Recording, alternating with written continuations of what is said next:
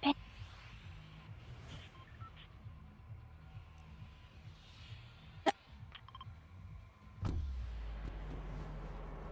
何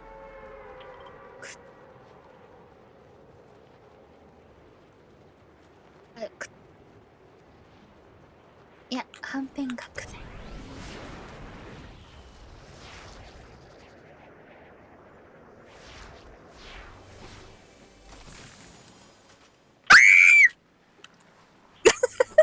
やばい、看護師また来ちゃう。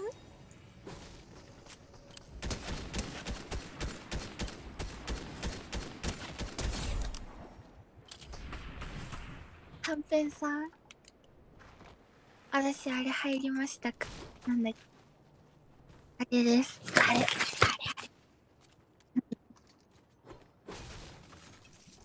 あ、やばい、敵来ました。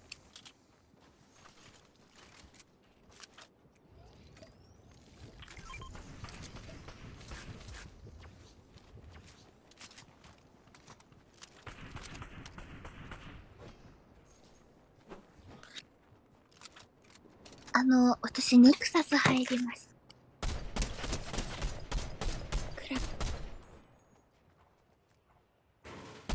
ネクサスっていうプロチ調べたら出てくる。なんか2桁取ってるからじゃない。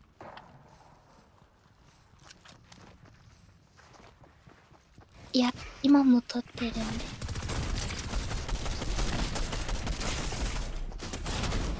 元凶って何ですか。前壁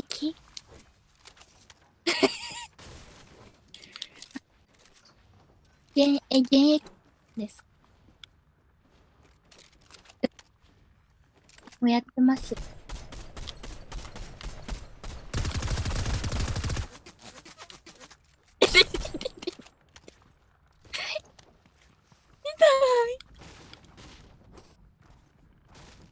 3部マックスです。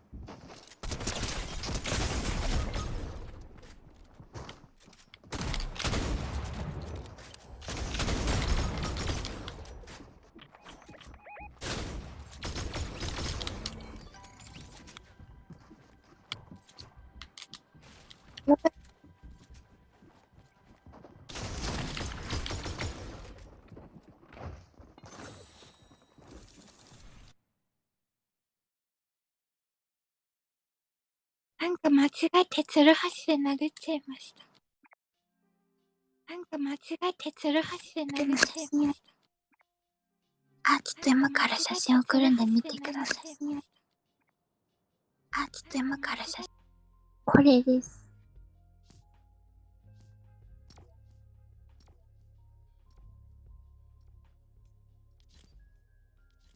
これです。これです。これです。これです。これです。これです。キモ。キモ。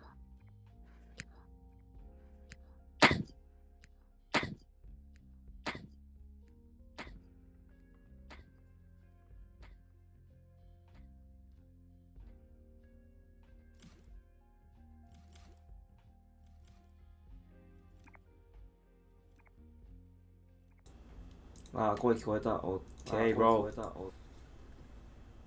はんぺんマイクラやってる、やってない。やってるけど、ジャバ。ジャババー。ジャババー。おばば。おばばやって。ああ。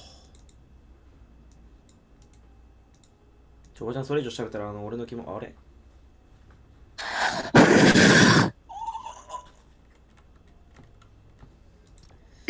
これは、ちょっと。今送るやつ見てください。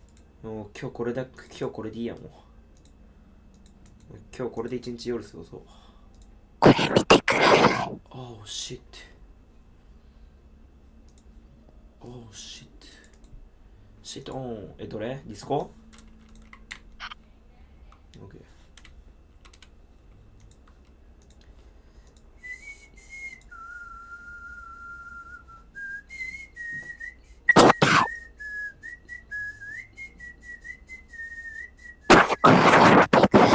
どっっちシェリー？イエス、シェリーです。ー？シェリーなんか見たことないんだけど、誰だよシェリーって。しかもチャレンジャーやん。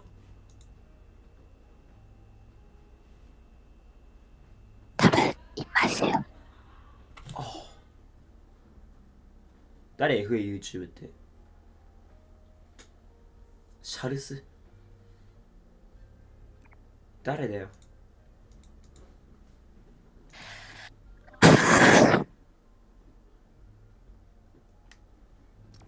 あれ今もうできんこれ。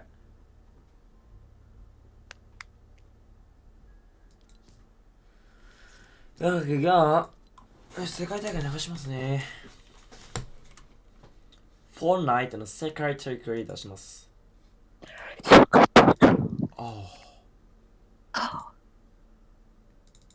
今日これで寝れる。やって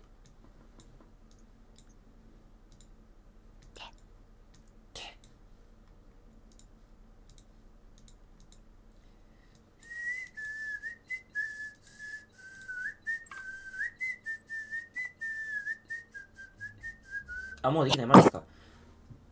ありがとうございます。まあいや、ちょうどよかった。アップでマジで。俺勉強せんといけんからさ、ちょうどいい。マジでちょうどいい。最高すぎる。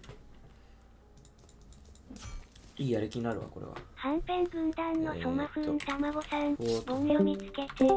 つけた。フォートナイト世界大会。世界大会2022。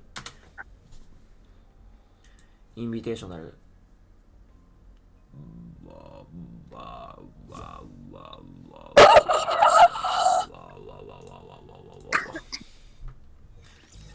動画。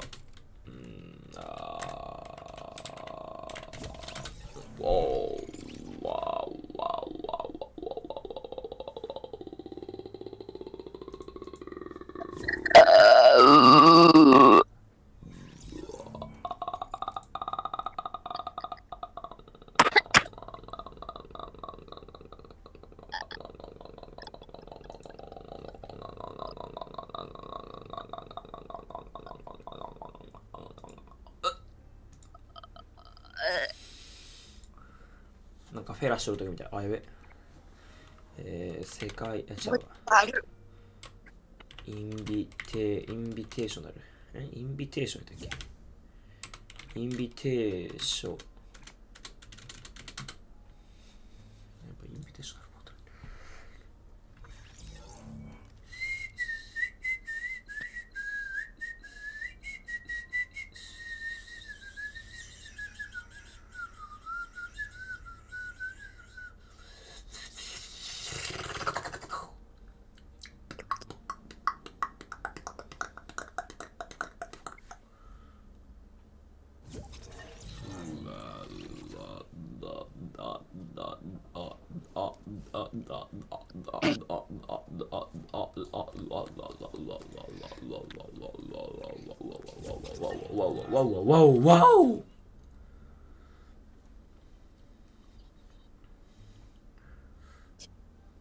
じゃあ見るか。じゃあフォートナイト切りまーす。あやさんやん。あやさんもう試合入れないからね。ごめんないじゃねえか。ごめんけど。じゃあまた8時ぐらい会いましょう。まあずっと配信はしよっから。テーマの小白むずすぎるわさん、知ってますよ。じゃあみんなで見るか。はんぺん軍団のソマフン卵さん、はんぺんイケボ出して。テーマの小白むずすぎるわさん、オケです。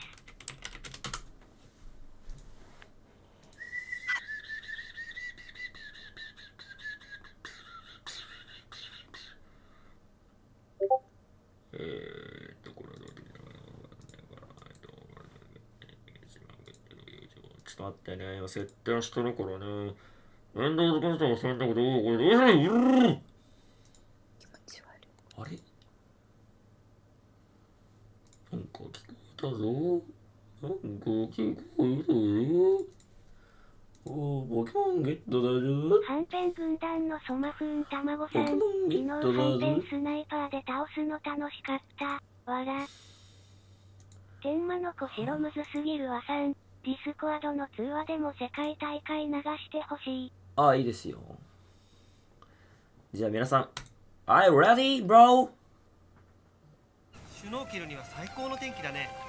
グレートバリアリーフは初めて。おー、グレートバリア。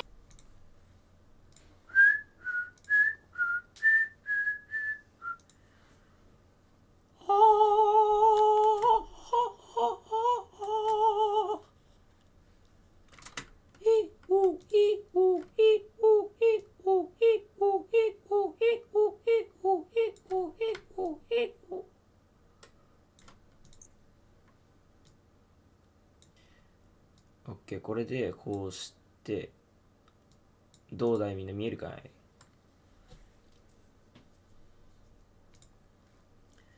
じゃあ見よう。多分これ高画質だから720しかねえわ。そうでもね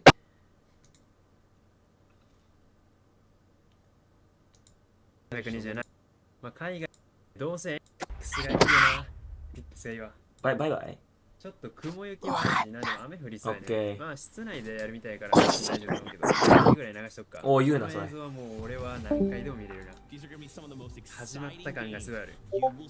テポさんとルナさんちらっといいね。あ、絶対勝とうぜみたいな。今回の神たちが優勝したね、確か。ブーガや。アリスさんとスレッズは誰やお前ら。全部が映ってるとは思わんからね。 What the fuck 50チームいるからね。どうなんかなと思うけど。アジアウィンマジで勝ってほしいね。リクロイだけじゃなくて普通プテンっていう今までなかったことが起こせる可能性は十分あると思うからな。海外で興味ある。おー、ザゴや。海外で興味ないです。もういいです、そういうの。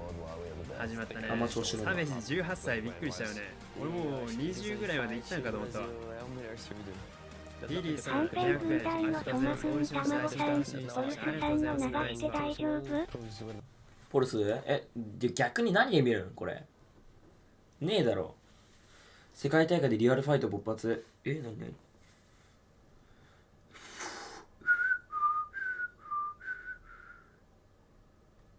なんかあるかなあ、あるやん。あるやん。めちゃめちゃ高画質や、こっち。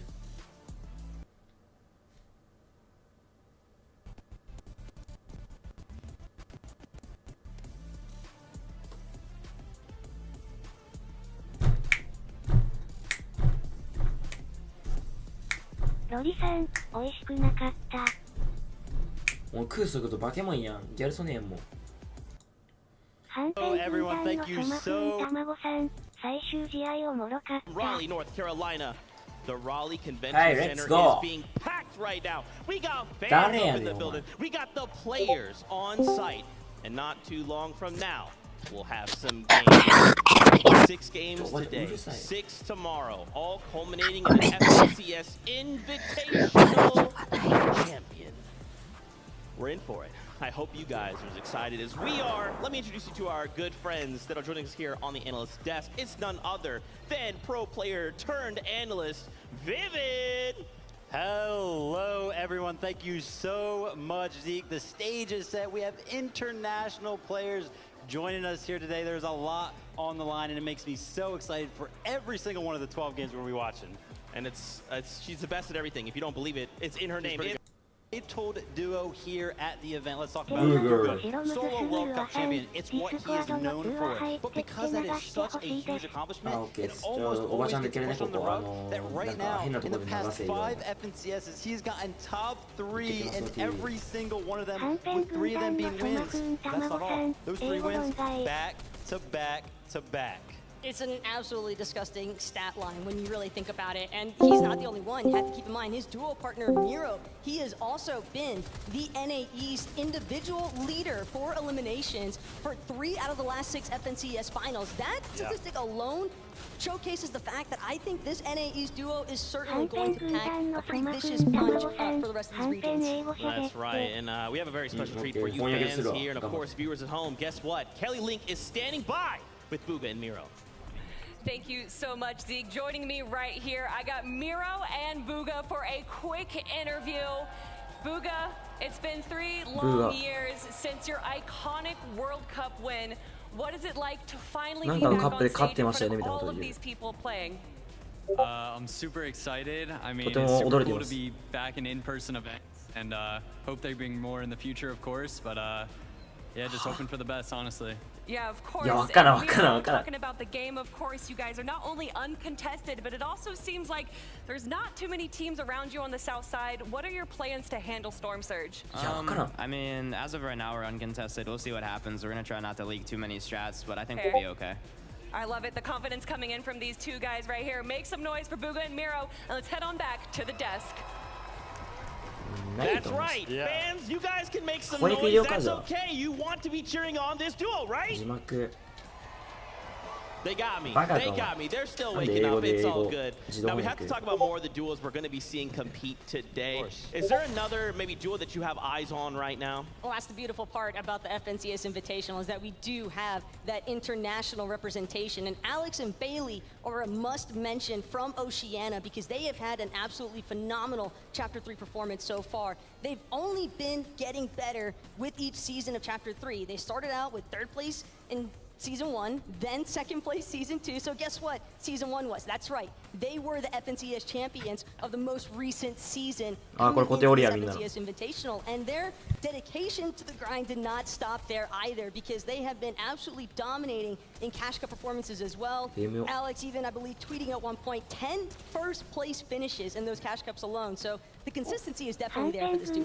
The thing that I love is the confidence, right here alone. Bailey's name in-game, Bailey on hype. Man, I wonder how he's going to be playing today, going for the higher gun. Honestly, listen, the great thing about being here in person is that I am actually able to go into the practice.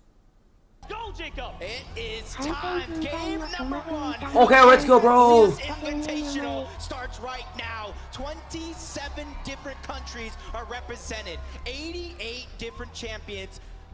Overall, this is just amazing. And just look at the concentration on the players' faces as they start to populate onto this world. Put yourself into their shoes.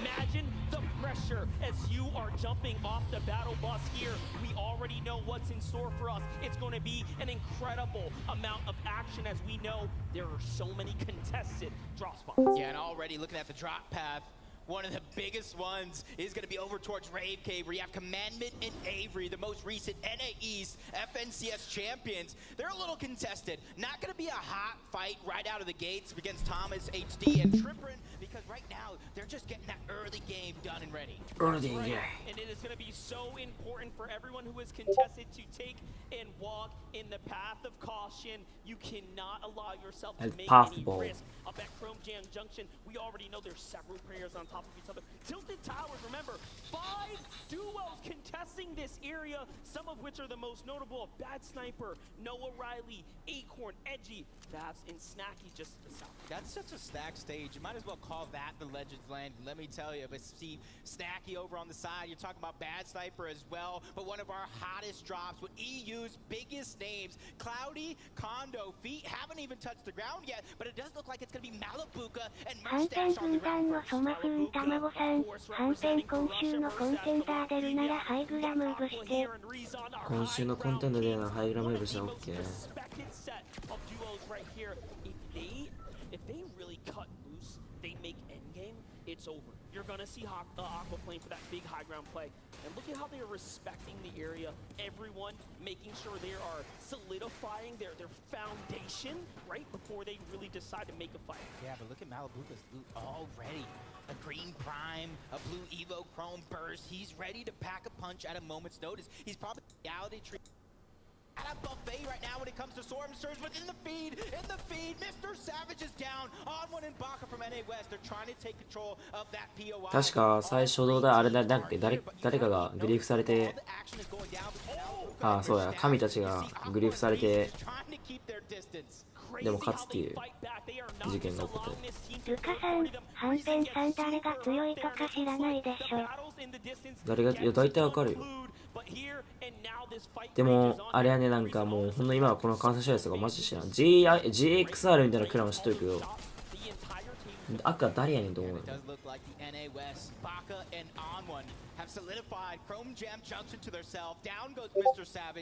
あ、マリブカって聞いたことあるぞ俺。誰やねんお前、ジェイス。超おっさんやん。ルカさん、マリブカ知らんの？前のシーズンバカ強かった人。いや、マリブカしとるけど、その前シーズン2とか知らんね。じゃあちょっと勉強します。みんなこれを見て楽しんでもらって。めっちゃ踊るやん。すげえ。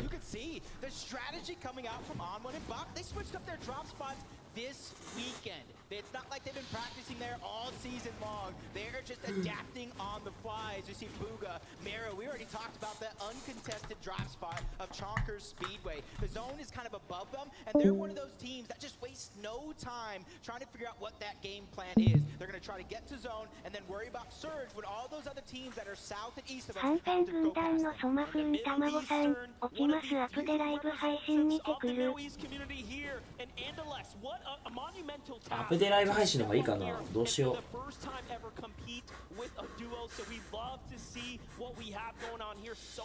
でもどういう配信をしたらいいかな。い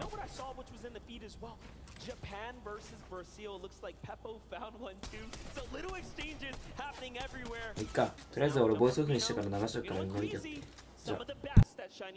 Yep, you see them just going for their own surge. This is going to be one of the wildest lobbies we've ever seen. If you're down on surge at any point in the game, you're forced to play catch up to all these elite teams who know exactly how to handle their own surge if they are above. But one of the big teams, one of the favorites to possibly take the competition overall, Janice and Fadil, Greasy Grove, uncontested, and everybody knows what they can do uncontested. Janice is the only European player to have ever picked up an FNCS in はんぺん軍団のソマフンたまごさん、は？リアン配信してない。わら。As we jump over to Anas and Pink, what a team right now. Remember, they were contesting clicks in Duke down at the Joneses. It seems like things might have slowed down for them. They've been a bit more passive. There's a single elim though, right inside there too, so that's a pickup. Yeah, and for a lot of these teams today, this is just game number one. The nerves right now, they're just feeling each other out, trying to figure out how everybody's playing, and then they're going to adapt as soon as this one gets at least towards the mid game, probably towards the end game. It's going to get super exciting very, very quick. As Merstash, Malibuka, that fight done and over with. They know it's about the resource, about matting up and setting yourself up for later on. And I love that you say that because what they have that the other teams don't, tons of accessibility to the metal. Yep. You see how their metal resources really starting to cap out there. Tayson and Chapix though, they're gonna give up the drop. They say, hey, enough is enough. We've, kind of gotten our hands dirty. Let's go and move out. And you notice that they also managed to take home the metal as well. Everything else, man, you can find it on your way out, right? It's the toughest resource to rebuild back is that metal when you are at the drop spot. So this is a team, they'll bounce back. Yeah, and it's also one of the first materials that you use when really trying to defend yourself. As Zagu and Miram just kind of looting up the Greasy Grove, whatever Janice and Vadil left behind. And there's actually a lot of the teams that landed in Rave Cave, a little bit north, that are trying to rotate towards this slower side of zone. And right now, everybody are just stuck in zone because nobody wants to bite off more than they can chew. This is our current reigning champions of the Japanese region, representing for Japan of the Asia region here. Now we jump over to Ed and King. One of the most explosive duos. We talked about Ed's history, how much he's really risen to the challenge, improving season after season. Now paired up with King, they have such a fun history here. They have engaged against one another multiple times in FNCS in seasons past. Now they get to play together. Yeah, kind of rotating all the way from north, Chrome Jam Junction. They find themselves the sweet spot.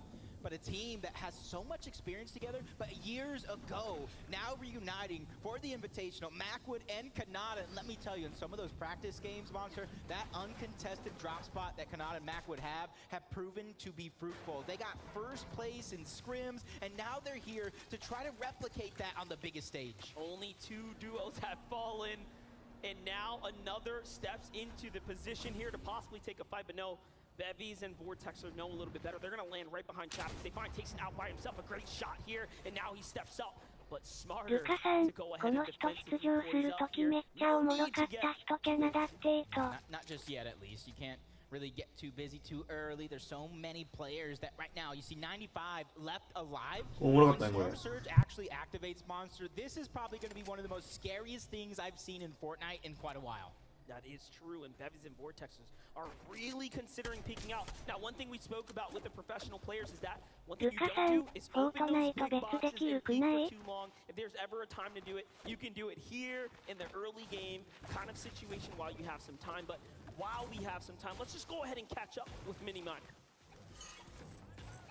Not quite there, Tokata, but close enough. I got you, Monster. We're going to be taking a look at North Shiny Silence, where we have a fan-favorite duo, Queasy and Vino. I find it interesting how they were playing split up here. Queasy was on the low ground, taking shots from opposing duos, but Vino, up above on the balloon, was able to get free tags on the opposing duos that were looking at Queasy, and having this split mentality in the drop spot is crucial for getting those free tags and able to set yourself up for that late game.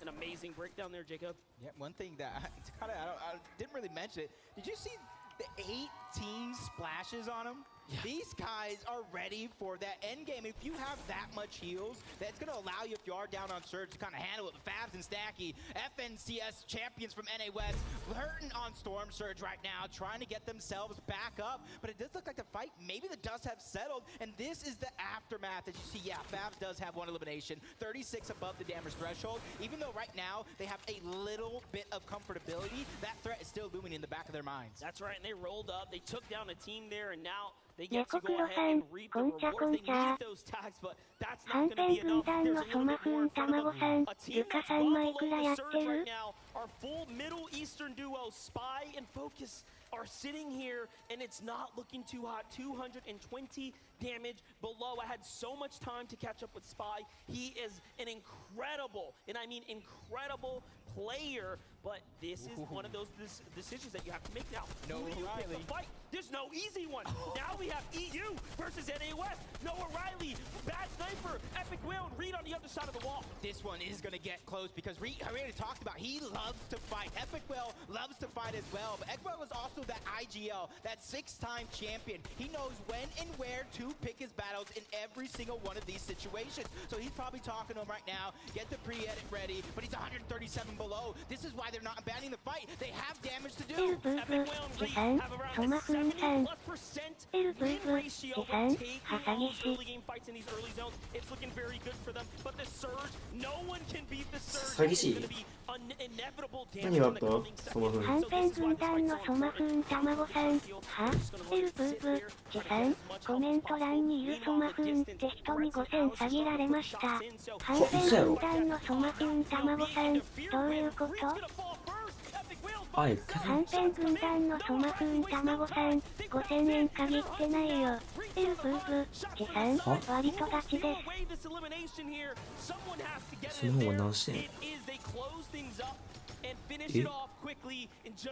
はんぺん軍団のソマフン卵さんディスコやってる？エルブーブちょっと待ってね。はい。画面がバグるけど。は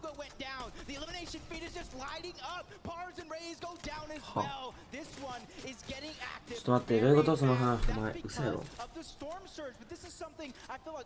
はんぺん軍団のソマフン卵さん下げってないんだけど、エルブーブチさんペイカジで倍にするから5000貸してって言われて渡したら逃げられましたガチです。ケケハウさん、こんばんははじめまして。ケケハウさんはじめまして。ソマフン卵さん、意味わかんないんだけど。いや、急に言ってこないだろ、そんなこと。普通は。おいおい、ソマフン。ペイカジで倍にするから5000貸してって言われて、渡したら逃げられました。おいおいおい。それはソマフンは。はんぺん軍団のソマフン卵さん、エルというブチってデスさんのカスタム荒らしたりしてた人？エルブーブチさん、荒らしてないです。おい、その辺いろいろ情報で大丈夫？チさん、今それ関係ないですよね。いや、荒らすより詐欺の方がやばくねだって、それ。普通に犯罪やん、それ。はんぺん軍団のソマフン卵さん、詐欺ってないで。いやさん、エルプーブに荒らされました。いや、荒らされた人来てんだけど、嘘だろ。いや、荒らされた人来たじゃん、ついに。いや、動画上げてなくなエルプーブ、ジさん、嫌だから荒らした荒らしてない関係なく金返せ。ナイスガイ、さん、こんにちは、みんな、さん。ナイスガイさん、こんにちは、皆さん。5000を返せ。ブルゾンチエミさん、おー、ブルドンチームさん初見さんいらっしゃい。めっちゃ初見さんクリア一気に。すごいな。いやさん、ネクススのシェリーアローンさんって人の配信荒らしてました。シェリーアローンさんの人の配信。初見です。いや、本人来たし、どういうこと？逆に嘘つくメリット何これ？俺、メイリーさん、何これ？どういう状況なのこれ？意味わかんないけど。世界大会、エルプーブ、世界大会です。ないよね。マジで信じてください。はんぺんいやでもみんなクリアおもろすぎるやろ。何が起こったの？白むずすぎるわさん。やばいやばい。わらわら。弱させれば一緒に来たよ。シェリーさん。は？いや、シェリーってさ、おばちゃんやないんこれ。はんぺんやばくね？何これ？どういうこと？何これ？意味わかんないんだけど。いや待って、まずシェリーはおばちゃんでしょこれ、レクサスって。入ったって言っとったもんさっき。で、おばちゃんが配信をしとる。おばちゃん配信者？いや、してないよな。おばちゃん配信者じゃなくて。今の子白むずすぎるわさん。なんかめっちゃ焦ってそうだね。どこまで本物？イチエミさん、誰ですか？いやさん、おばちゃんじゃない。いやさん、イケメソ。イケメソ？ネクススエイシェリーさん、違います。わらわら高校1年生なんだが。違う。What the？滑舌ネフライト。どういうことこれ？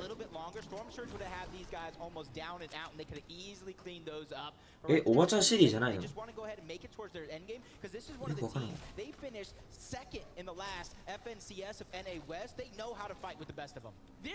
とりあえず俺 LTV さんのこと信じてるからさ。よ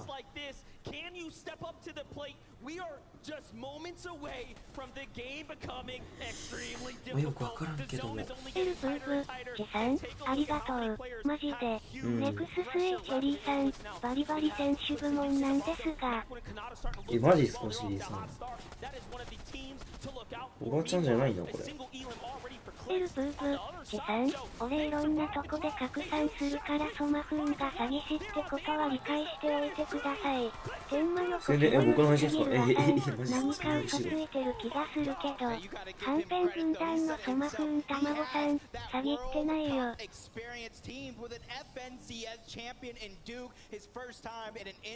いやーなんかソマフン。ブルゾンチエミさん、シェリーさん滑舌ネフライトですよ。マジっすか？滑舌ネフライト。決まった。あかっつ。いやー、どうも、さ田口さんが言うんですよ。エクズ、なっちゃんだーちさん、詐欺やば、お疲れ様です。詐欺やば、お疲れ様です。お疲れ様です。ネクススエイシェリーさん。とりあえずみんなで仲良く見てくださいとか言ってるけど、ちょっと一旦隠すね。一旦確認したことがあった。ブラウザでね、一回消すよ。すまない。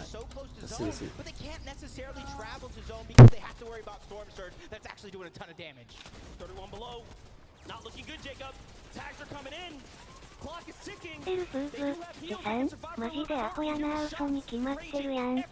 信じる奴らもアホだけどソマフーンくんはみんなから信用されてなくて嫌われてることが発覚したね。おめでとうじゃあね、さよなら。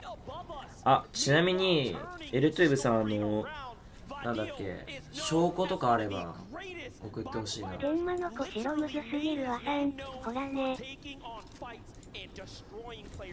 はんぺん軍団のソマフン卵さん、嘘らしい。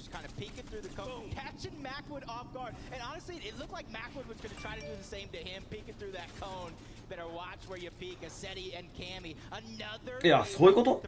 あ、L2 が嘘ついてたってこと？あ、そういうことね。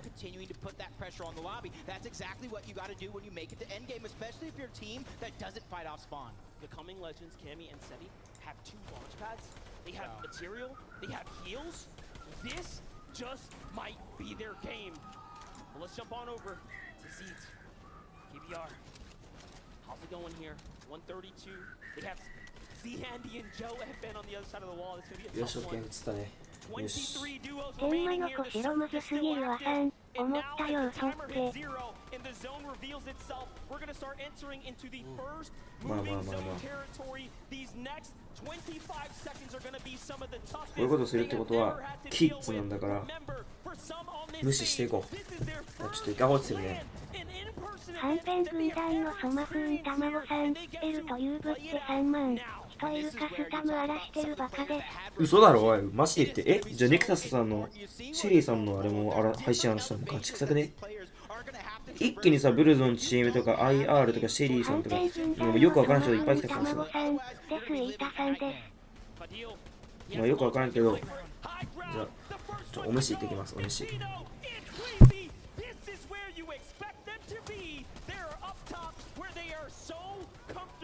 Now, can they hold it all the way? The launch pad comes down. They don't want to stay there and commit the map. They're going to go ahead and switch it up. はんぺん軍団のソマフーン卵さん、デスイタチさんのカスタム荒らしてるバカだから障害者。He has a launch pad as well. He can easily try to find his way through, but there's so many players stacked all around him. They don't want to make it easy. But 28 above the damage threshold. He's not only looking for the perfect rotation, he's looking for some players to put some shots on. But a high ground goes over to Peppo. Whoa, Asia on height now too. This is big. That's something you did not expect. But Vino ネクススへチェリーさん、自分エルプーブさんに配信荒らされました。ダブルでも気にしてません。Fights for it. The wall gets edited. It's not quite his. It's a battle on all fronts here. Can they win it off? And he does just enough. Vino and Queasy have managed to fight back for high ground in the first game of the FNCS Invitation. Yep, and there goes a saw to the feed. Vidil and Janice, their run came to an end. Vico picking up a Nas and Merstack. はんぺん軍団のソマフーン卵さん、L という部の動画しょうもないから消えとけ。はんぺん軍団のソマフーン卵さん、雑魚。天魔の子白むずすぎるわさん、めっちゃ優しい人やんか。エクグ、はんぺん太郎、1500人目標。3、これ自分の配信も半分荒らされたってことかな？笑い。天魔の子白むずすぎるわさん、いやさん、嵐ダメ。はんぺん軍団のソマフーン卵さん、L という部のせいです。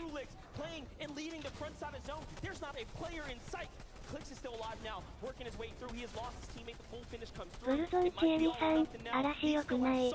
はんぺん軍団のソマフーン卵さん、うざいんでおきます。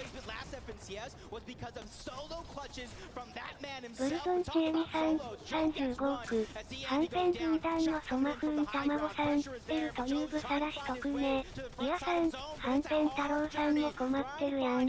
12 HP, continuing to drop. Shots still coming in. He's going to find a moment of an oasis to try to stabilize and figure out what's the next play. Cammy and Seti find their way to the high ground. Down goes Clicks to the hands of Cammy. That's a huge one. Hello, Vino. You have to turn and run. Cammy wants to hear nothing about that noise right there. Meanwhile, Seti's keeping eyes on the general area. Very solid. Chicho fighting his way, but no. An edit comes through. It's Zagu and Mareem, who's right above them there. Our FNCS champions of Asia are still here. Down goes Pamstu as well. はんぺん太郎、1500人目標。3、初見がソマフーンに急に行ってきたら焦る笑い。いやさん、こういうのあるから配信者減るんや。Too many early game fights. They wait for this end game and for every opportunity. But Acorn, he's trying to sneak some extra points. He has the med miss sitting in the zone. Vino doing the same, but he's almost all out of opportunity. This is absolutely what you expect of the best players in the world coming together for this invitational here to have this opportunity to step up to the plate, represent for your region. This is what it's all about. Vino, はんぺん軍団のソマフーン卵さん、L という部障害持ってるから障害がない。エクグ、はんぺん太郎、1500人目標。3、配信者もこういう人がいることを知った上で配信しないとね。もう俺は慣れた。はんぺん軍団のソマフーン卵さん、落ちます。いやさん、頑張ってください、はんぺん太郎さん。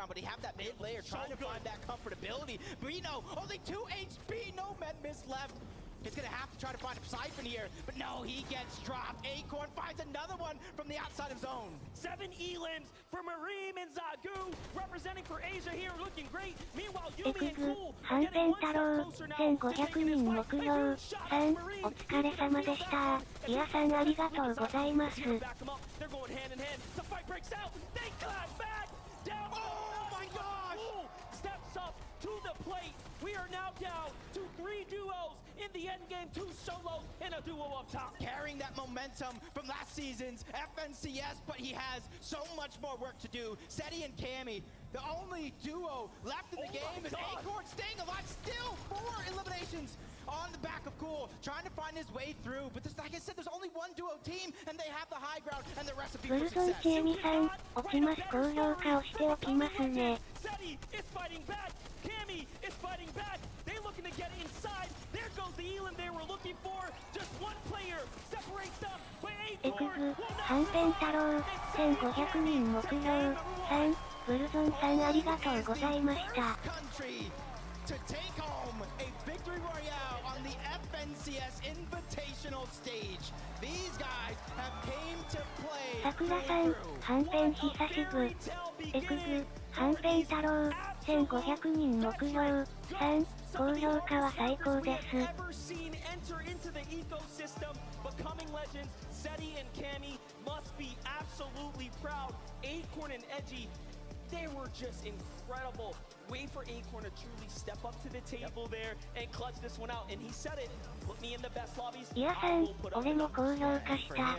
さくらさん、前のベストだ。ネクススエイシェリーさん、落ちます。チャンネル登録しときました。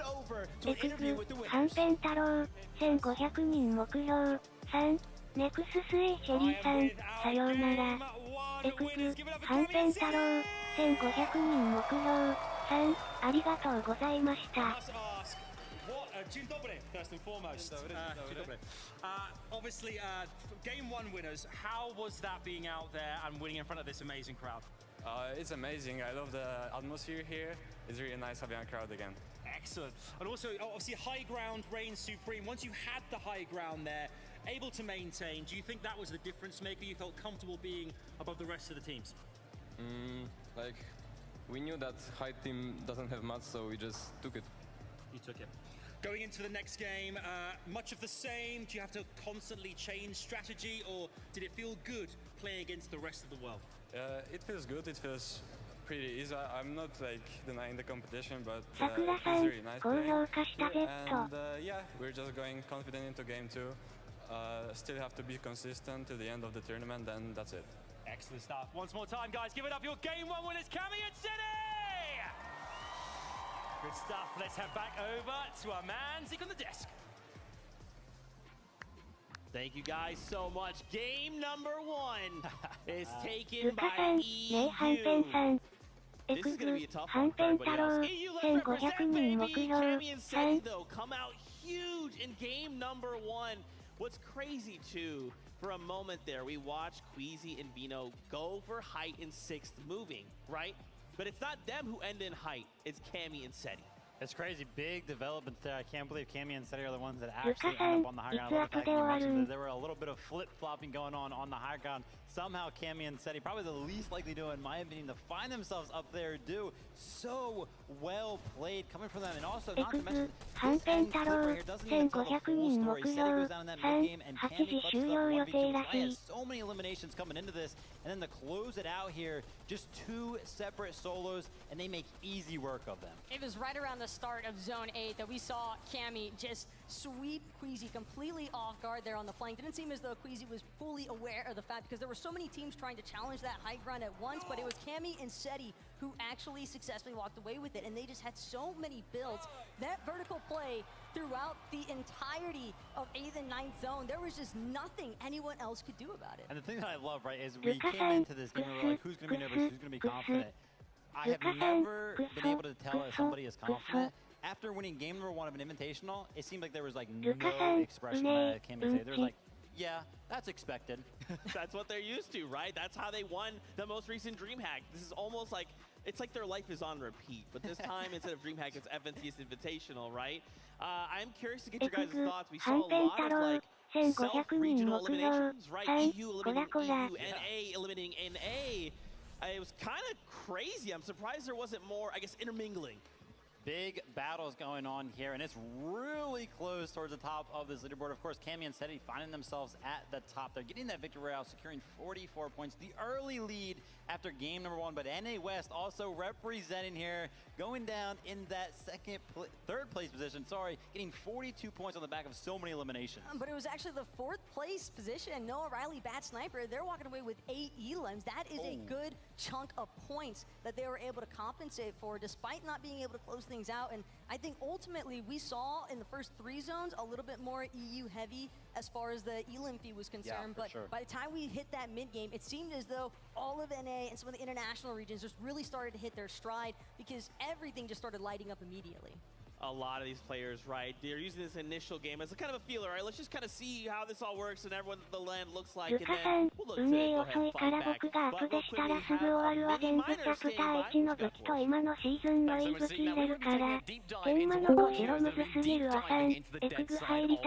got for us? Right behind me. We're going to be talking, of course, about Commandment and Avery, our reigning NA East FNCS champions. We can see them on the screen right there, the little white arrows, and they've made a really interesting rotate this game. We can see the path that they are going to take, using all the way on that dead side of zone. Now you might be wondering, what is the benefits of dead side? Now you can see on the map, loads of those little arrows are on this side of zone, right? And this is the area that most teams are going to be at. Most of the POIs are going to be rotating into there. We can see Commandment and Avery using sort of the mid-map rotation, right? You can see the in-game rotation devices, you can see the launch pads being used, you can see the balloons, and of course, you can see the slipstreams as well, and you can see them getting to this less congested side of zone. Nobody's there. What's going on? They have a free rotation, but of course this comes with some problems, right? We saw them struggling with Surge in that previous game. It didn't quite work out the way that they were expecting. They weren't able to find as many players as they could, so the benefits for them are, of course, they're on the less congested side of zone. They don't see anyone, but that also has implications. You don't get the damage done, and you can see that in the last game. They were struggling for tags, of course. We saw King and Ed doing the exact same thing, but they were able to find as many eliminations and as many tags as they possibly could, which kept them afloat. Unfortunately for Commandment and Avery, though, it didn't quite work out. I've got so many questions to ask, and who better to ask them themselves? Kelly, over to you. Thank you so much, Mini Miner. Joining me right now, I have Commandment and Avery. And Avery, I gotta ask you, man, how do you feel about it, game number 1? Surge was pretty rough. We had to run through Hauler's shield pretty early, so we died on half zone. But we still managed to get 8 points for first game, just testing the grounds. Well, good luck in that next game, guys. I'm sure you're going to be doing a lot better. I'm going to be joining over here. That second place finish. What was going through your mind once you had that solo run? I mean, honestly, it was all Acorn. Like, I didn't even do anything, to be honest. He's just the best player in the world. Yeah, man, what was going through your mind? I know I had chromes, and I was like, I'm 100% going to get top 2 here. No, I was confident, and it went my way. I love it. Congratulations, guys. You have a great start to the competition. Let's head on back to the desk. Thank you so much, Kelly, and of course, Mini Miner, and shout outs to the players. That was just game number 1. Now, this looks a little deceiving, right? For a moment, we celebrate Cammy and Seti, we think, okay, they got the victory royale, big deal. Yeah. However, Acorn there, it's okay. They didn't get the victory royale, but that's not what they needed, right? They just needed to place high. Yeah, of course. You know, Acorn, you can hear that at Edge right there. Best player in the world. Love that confidence coming out of the teammate. But again, you know, one of those solo clutches that we kind of saw was from Cool and Yuman. I think it was Cool specifically getting into that endgame, securing that third place position. And we could saw at one point in time, he was like in that 1v2 situation in that box fight, and he comes out on top and just transitions that all the way towards that third place position. You don't become FNCS champions without having this kind of a collective measure when it comes to your mental discipline inside these block fights. And not to mention the fact that they also had 7 elims to boot to close this one out. So not only are they placing high, but they're also making sure to capitalize on those elims as well. And it is everything when you're able to try and establish these early leads, because this is a very competitive lobby. And I think, if anything, game 1 is only amped me up even more to see what these players are going to do. Yeah, the individual performances coming out, and that's what matters so much on these stages. You know, we saw last season on the NA East region, Commandment is the one that won it with his solo clutch. So every single solo performance matters. That's right. I want to take a look at our standings once again. And again, don't freak out. This is just game number 1. This is our feeler game. Right from here, we make adjustments and we make the changes we need to succeed. Cammy and Seti, they did win game number 1. But with only 6 eliminations, they're currently sitting at the 44 points. As we kind of start to go top to bottom, you know, we did watch Queasy and Vino. They did try and take height. But I'm curious as to like what you feel kind of happened. Why? How did that all unfold? The height take looked good, but something went wrong. So we knew this was coming, right? We knew Queasy and Vino were going for the high ground, and they had it going into that first moving zone. And then all of a sudden we were checking it out. You know, Runa and Pepper are all of a sudden on the higher ground, and Queasy and Vino are like, all right, fine, we'll give it up. And then like 5 seconds later, I look back up, and Queasy and Vino are back on height. So, you know, they had the strategies there. Ultimately, Cammy and Seti just found the best of them, though. That's right. Really quickly, let's go on over to our friends Kelly and Adam, who are standing by on the stage.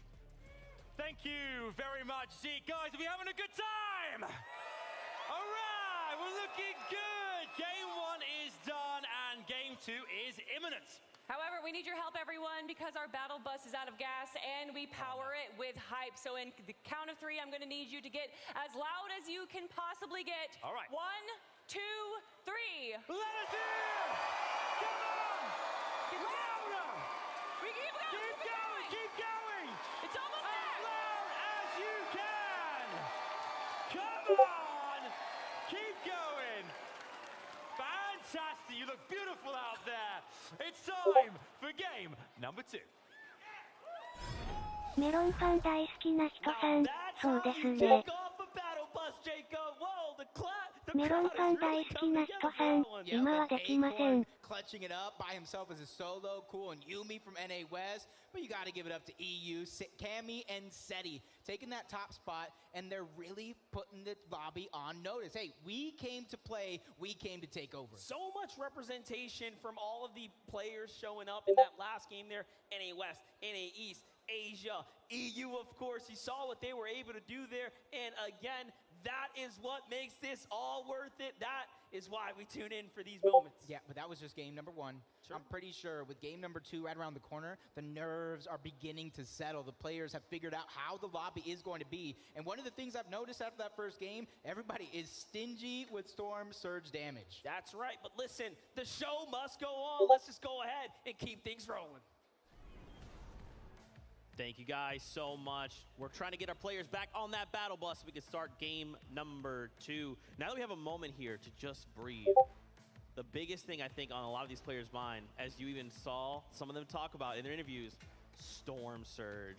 This is something that a lot of these players, they try to overcome, and now they have to double adapt. Not just adapt to their own meta and the way they're used to playing Storm Surge, but how other duos ahead of them, next to them, behind them, may be doing the same thing. Every single time in Fortnite that we have like a set lobby over the course of X amount of games, game 1 is always the most stacked. And we saw it right there. It was like the flip of a coin. All of a sudden the lobby, the amount of players left alive just crashed instantly because so many of them needed to fight for it. But one thing that I did see in that early game right there, a lot of balloons were being used. A lot of the players poisoning themselves all the way up there in the sky, then using those hammer assault rifles primarily to get tags in the early game. And then anybody that wasn't really doing that, unfortunately just had to force a fight later on in the game. Like for example, we saw Epic Whale and Reek go down because of one of those fights. Look, it might have been Cammy and Seti that actually closed out the lobby, but it was Muzz and Looter who got the action going for us because we did see a decent amount of hesitation Invitation. It's kind of expected, I think. Game number 1 here at the FNCS Invitational. Nobody wants to be the first one out, but unfortunately,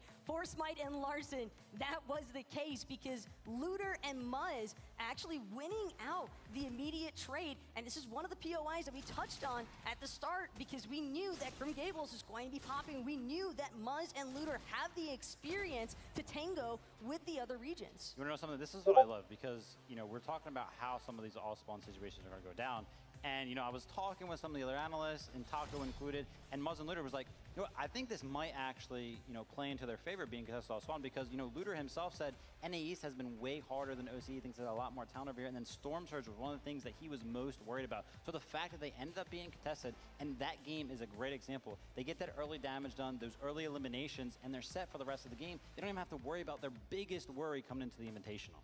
Another duo that had a tough time getting going, Mr. Savage. They took a fight that maybe didn't quite go the way it was anticipating. Let's take a look at some of the replays and kind of talk about what we're seeing.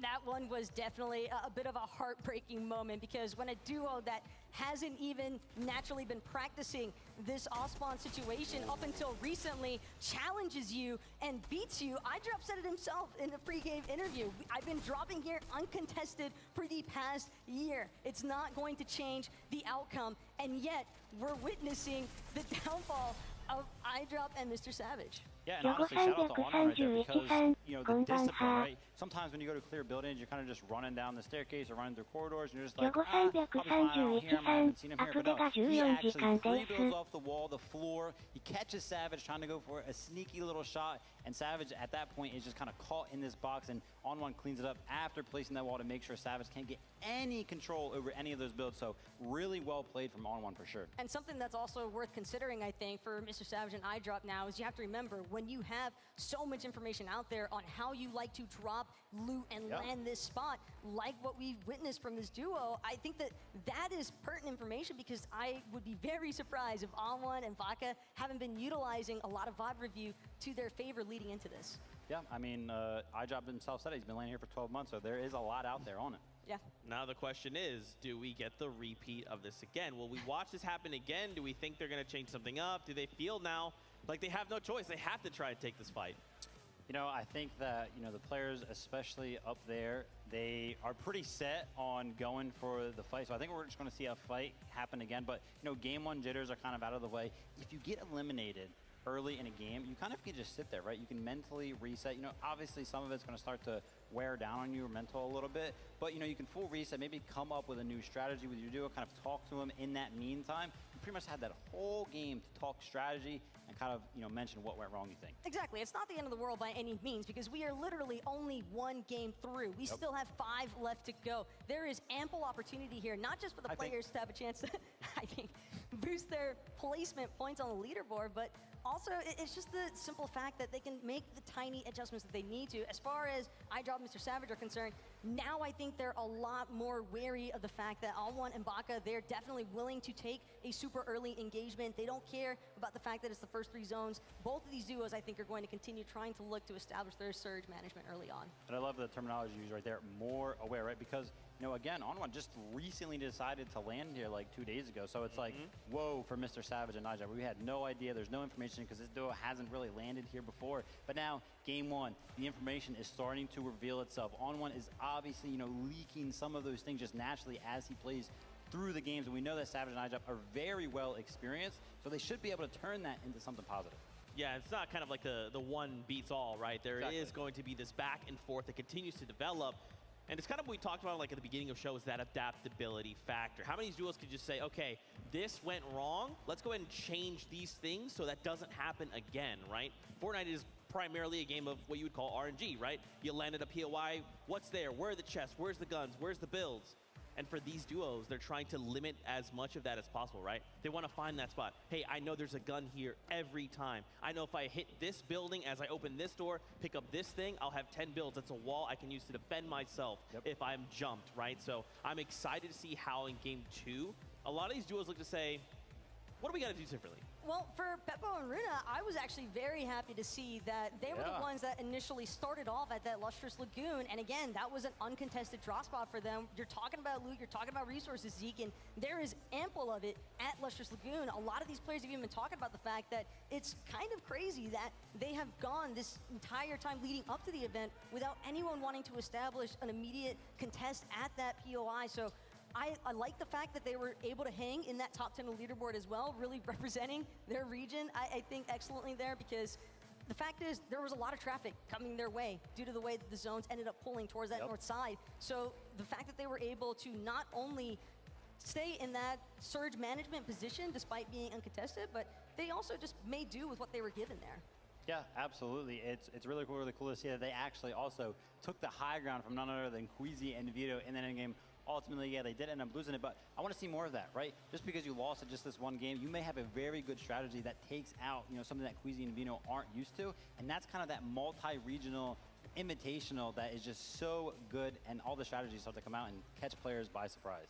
You'll love to see it. This is just kind of our insights here from the desk, but we also have Mini Miner standing by to get his thoughts on that game. Absolutely, Zeke. It's not just me, it's Takata alongside me as well. Now, we've been watching all of this action unfold behind the scenes. We've been able to see some extra POVs, Takata. It's been intense, right? We've seen some crazy plays. Look, players from all around the world, it's what I love to see these players shine, right? Zagu and Miram, they were fragging out, Mini. They got, what, almost 8 eliminations in that match? Even players from the West Coast, Cool and Yumi, they were also popping off in that late game. And what's going on? Stage game number 2 is starting right now, and hopefully all those nerves from the end of game number 1 have settled, because now when push comes to shove, some of these players that might be at the bottom of the leaderboard, Mr. Savage, iDrop, that went down early, they might have to start dealing with that storm surge early. And that's right, we saw what happened in game 1. The real question is, how are you going to adjust coming into game 2? This battle bus is telling me that the Chrome Jam Junction is under fire very quickly. It's so close to the drop spawn. You can see already things kick off. This time, iDrop says, you know what? Let's put that weight and my experience on my back. Savage takes down Baka, and all of a sudden, it's a different tale to be told. Happy birthday, Mr. Savage. First elimination here in game number 2, and that puts On1 on notice. You gotta have to watch out, because we're here to fight. That first one might have been a little lucky, but another one, this one, I feel like has to have a little bit more damage, because all 3 of these players, Monster, they were dealing with Storm Surge, and they were just on the cusp, some were even below.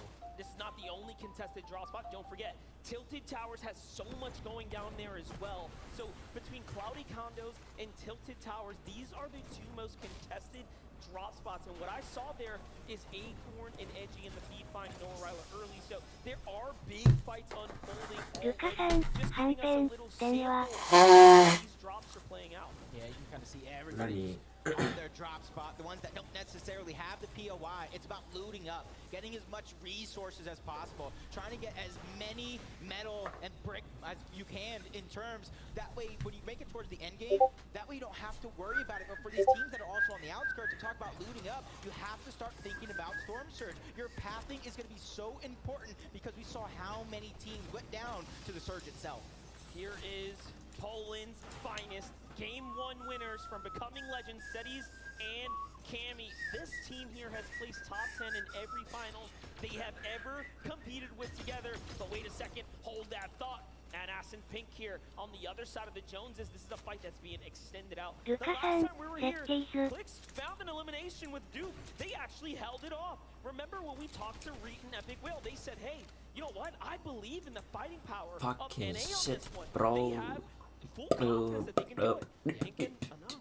How to jump back. Yeah, and you gotta think back to that NA East finals where Clicks solo points after solo points, but as long as these 2 guys stay alive, they're going to be contenders for every single tournament they play in. Duke has FNCS champion in trios. Clicks is one of the best individual players on the planet. You have a huge opportunity here for Duke and Clicks to continue to put up big numbers. We know they had an excellent kickoff to things here as they continue to find their strides, but things are going to slow down, and you really genuinely expect this to happen, especially at a 4th Jones. This is not a POI driven up for 2. Yeah, Clicks just trying to gather the information. The longer this fight goes and the higher they build, if it comes to it. Got Jason Basil over on the side. Those are the third parties that we saw towards the early of last game. This is Nas Pink trying to get deep into the box. That Evo Chrome Burst AR. We saw how much damage it does to these builds, and it eats through in a second. More importantly, if you can find a tags, That's just big. like that, Pink and Anas already turning this story on its head here. That bait there, he sees the shotgun. That moment, Duke does not let it drop. Now, mind you, Clix has some of the greatest track record in history of taking on head-to-head battles like this. This is why he is so recognized as one of the greats of the space in these kind of moments. This is where these guys, 66% of their overall victory royales do come from the low ground. The Pink and Anas, they're just trying to keep a little bit of elevation. They're not ultimate high ground, 3-4 boxes big. They're just trying to keep that advantageous position as long as they can. But this monster, this one's dragging out a little too long. Do you think there's going to come a point in time where they just kind of abandon and try to get to the zone? Well, I hope it continues because the rest of the lobby is just taking their time. 49 duos are still alive here, and this is one of the only ones deciding to go toe-to-toe. Clix, once again, gets tagged there. And again, let's talk about the bad blood developing between these two, Pink and Clix. Were once upon a time almost duos, as Pink was so close to traveling to United States to play alongside him, but now they find each other on the other sides of the monitor here, going head-to-head. And I mean, looking at the HP so far, it's looking very good for Guilds and Ass and Tundra's Pick. And honestly, let's talk about this prolonged fight and what happens if they do actually split right now. They're not going to have a lot of time. 多分ね、まだどうするか買おうかな。 We know what happens when this man has his back against the wall. His 買ってもいい bite けど。 is much louder than his bark. This is where Duke does tend to shine right now. These 買ってもいいけど、買ってもいいけど、買 engagements, ってもいい this け man ど。 does not tend to miss a shot. As now they're looking. はんぺん軍団のソマフンたまごさん、はんぺんの本名言っていい？ The less like, you know, the less odds. そのお前マジでお前ほんまにブロックするぞお前。 Story is of course making it to end game. Let's jump on over though to 配信からブロックするよマジで。 Miro and Booga here. Head to head with Z Andy, Joe FN, Bevy in the こういう脳なし小学生がいるからさ、配信割れるんだよな。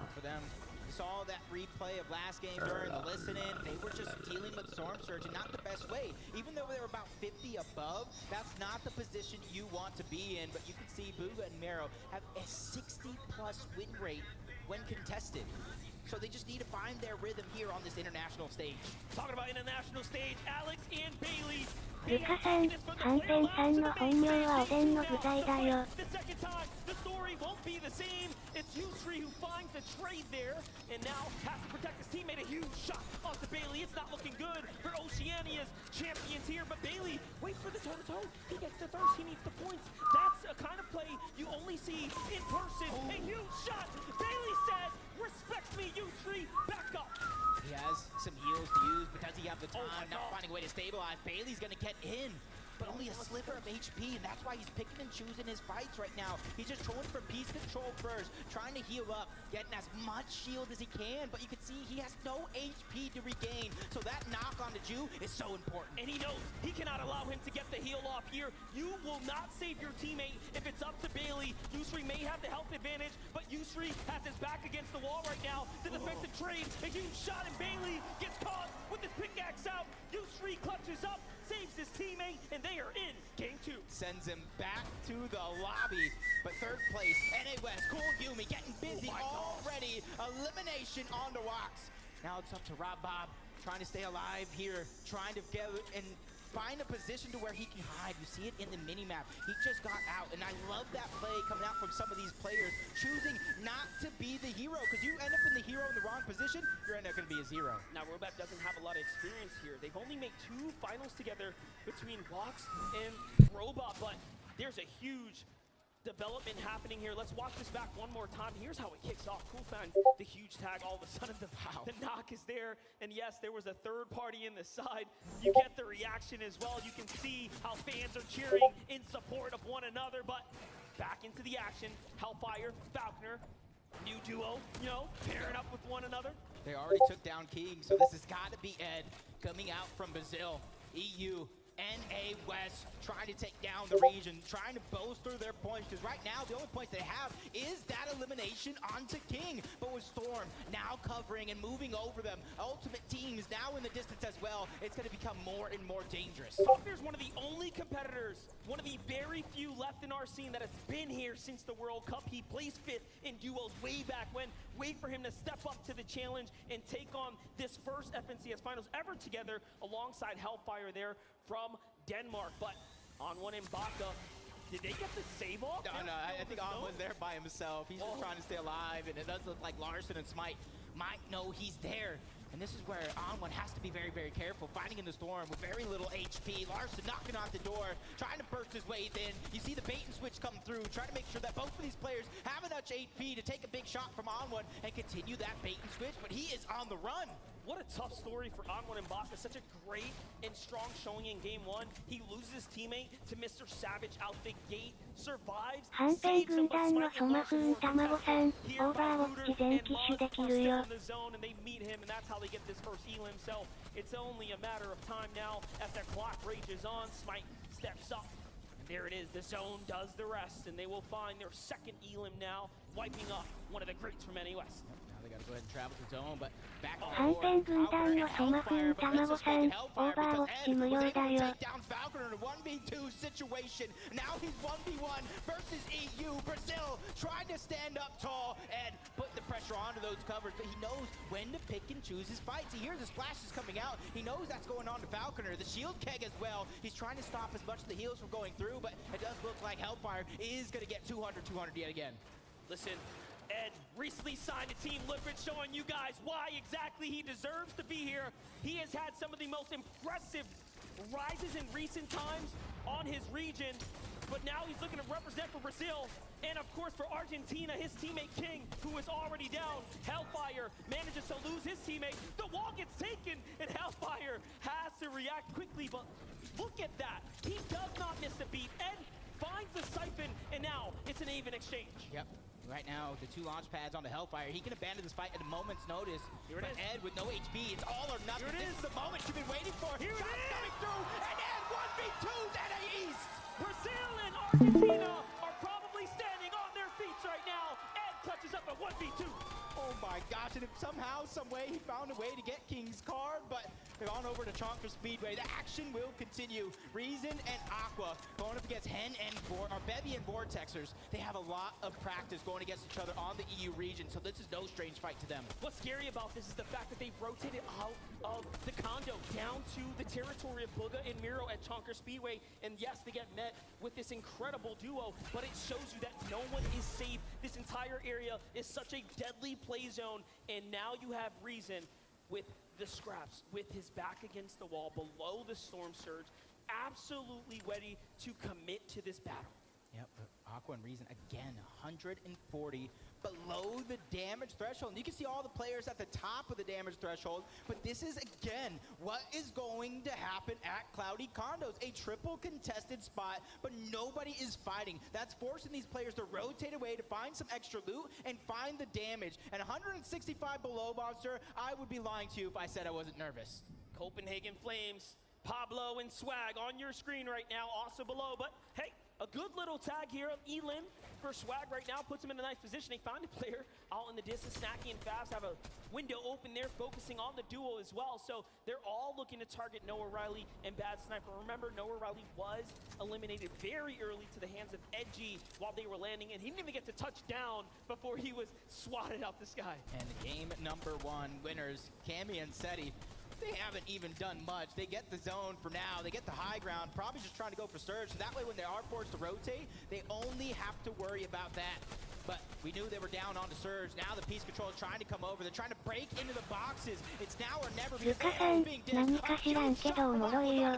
who's forced back into a defensive position. Well, here we go. It's now enough in 20 seconds left, but so the Surge gets active, and they have to turn up right now. This is game number 2. Aqua needs these points here. Bevies manages to go ahead and chug splash his way down. He's back up to Vex HP. He's looking pretty solid, but Aqua not afraid by any means. Meanwhile, Reason finds a wall. That's an angle, but he doesn't like the defensive edit that responds from Bevy and Vortexer. And now, here it is. Things are going to get dicey as the Storm Surge turns on. Yeah, look at them. You see 30 below, even though they're continuously dropping, they're doing damage. Seti getting one on a Peppo, probably sending him back to the lobby as Scram goes down as well. Acorn found a way to get rebooted, but Deja Vu strikes. He goes down again to Epic Whale, who honestly is having a much better performance this go around. But back into the action here. Reason now down to no HP. Aqua is also on the defensive stance here. Down goes Reason. That's a huge shotgun shot from Vortexer from the side. If you blinked, you missed it, and now Aqua has all the pressure on his shoulders. He has to back up. But Vortexer playing smart, respecting the growth of EU. Aqua here, our World Cup duo champion, is now left as a solo. Clock's ticking here, the pressure comes in, Bevy's looking for any angle. These are all enemy walls here. One false move and it could be it, but the surge is gonna hurt Aqua. Again, he gets the heal off and no, he gets finished. Vortexer finds the second. 500 above the damage threshold. This is only their second FNCS playing together, and they're looking like they are longtime teammates already as Joe and Zandy uncontested over towards Synapse Station. Looking to get some damage as well. Even though 79 is above the damage threshold, you know as well as I do, that is absolutely nothing. Nixon and Arctor here. Oh no, they're gonna find a huge elimination there. Another surge fight that's going down. It's tracking the flies in the distance there. You see folks starting to look over. Arctor has a decision to make. Does he push in again? They barely have anything. They've used all their heals. One tag is all it's going to take for take them out. Oh, Grove claps back, though, and that's a huge punishment there. And with the downed body, he says, you know what? I'm going to full finish here. I'm back in this game. Arctor takes off running for the hills. That was a much needed battle by Groves, and I like to play again. You cannot be a hero in these lobbies as Mustache. Looking like he's having a little bit of trouble here. 202 above the damage threshold. 2 eliminations already, so they finished this fight, but you can see the teams on the outskirts of Rocky Reels, they don't want to let this be an easy rotation to one of the deadliest teams in the lobby. The launch pad's already down. Malibu and Mustache cap off HP and hit it. Off they go. It's Chicho and Trulix who are looking in. These guys have gone head-to-head so many times in the past, and you know there is all types of bad stories waiting to unfold in front of us. But Chicho and Trulix don't get the elim. They manage to hit the ground running. Malibu and Mustache are waiting here, though. Oh, yeah. Time to fight back. Malibu just trying to break through. He talked about in some of those interviews playing a little bit more passive than what he's used to. 2 eliminations. I gotta think they're trying to pick and choose a lot of their battles, but the lobby is putting such a focus onto these 2, getting them to expend so many resources. Malabuka has just about 60 to 70 HP as well. Mustache is trying to do what he can to try to find a stabilization method here, but it's just happening from so many different players who have so many different angles. One thing that is working, though, is the zone. It pulls pretty close to all the players nearby. Finally, things settle down. Tayson and Chapik's last game found the same duo on the edge, but let's jump on over to the west side. Let's get to the opposite side. It's Thomas HD and Tripburn. ルカさん、コンテンダー的初心者だから出たいけど出れないチャレンジャーやから。Nearby, Booga and Miro are also making it much further this game, looking like they've adjusted, learned from their last mistakes, but here we go, that familiar story, 3 evolve. Yeah, and you can kind of see in the circle is, the zone is literally in the center of the zone. So I don't think there's going to be too much of any slow side for a lot of these teams to try to travel to. Is Miro taking a couple of shots, but the team that went off spawn trying to have a much better performance. Mr. Savage and Eyedropper under siege, under pressure. Mr. Savage is going to get dropped for now, trying to pass on the resources to Eyedrop because he knows he's going to have to deal with a lot. Nore on his back here. Eyedrop has to step up. Savage is down. Can he do it? He's been in so many finals with Mr. Savage, his 3rd appearance now in a big setting like this, but of course, the first return to in-person. They're gonna allow, Marine might actually allow him to get the pickup. Whoa, that is a huge mistake there. Yeah, a huge mistake, and honestly, these are one of those things that you take a picture, you record this moment right here. Mr. Savage went down. You give a player like that a second chance at life, they will make you regret it. As they're trying to launch pad away, trying to find some sort of safety. Sticking box to box, hip to hip, landing on a couple more resources as well. This is a perfect spot to land at for Eyedrop and Mr. Savage. That way they can replenish some of the lost resources. Such a massive find right there. It was looking like it was all over for a moment. ルカさん、はんぺんさんこの1チート級にうまいアイドロップ。It seems like as all the action, as all the cooks jumped into the kitchen, they have managed to walk away with a successful meal or two. They're looking pretty good. 4 elims, like you said. Clown Ref's guard, just a little bit above him. You just check a sneak peek at the leaderboard. Cammy and Seti still holding on to first. Trying to find some sort of safety. ルカさん、アペクス、イドロップ、7が最強。 Perfect spot to land at for Eyedrop and Mr. Savage. That way they can replenish some of the lost resources. Such a massive find right there. It was looking like it was all over for a moment, but there they get a little lucky. Smite and Larson at 4 elims now. It seems like as all the action, as all the cooks jumped into the kitchen, they have managed to walk away with a successful meal or two. They're looking pretty good. 4 elims, like you said. Clown Ref actually allow him to get the pickup. Whoa, that is a huge mistake there. Yeah, a huge mistake, and honestly, these are one of those things that you take a ルカ picture, さん、 you アペ record ク this ス、 moment right イド here. ロッ Mr. プ、 Savage went 7 っ down. て You ID give の a 人。 player like that a second chance at life. They will make you regret it as they're trying to launch pad away, trying to find some sort of safety.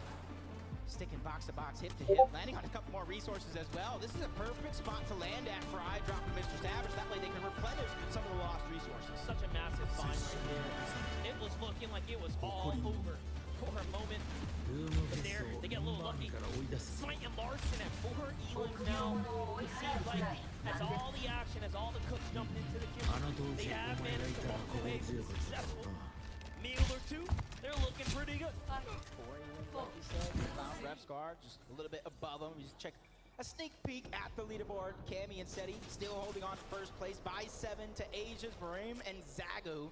151 above for the NA West. 3-time champions, Favs and Snacky sitting in a good spot trying to gather the information, but Vadiel and Janice are under pressure. With Vadiel down, 56 below the damage threshold. Shots from Thomas HD to take down another EU powerhouse. And in the distance, Japan is just lurking nearby. Asia has performed so well. Remember, Marim and Zagu are in 2nd place as the most recent FNCS champions of the Asia region. Easy and Vino, though. Big story in front of them. This is a team that we have expected to come out so far ahead of the competition as they have had one of the more dominating tracks leading into this, taking home a multitude of Elite Cup finals where the competition, as we know it, is extremely tough. Meanwhile, Smite and Larson, battle's breaking out above them. They get to steal the loot here. That's a great find. Yeah, that's a huge find for them. You get to upgrade some of your inventory, get some more heals. The Chroma Splash probably going to be used a little bit later just to get that rotation to come through.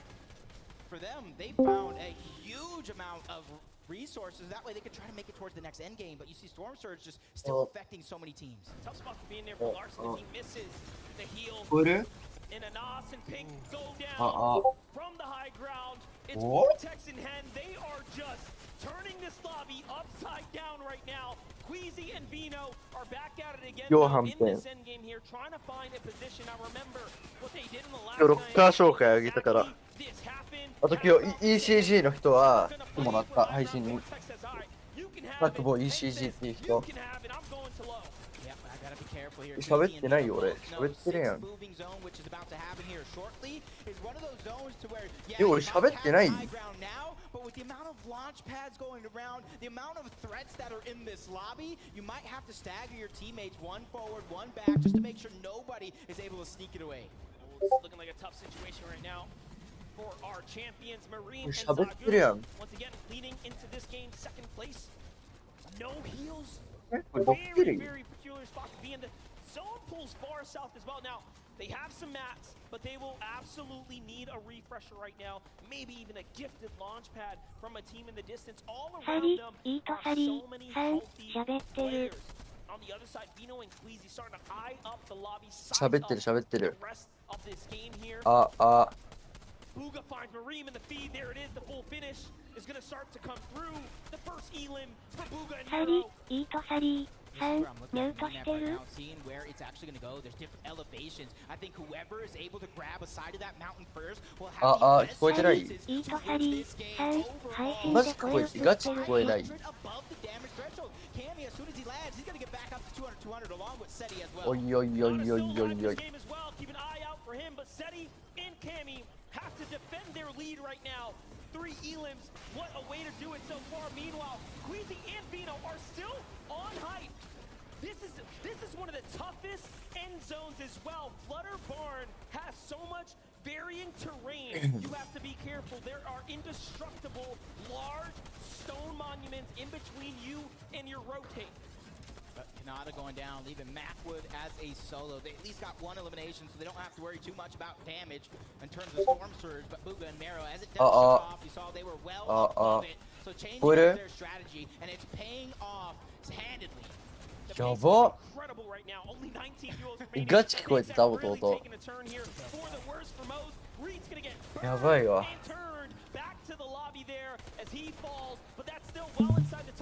ドッキリかよその分もなんかわかんないふりしやがって本当にやんのか何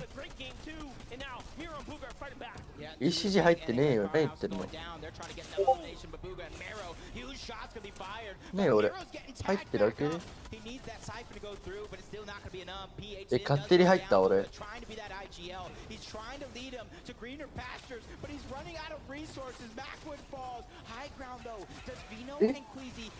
もしき絶対チーターじゃんこれ知ってるこのチートガチ待って画面入れるより興味見れる見ろ見えてる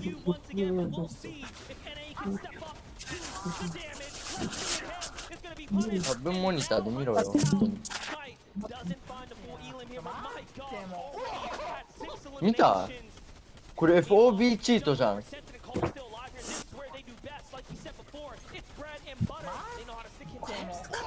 そんなバグねえよ絶対チートやん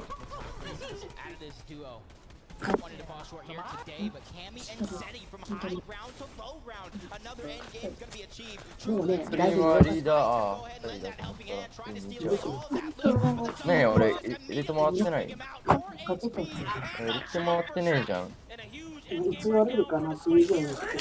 見てルカさん見て画面待ってこの人さチーターじゃないですかどうしようチーターやってることほらこの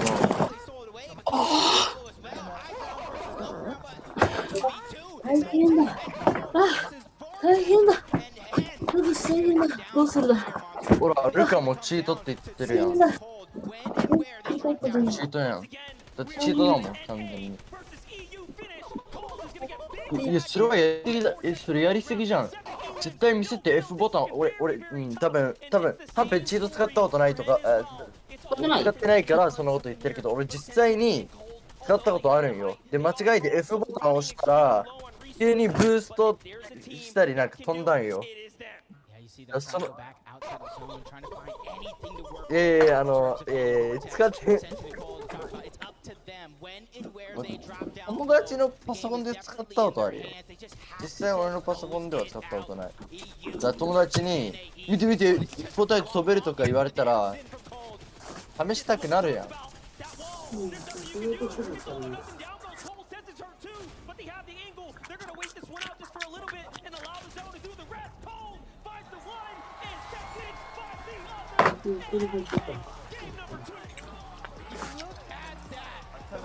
どうもサリーです。今日はですね、コメント欄でどうする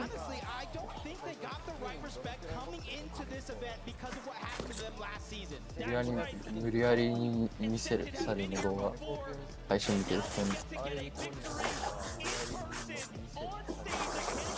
あとはレンゲードリーダーとかですアイコニックかっこいいからアイコニック使うか、アイコニックというからリーダーです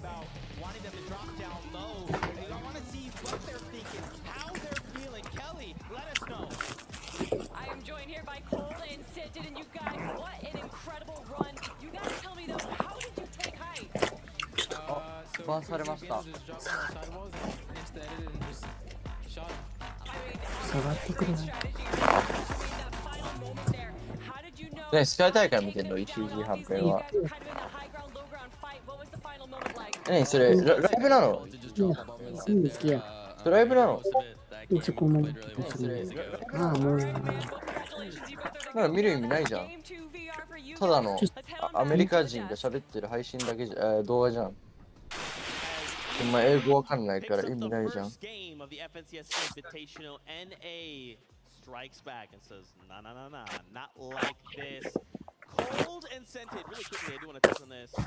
日 ECG の人来たよ、配信に。ECG タクボ。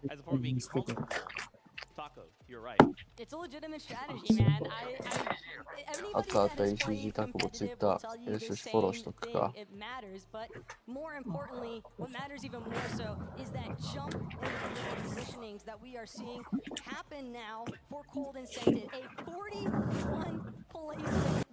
今は SE 追加だよ。春ってボイちゃんにいる？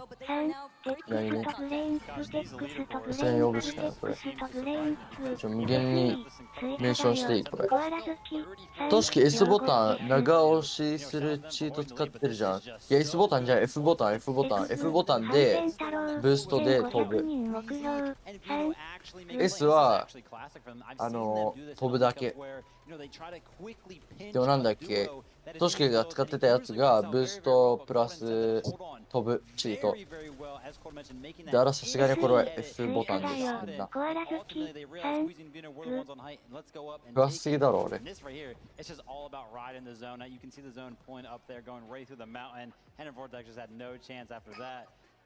ルカさん、画面見て、画面見て。見せたいやつがある。It makes all the difference, man. It does, apparently, as proven by Scented. We do have Adam who is standing by. He's hanging out with a player. Adam, who? That's right, I'm hanging out with everyone right now, in particular Smite and Larson, everyone. Smite, that was an incredible display just then. We saw 7 eliminations. You clutched up, you had to. So how imperative is it in this situation, in this environment as well? That you have to try and gain as many points as possible, even when your teammate goes down. 今日 ECG の人に言われたもん。お前悪い配信です。もう絶対二度と行きません。本当。見せようか。マジこれ、チャット見れる？あ、見れる。ほら。今日の配信で、高評価10人もおお、110ちょい。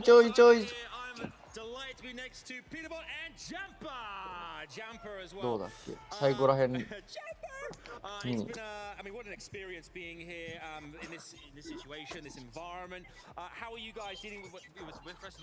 来た。見て、あなたのは緑チャンネルでいい方だと思っていたのですが、こ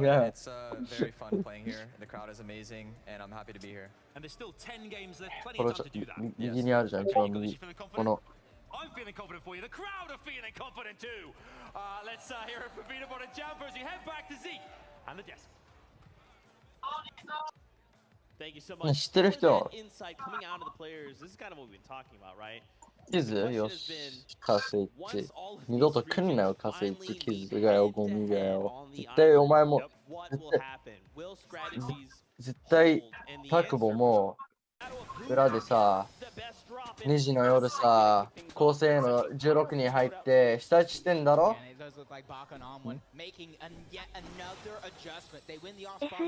誰だよ、知らないよ。俺キズとか見ないから。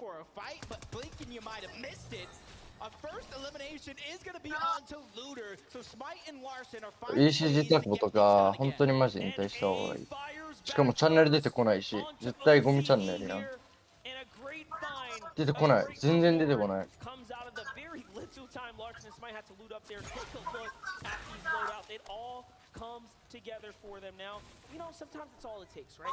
画面な、画面見て。左右の画面今日。これ今日さ、2人が作ったサムネなんだけどさ、これ。黒い画面になってる。見えてる。コアラ好きさん、ソーナンスの鳴き声ソーナンス。いや、はんぺん。画面見て、画面今日。サムネあるじゃん、このサリーサムネ。これ誰の真似だと思う？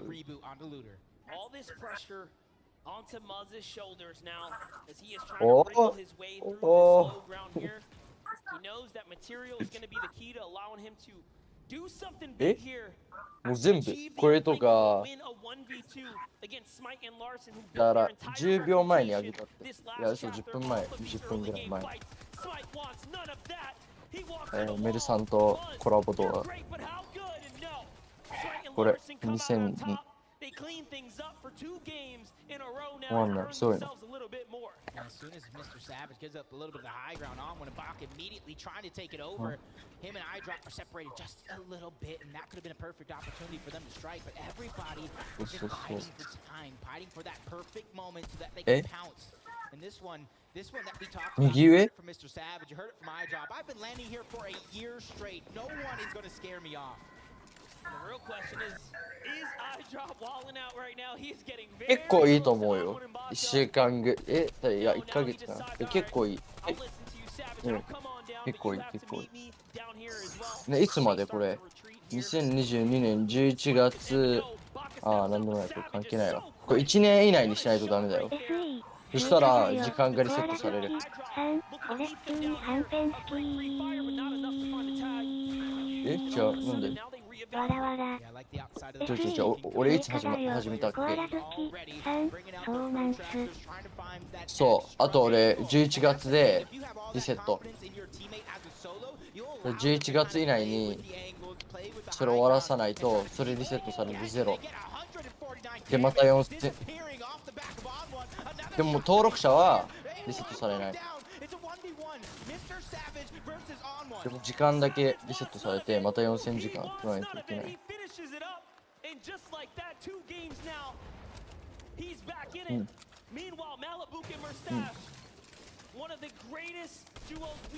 SE、スイカだよ。コアラ好き。3、チャンピオン立ちうますぎ。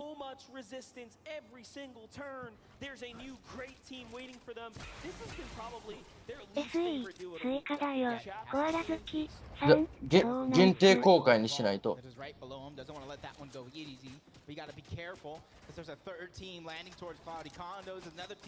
なんでだから全部非公開じゃなくて限定公開にしないと。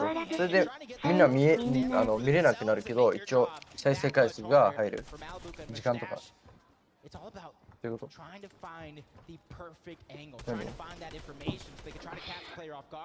絶対絶対。本当。だから普通。じゃあ待って。調べるわ。調べるわ。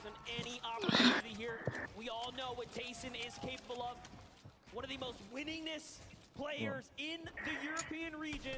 He has done it all. He has proven it all. All that's left is for him to show up in person and put the numbers up. But it's no easy task right now. Malabuk and Murstache are so good.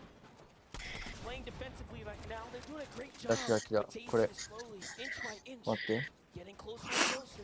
Piece control go over. Jason tried a few times. You try again. Eventually you'll find some success. You're able to take it just for a few seconds. Out of zone. More dangerous. We got a little bit of a north zone going on. These guys end this one sooner than later. They both choose to disagree. Staff fighting back here, trying to regain the walls here. Ooh, that's a nice one. Huge tag on Kachapik here. Nicely done. He's going to open things up, allow him to get some more territory, and closer he walks. Tayson fights back. The 4X FNCS champion is all of a sudden now with the back against the wall. にしたでしょ。それが分からん。それは分かんない。いやどうだろうね。一回非公開にしたから。分かんないけど、ちなみに今限定公開にしても、明日この収益がみたいな場所でそうだって俺更新さ2日前遅すぎだろしね。Trying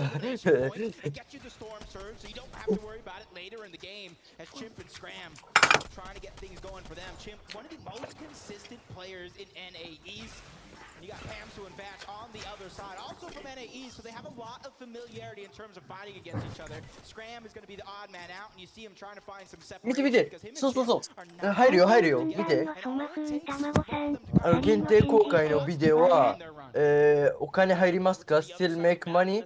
で、ほら、Yes It's same products as public. 公開と同じです。でも非公開から公開にするのは多分わかんない。確認しないと。On the other side, NA West, cooling Yumi. One of the few teams on NA West showing up in the top 10 so far. Got a fantastic game, number one. Third place. Cool, gotta be living on a prayer right now because for him, he's 1v2. おー、なら100万円確定これ。よし。ECG お疲れ。ECG 関係ない。お前も暴言言っとるやん。なんだっけ、サウジアラビアの YouTube だと、なんだっけ、1000人に200円もらえる。だから日本の国によって変わるよ。いくらもらえるか。だから再生回数1000人に再生回数1000人見てもらったら200円入る。それがサウジアラビアの YouTube ね。でも日本の YouTube はちょっとわかんない。サウジアラビアさ、マジ普通にサウジアラビアの YouTuber は全員言ってるんだけど、日本の YouTuber は全員なんか言わないんだよな。いくら入ってるか。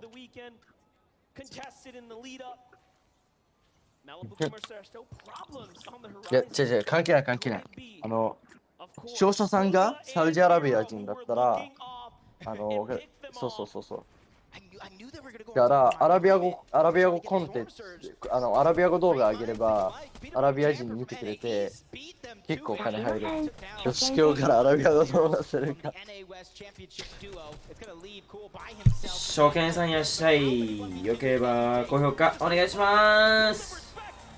チャンネル登録と通知音は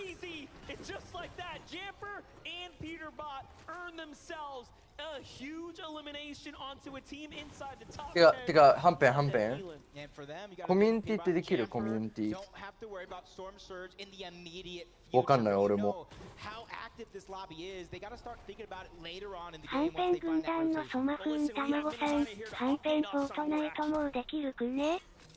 Thank you so much, Monster. Now, this is a prime example as to how to finish a fight quickly, right? We know PH Scene and Ketos are fighting in the middle of the map. They need to finish this fight quickly, and look at that. Pinching from both そう、多分確かロケットリーグとかコラボするらしい。わかんない、今から入ってみるよ。And that is such a huge set of elims there because that's another team that is huge, like honestly showing up for the Brazilian region. PH and Ketos, man, wait for them to just really show out. You know, the discussion and lead up to this entire event was things are going to be easier. You know, let's not respect these guys. And now all of a sudden they're saying, hold up. No, hold my water. Hold my mini shield. はんぺん軍団のソマフンたまごさん、フォトナ女子田中地やってるよ。はんぺん軍団のソマフンたまごさん、フォートナイト。なんだっけ、バトル屋にロケットリーグの車が追加される。もうゴミゲーやん、それ。だってロケットリーグの車ワンパンできるもん。終わったやん、追加されたら。Video no stranger to victory royales, but falling very much short so far. はんぺん軍団のソマフンたまごさん、サリーダウンタイムした原田誠川さん、こんにちは、フレンドなれますか？マジです。プラパクってる場合じゃねえよ、フォートナイト。はんぺん軍団のソマフンたまごさん、ちょい。They've had such an uphill battle fighting their way out of the Joneses against Pink and Anas, and we've already seen it has not been easy for them. 35 below the damage threshold. For them, they have to worry about it, yes, but it's such a low number. はんぺん軍団のソマフンたまごさん、はんぺんダウンロードした？ And shot still coming in from the high ground. There goes Duke trying to poke a couple of shots. He finds some good damage, but takes some as well. Going to be above the damage threshold. 何これ YouTube のコミュニティってどうやってやるの？わからん。何これ意味わからん。なんかわかんない。はんぺん軍団のソマフンたまごさん、もうフォートナイトなんかできる。インスタ写真載せてるみたいな。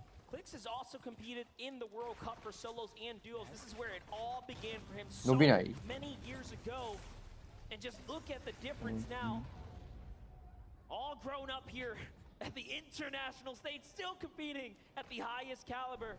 じゃあ、このコミュニティっていう場所で、毎回動画上げたとき、新動画上げましたよってコミュニティで書くか。Yeah, we're pretty active in game number 1. Trying to do it again in game number 2. Game number 3, 164 below the damage threshold. The lucky thing for them is not only are they right at the edge of zone, they have rotation right above them, they have elevation right above them, so they're going to be able to kind of lay their eyes on the land and try to find the shots. But Bevy and Vortex are under siege yet again. Luckily for them, they're 153 above the damage threshold, so they can pick and choose. Do we fight this here? Do we kind of wait a little bit longer? And it looks like they're just going to peek, try to get even more surge, and hunt down these teams as Vortex takes a huge amount of damage. Vortex versus Vortexers for a second there. Don't be confused. Two very different duos. Kanata and Macwood, though, are alive right now. We've seen them put up some exceptional performances today so far, especially in that game 1. They were the upset to Booga and Miro. Game 2, not quite where they wanted to be, but this here is a chance at redemption. They find Robab and Walk on the edge of zone. Malabuka from the storm to the new safety of the zone. It's not looking good, though. He has lost his teammate. Yeah, early games, they were below on damage, not getting too aggressive. And you see the A's duo taking out Brazil as well. King went down, but that's Jason Basil above Malabuka. Do they know that is the biggest thing? Because if they know he's a solo and they know he has a total of 86 HP and shield, you know as well as I do, they're Now is 7 19. Yo, what's ルカさん、よしフォートナイトやるぞ。いや、はんぺん軍だって倍目ありなの。あ、やべ、バズるわ。バズる。からできるよね。いや、配信しながら、ディスコードで画面共有あんまりしない方がいいよ。悪くなる。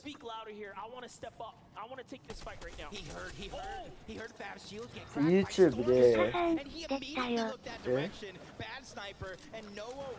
終わんない。シャットアップが黙れ。マザーがお母さん。で、ファカが死ね。みたいな。まあ、意味ない感じかな。Is he going to be able to escape? Let's see it go down. Jason Baffle have an incredible win rate in these close game battles in the early zones, and look at that. All of a sudden now they add to it. プラサバで生きるの草。どういうこと？ Clicks and Duke thought about it. They say no, no. OCE boys, you got it. I'm getting out of here. And that is so much respect. どういうこと？プラサバって何？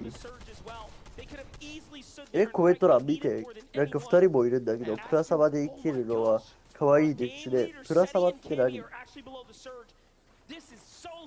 プラサバ。見て画面共有見て、コメント欄見て。They think it's the less traveled, but there's so many teams in front of them. 3 directly on the right, 3 directly on the left. One is behind them, and it's hot on their heels. You shot by Cammy, box to box. He's knocking on the door. He wants to finish this one off. Inside of Storm, nobody really having HP to kind of regenerate, and Cammy and Seti go down. And Bad Sniper gets their represent for France. They're taking down our Polish duo alongside Noah Riley as well. Way to do it there. Switzerland has to be happy, but let's jump on over to Rizan, who is of course representing for the EU side and Germany. But let's see it. Aqua looks for something. He's got Duke in his sights for Duke. Claps back and Aqua's hurt. He loses reason, but Aqua manages to find a 2-for-1 special and cleans things up. Yeah, Duke was getting jumped out by the zone. He had 2 players hot on his heels.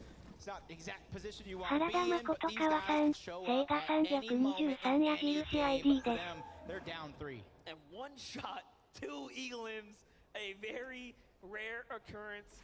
When you're that good, you're that good. That is true. Here's an ass in pink. We already know. Now, their biggest problems are down. They're out. Kitos and PHN, here they are. Looking to continue to hold their position. They're 100 above the surge. They are just around that top 5 position leading into game 3. What is almost the halfway mark of the competition. And Brazil could not be prouder to have them representing here. こいつは誰本当にマジ絶対誰かに言われてねや。全員プラサバ行くんだってコメントしに行けみたいな。は知らねえの、知らねえよこの視聴者さん2人。しかもプラサバじゃないし。ね、プラサバ知らないの。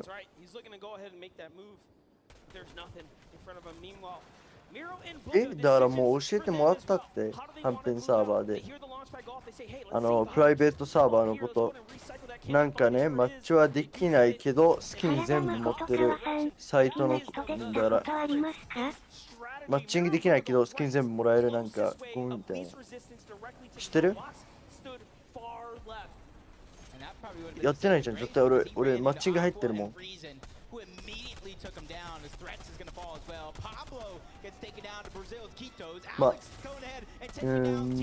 まあね。いや、めんどくさいネタにすんの、いちいち。こいつらに画面共有したい。プラサバじゃないじゃんって。さっきもっとチーター。into such a great position, but now let's jump on over to some of the goats. Vino and Queasy, two Elans already poising themselves up for an excellent game. Sorry, Kayaka. Joy, kiss.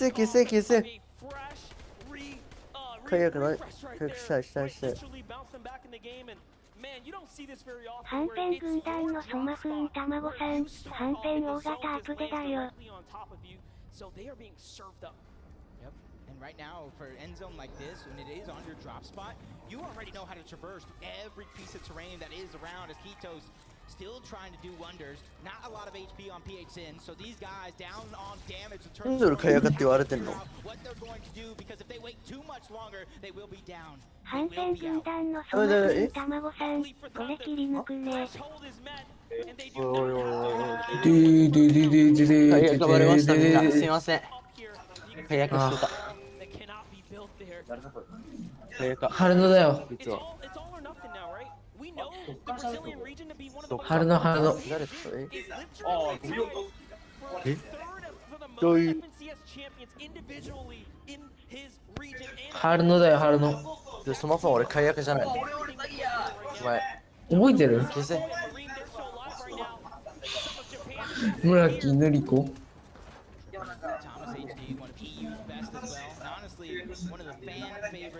いや、そりゃ。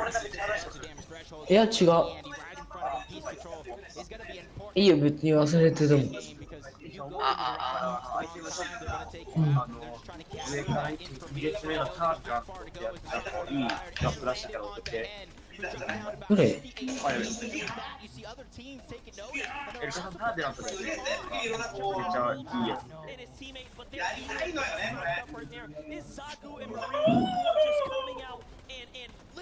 俺このツラーシ持ってたっけ？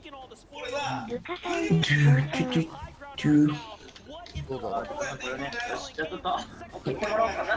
今ライブしてんの？してるもん。もうやった。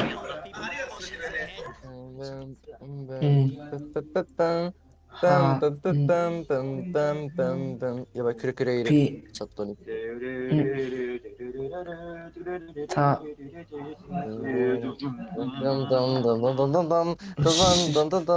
ガチだ、ライブしてる。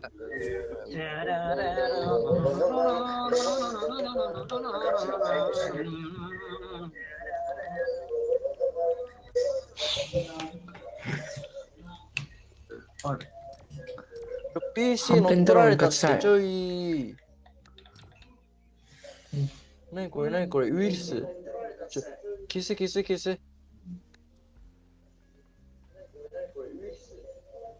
PC に一瞬ウイルス入ったってみんな。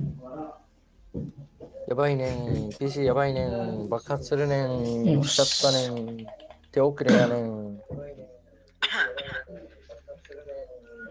今一瞬 LINE スタンプの落としたけど大丈夫？よし。LINE スタンプの落としてるわ。絶対はんぺんやる。今日俺してないよ。絶対やってる。やらんのか。やりすぎだよね。妹が。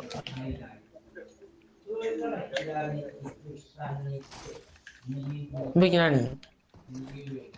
武器は、オッケー。俺と同じ武器持ってたら食ってあげる。無理よ。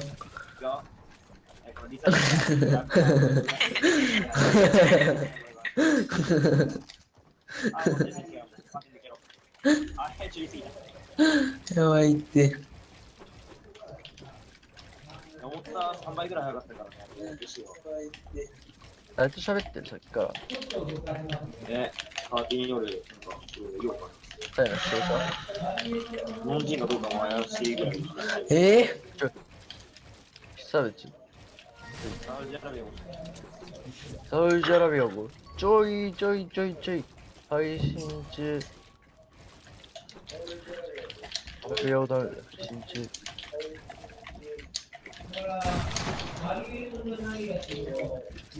おいおいチーターバレたってやばいもう乗っ取られた画面入ってきてマジで完全に乗っ取られてる何このアプリ知らんだな本当に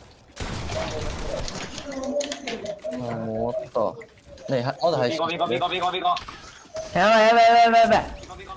危な。半分まだ配信ちょいまだ配信してるおい半分おいちょい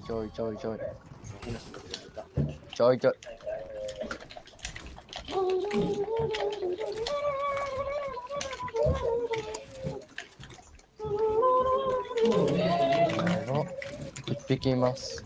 はんぺんさんって ACG ストリームに入りました。なんてストリーマー無音ですか？ストリーマーですよ。ストリーマーなんだ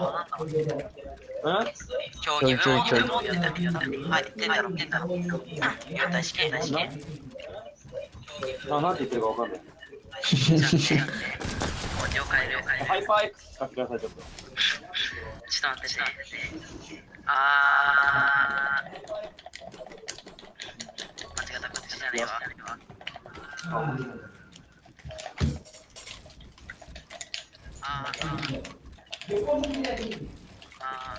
天魔の小白むずすぎるわさん、F 部に入る方法教えてください。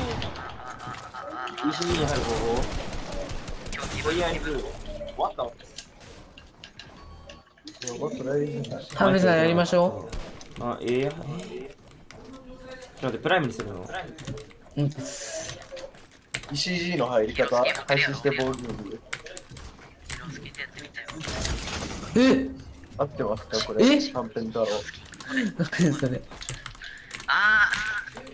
俺の方が弱いのに。でも競技部門ですよね。いや、金曜日入隊試験の交流会あるらしいから。多分俺アップデしてないのにフォートナイト開けたよ。やばくない？ちょっと危なかった普通に。100ピングなんだけど。うまっ。ミスティさんなら全然いける。なんかリタさん今日調子悪くね？だって春野っていう弱いやつもやられてる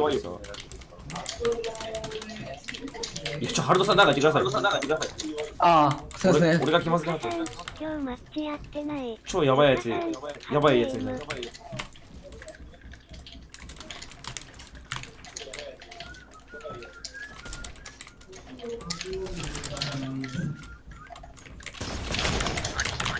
大木さん、こんにちは。参加希望書券です。ID 牛丼食べる卵。やば、うまい。豆腐さん始めた。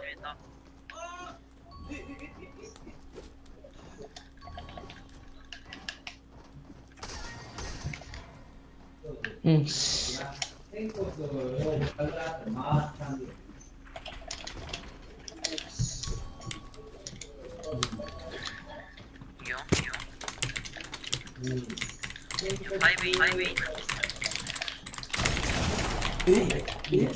大木さん、ID 牛丼食べる卵。奥さん、送ってもらえますかね。多分試合者に ID あるんで。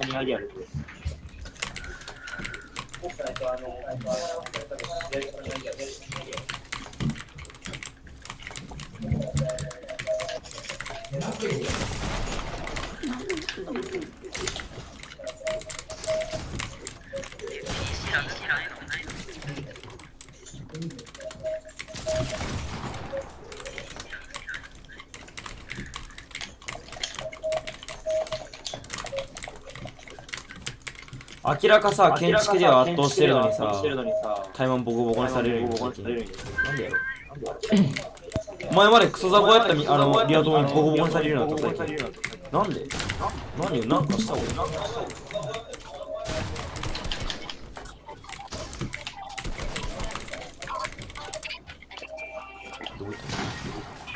アンペンさんのパーティー参加します。無理です。何ですか？アンペンさんのパーティー。誰？信者流してる頭おかしいやつ。バカなのマジで。誰だよ。コウキさん、ID うどん食べる卵。ごめん、ちょっと怒っちゃった。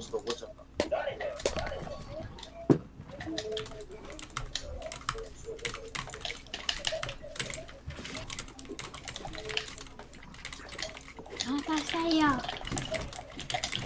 誰信じない流した頭の悪いやつ。同じキッズ。誰だよ。それ多分ね、俺ミスさんとね、バトル戦ったらね、多分ミスティさんが俺にダメだねと思う。参加したいんですけど。あ、無理っすね。参加できるよ。どういうこと？だからロビー画面にはんぺん太郎ってできてるから、そこから参加できるよって言って。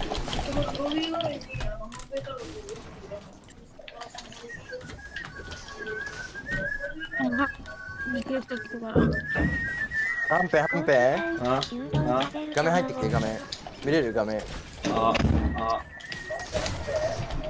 い、画面共有見て。ちょっと待って。はんぺんのパーティーに参加してみた。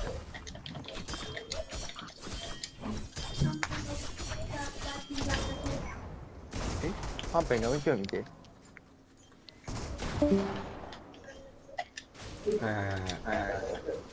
ルカさん、はんぺんさん。なんで入ってんだよ、お前どうやって入ってんだよ。動かないで、笑は、お前ちょん、はお前タイヤがじゃねえ。ルカさん、ダメージ食らわない。お前その実力でチャンピオン X。ルカさん、はんぺんさん、ダメージ食らわないから動かないで。誰だよ、お前。それな、エンジョイっていう名前の人さ、マジ。やばい、逃げられた、クソ。待てドラにしてくる、これ、解約バレないように。ほら、ルカ、処方されそう。お前誰だよ、お前。はんぺんドライバーにするね。誰だよ、おい。待て、てめえ、このオーラよ、お前。こいったお前。お前誰だよ、お前。変わってんじゃねえか、お前。ああ、やばい、痛いし。ねえねえ、ルカさん。結構ガチめの話。サリー、解約です。お前、マジガチ、こいつチャンピオンアクス持ってたもん。だから解約じゃないって、お前。おい、だる。配信中解約言うとか。ガチだる。じゃあ、そのチャンピオンアクスできてしたの。チャンピオンアクスな。だからチャンピオンアクスできてしたの。ああ。そういうこと画面共有見て。ルカさん、サリーさん、本当はメレムだよ。ルカさん、やべえ。あ、待って、帰るの忘れた。あ、で、来て、こっち来て。お前のところ来て。お前の視点見ろ。デフォルトやん。Holy fucking shit, bro! 自分の視点から変えるやつみたいな。それでアイコニック今日使った動画で。ルカさん、チャンピオンアックスだ。終わる。さん、牛丼食べる卵。いや自分の録画視点と配信視点しかチャンピオンアックスになってない。それでカッコつけるみたいな。いや、違う。もうサリーに言ったわけじゃなくて、ポカフロンね。ああ、受けて言った。そう。別にサリーに言うわけない。知ってたし。だってポコエフロンタイマーじゃなくてエリートエージェントだもん。そう。さすがに知ってるよ。こいつこのことスキンちょっと飛ばしてみていい？あいつスキンでさ、解約もらったからさ、解約もらった？解約だからさ、アカウントもらったから配信やめたんだよ、配信者。ポコエフロン 100% 解約か。てかポコエフロン配信やめた。配信やめたし、チャンネルもやめたよ。急だねの。なんだっけ、活動中止しますみたいな。中止？そう、中止。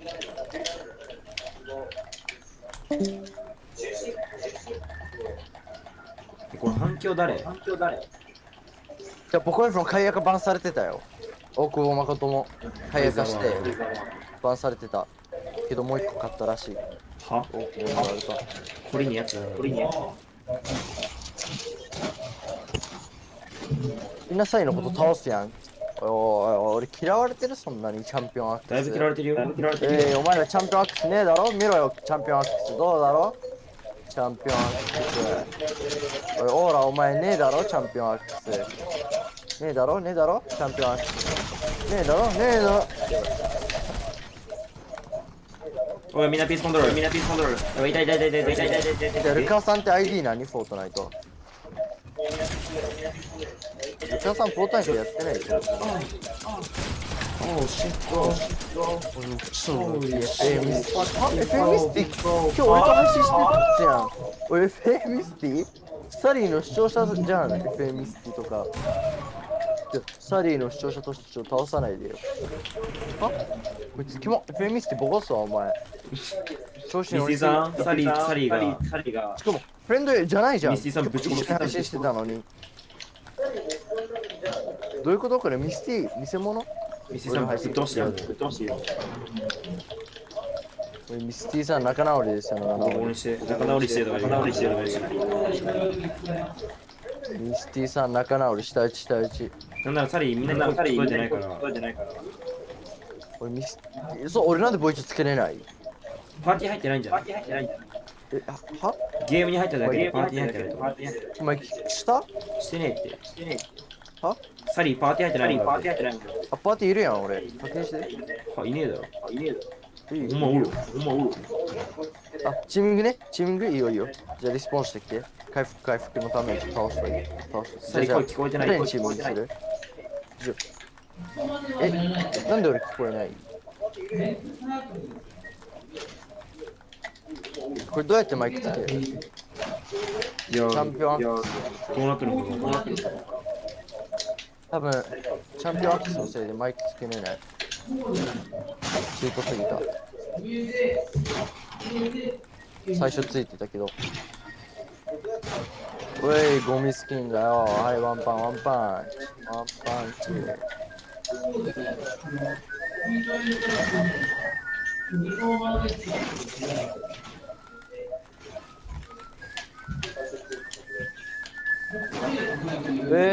カースイッチオーツ。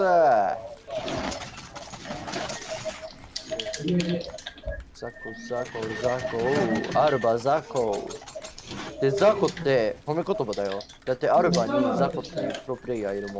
だからプロプレイヤーって言われてるんで。ザコウナザコね。顔もザコだったし。それ言うてる。そう、大会出てたやつはさ、全員イケメンだったよね。アルバの人とか CR。ミリムだけやな。顔がいいの。そう。終わる。なんだっけ、ペポくんとかマジブス。じゃあ。ECG 確定これ。おい、カースイッチオーツ。はい、サリーオーツ。ECG 無理です。なんで普通に ECG 俺入れそう。700人いったら。いや、てか700人入ったら ECG 入る意味ねえよ。だ ECG 使って700人に来てよ。じゃあもう700人いったらもう入る意味ねえよ、ECG。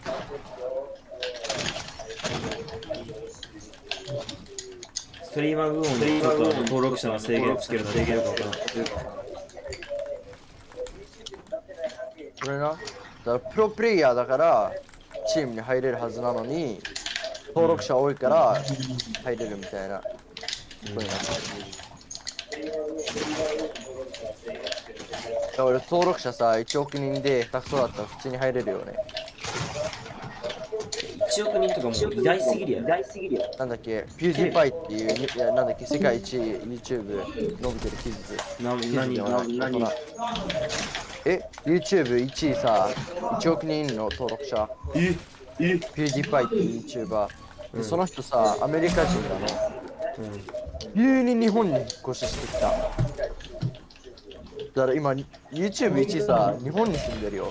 しかも日本国籍もらってるし、今日本人として日本で住んでる。YouTuber1 さ、日本人だったらしい。だからパッドだからどうパッドだからどうおいしねえフェンス。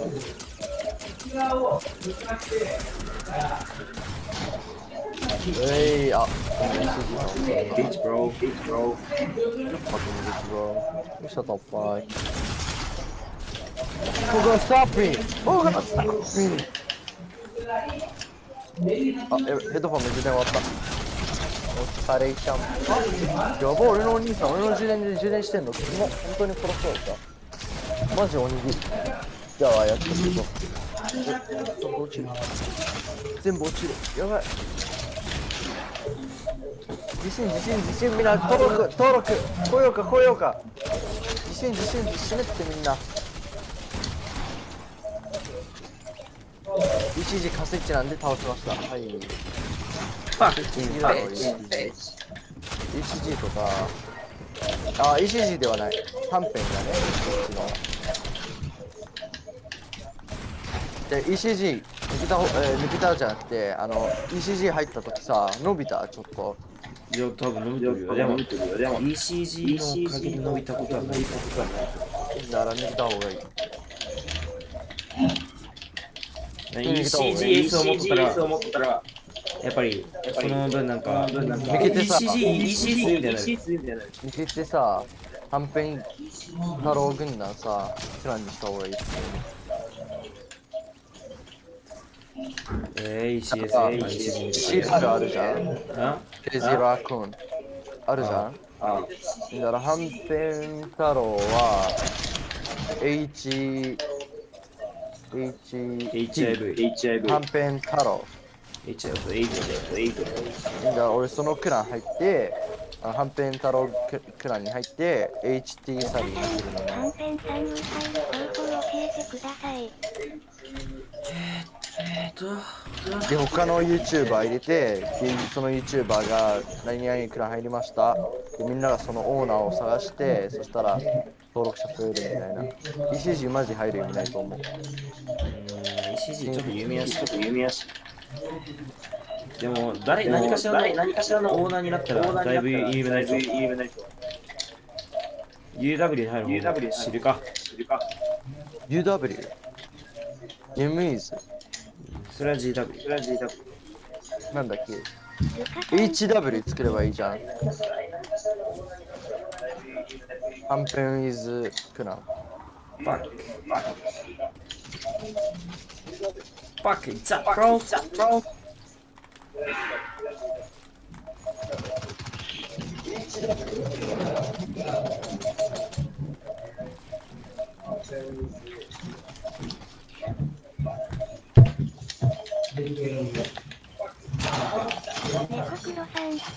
こんちゃ。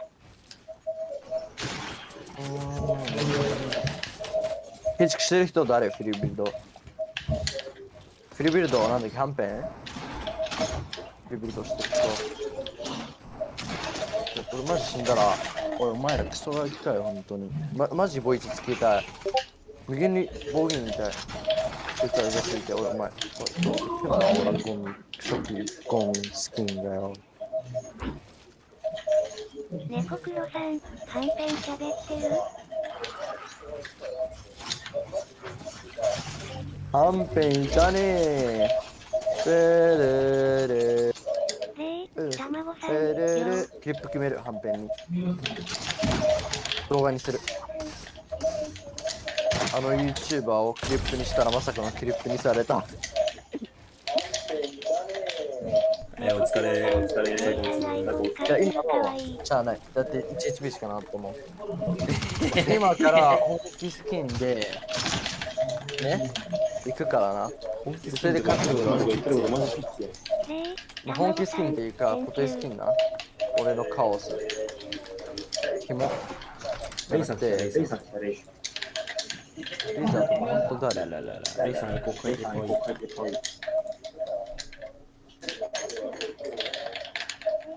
ケンピ急に現れる。レイさんそれ結構前から書いてない。これ誰壊した傷してはんぺん落ちろお前。はんぺん落ちろ。はんぺん落ちろお前。はんぺん24。はんぺんが1匹。はんぺんが2匹。はんぺん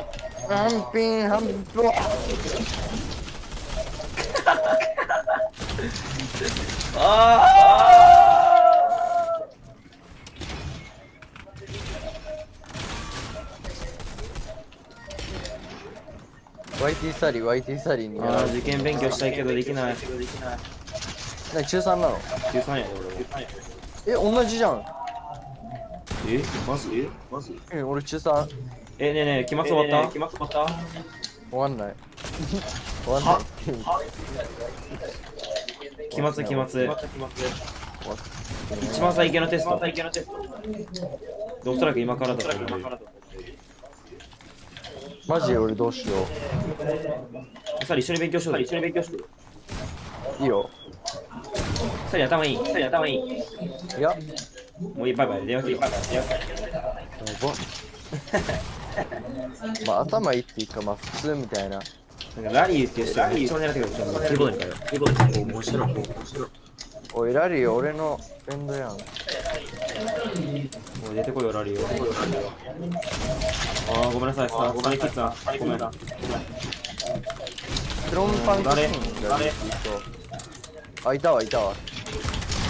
ラリー、前回は嵐してるから。なんか、俺集中砲がしてるから。許しがたいよ。ナイスピスコントロール。おい、最後、それ俺やろ。ケンピやめて。ほら、サリ俺を打つからそうなるんだよ。ハンペ頭いいの？逆に。バカよ。同じじゃん。バカとバカが重なって何の勉強になったんだよ。俺英語テスト結構点数多いよ。そりゃそうや。毎回80点とか90点。もう終わった。どうこの火星チラリっていうやつ。どうするの？きつい。やばい、サリどこでごめん。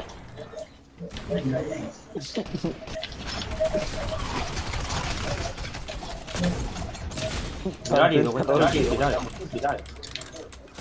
だ？お前それはあいつ逃げた？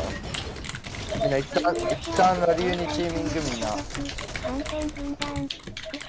一旦リセットでラリーはエビがない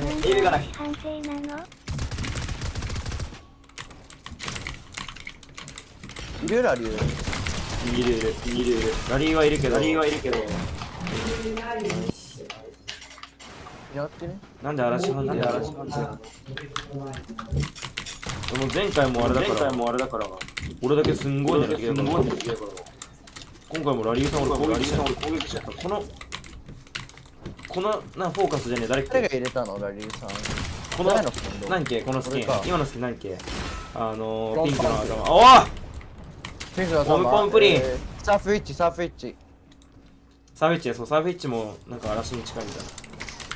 それなサーフィッチ荒れるんだよねやっぱり。匂いする。あれだからサニキッズはもう最高にいいもうマイフレンド。FR もクランなの？ラリーブロー。クラン。あれ意外といいやつ。Hey bro! Hey bro! ラリー、キムヤシ、ブロー高三スムク所属、はんぺん軍団、副総長さん、消しちまえ。ラリュー、sorry。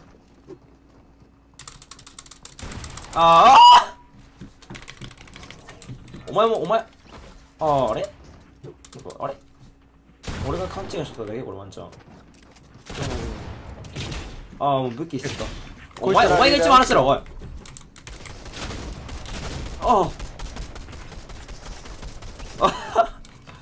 嵐が味方になってくれた。嵐じゃないかも。もはや俺の勘違いや。すまない。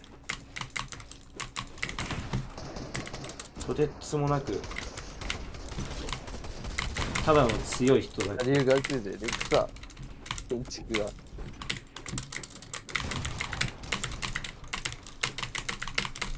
これどんとラリー？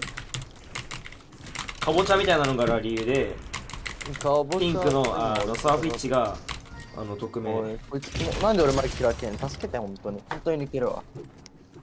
Holy shit! What the fuck? 行け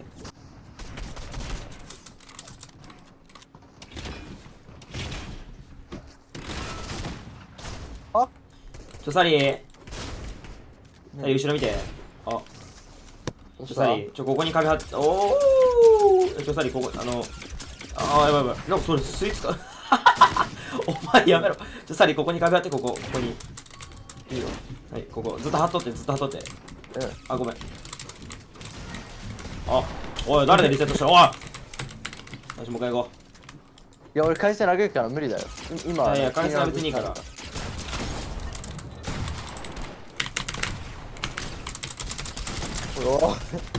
サリブロー、ごめん、サリごめん。タイマー張れ早く。タイマー張れ。張れかスイッチ。わかった、じゃあ3本勝負でいい？いいよ。グラップラリーね。まあいいや。ミニポなしな、さすがに。向こうはね。やばいやついる。まあね、3本勝負だからね。まあ。途中から荒れそうだけどな。ねえ、下壊された。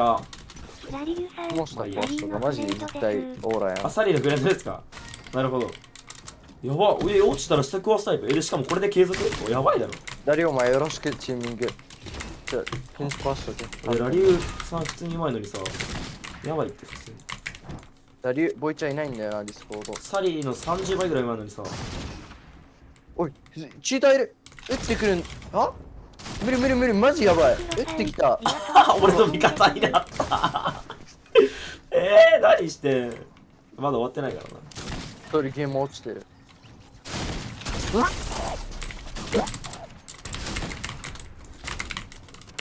絶対勝つ。ECG サリーの意味を見せるんだ。間違えた。じゃあ、やろう。この一本で勝った人ね。オッケー。あれさっきの俺の2本どこ行ったんかよくわかるね。やばい。俺も深いにしたいんだよな。なんか打てない。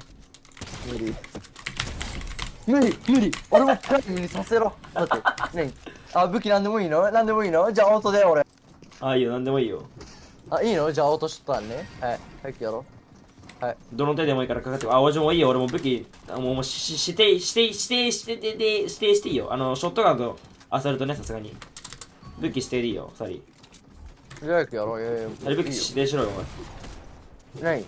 ショットガンとアサルトもしくはサメマの形なら何でもいいから武器指定して。じゃあちょっと待って。これアホかも。ショットガン。ショットガンはオートで。じゃあ普通の金本でやろう。金本と速射？金本とこのアサルト普通。マジ急に回線ラグ。なんかダウンロードしてんのかな俺。予約すんな。絶対弟アドビ入れてる。多分緊張してるだけ。いや。クソラグいよ。Wi-Fi マーク出てる、右に。まずジャンプもできんぐらいラグ。それえぐいやるっすね。いや、ね、チートはダメって言ったやん。3音だからね、3音勝負。チートってなんだよ。お前チート使ってるバレてる。なんだっけ、都市チート。ああ、今の185だよね、やっぱ。どこの口が言ったの？1HP じゃね？いや、20。おい、キモサーフィッチもう。いや、俺だ。全員キモい。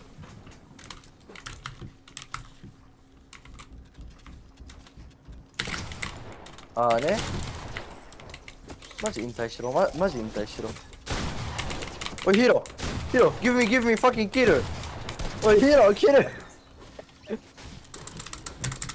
う一回、この一本でね、決めるよ。この一本ね。ガチ回線ラグ。言い訳じゃない。やばい。あれはんぺんちゃん。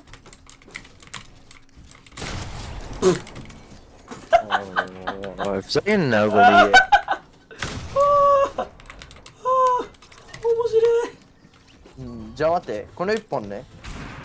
よし、ハンデ。ファッキン。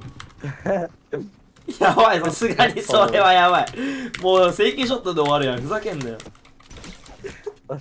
しかも絶対俺が勝つ。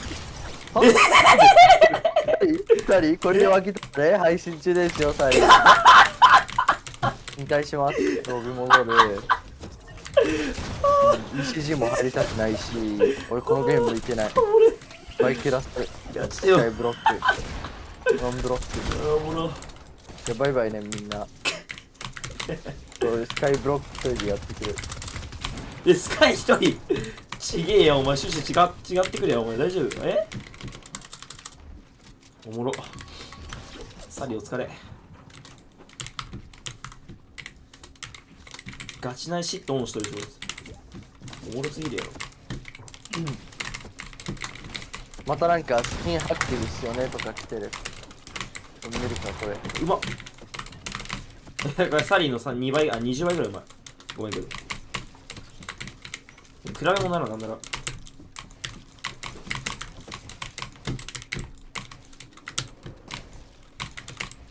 危ねえ。うめえ。ピンピン。ペンペンペンピン。あれなんか途中何番に終わったけど、もういいか。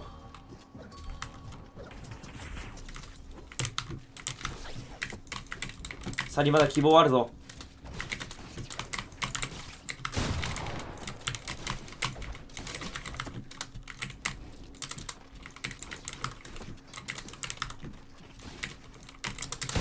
うまっ。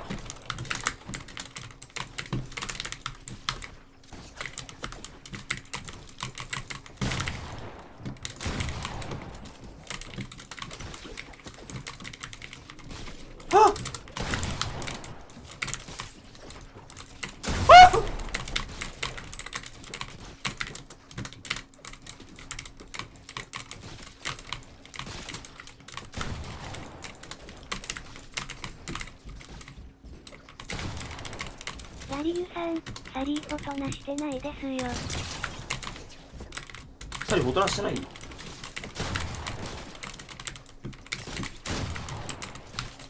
かすごいうるさいけど。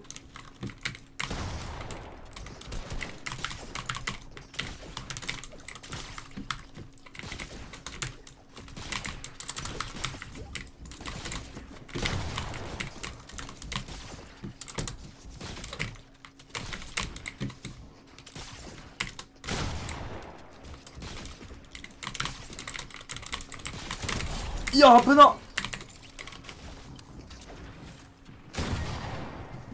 接戦ですな。おお。さっきの続きいきますか。あれなんか、あれゲームスタートした人と違う人がなんかタイマー入ってるけど大丈夫？こ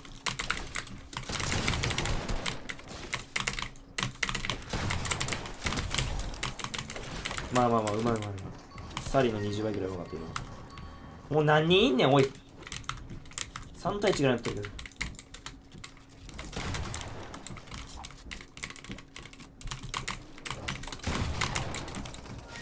あれ？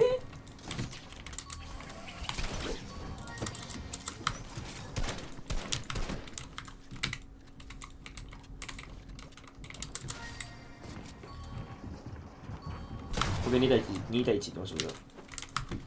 ジョーク、ジョーク。やばい。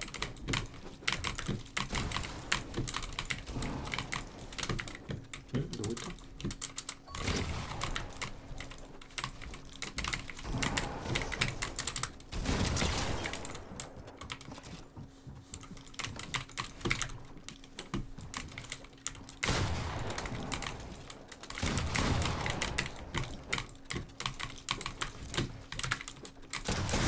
やばい。いや、落ちたー、最悪。いや、うまっ。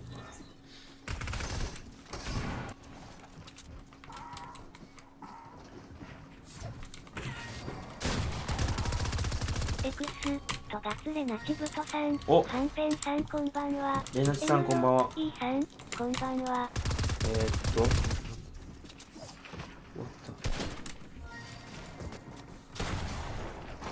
緊急事態発生です。皆さん、ちょっと。緊急事態ですね。緊急事態が発生しました。ちょっと。南海トラフ以上にやばい事件が起きてる。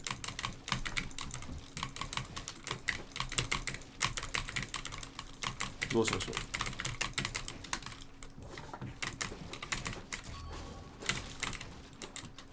う。Who are you? 剣先潤。Oh shit.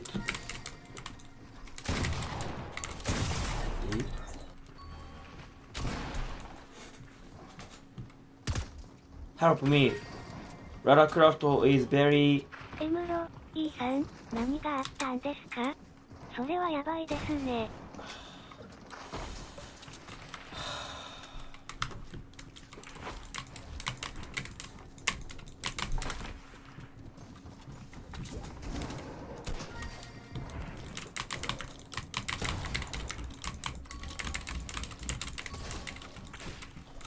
なんかもう吐きそうになってきた。吐きそう。みんなも吐きそう。はい、マジ吐きそう。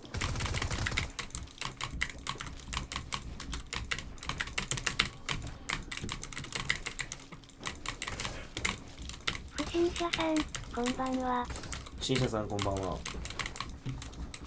みんなも吐きそう。もう一回さっきの妹。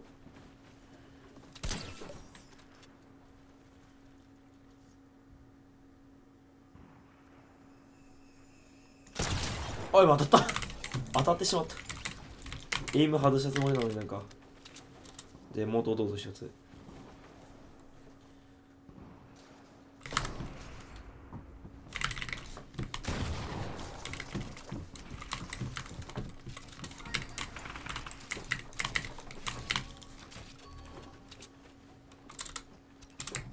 ボックス作ってくれません、こっちで。壁張ってもらって。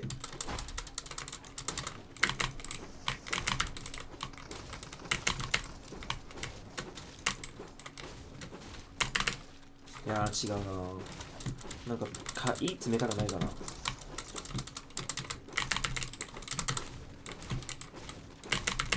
あれ貼れんないけど。ああ、そういうことか。ああ、分かった分かった。違う違う違う。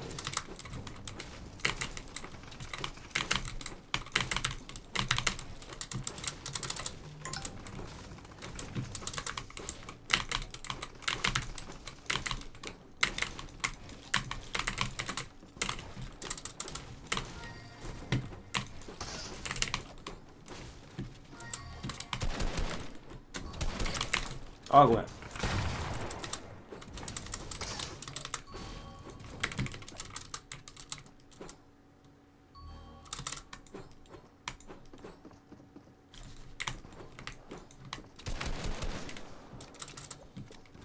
あ、俺が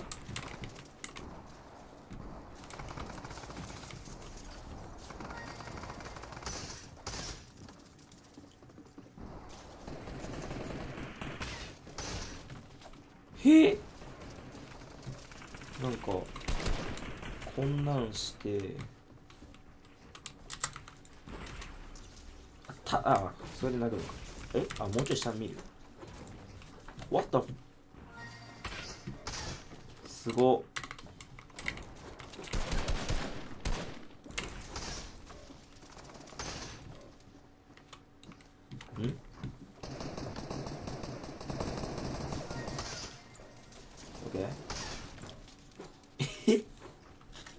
めっちゃ知ってるやん。すごっ。なんかどうやってやったなんか。は？今俺、地面つけた今俺。なわけないよな。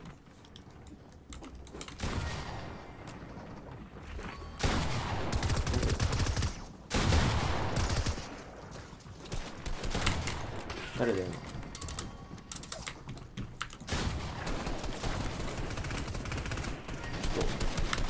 リセットの量がスクランブル交差点の人口意味わからん。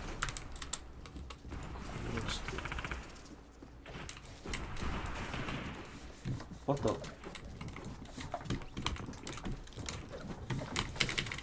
あ、やべ、水に落ちちゃった。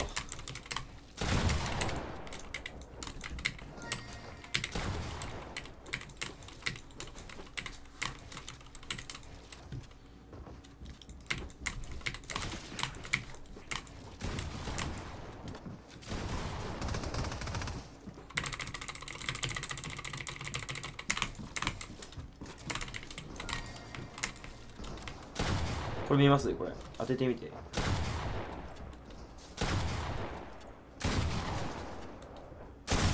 オーマイガー。オーマイガー。ラリュウさん、タイマンしましょう。ラリュウさんいいですよ。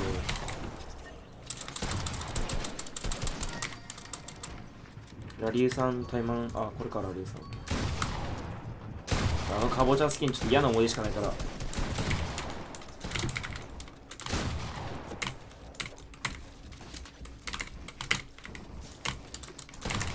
ばい。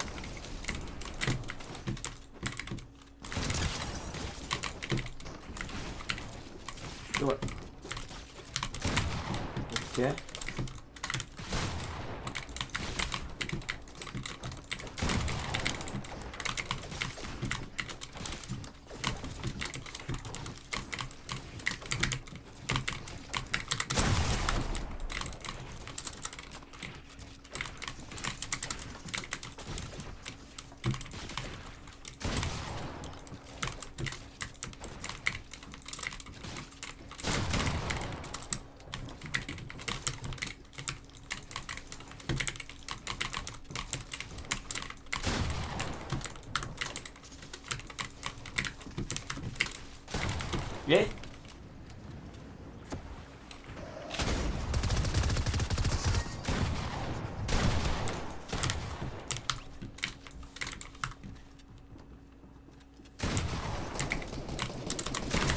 あ、危な。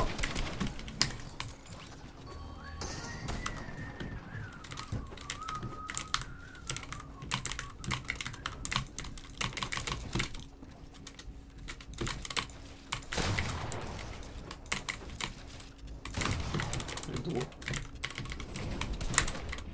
やばいやばいやばい、危な。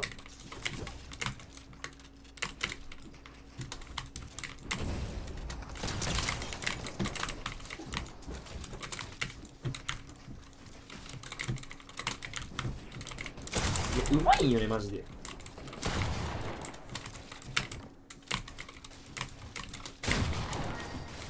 おーい NRC 伸びたってこれなんかさプロにいなかったっけ？ハゲローの神様さん、プレ申請しました。あ、了解です。アークアです。あ、えあ、了解です。楽ね。ハゲローの神様さん、のび太です。あ、のび太さん。いや、なんかのび太ってなんかよく大会にいるんですけど、本物？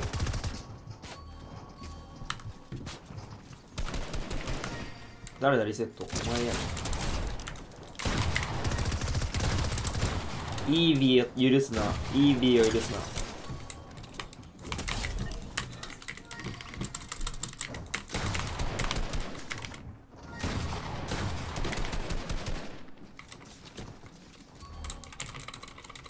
もう2体にするか、2体に。おお。これ誰かが死んだらもう終わりだよな。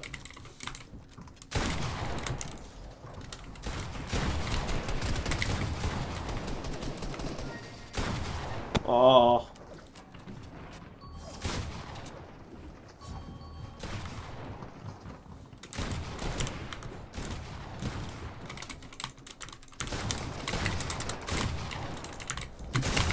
やばい。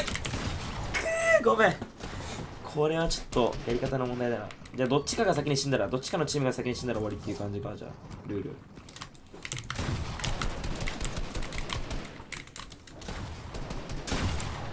あかん。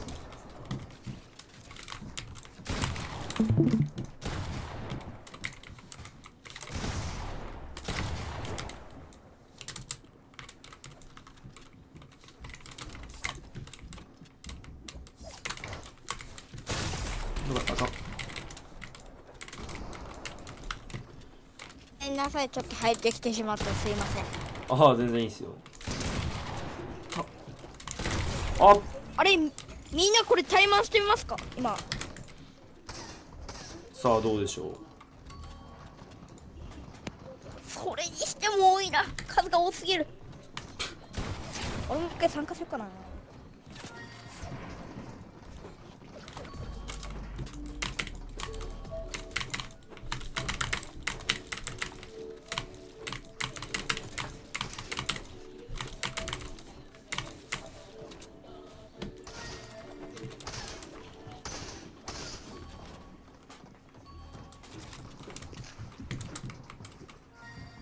あれ優しい人がいた。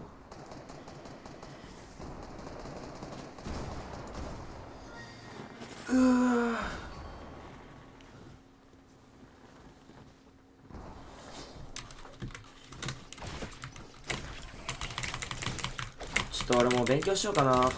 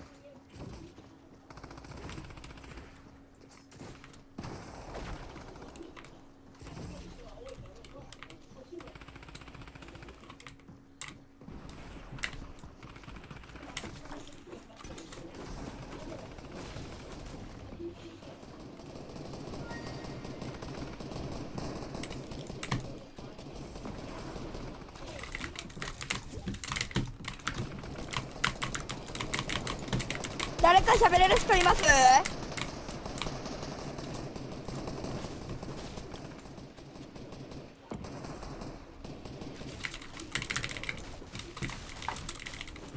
くそ。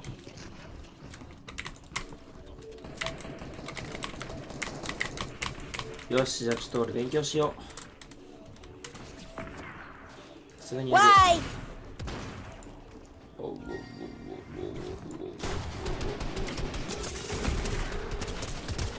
なんかめっちゃ煽られた。怖い怖い怖い。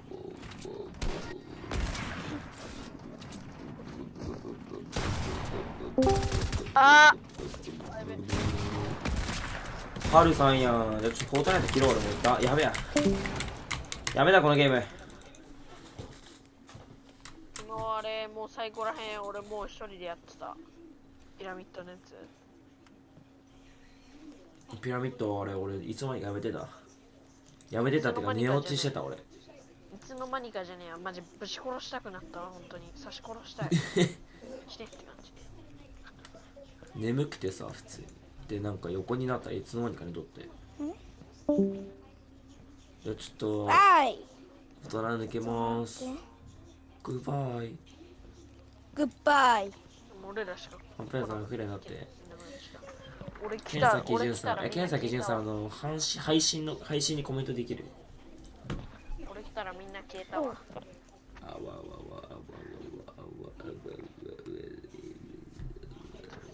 モナカさんなのこれ嘘でしょ。なります、すぐになります。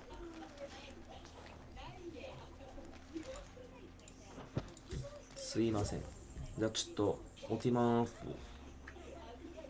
すいません。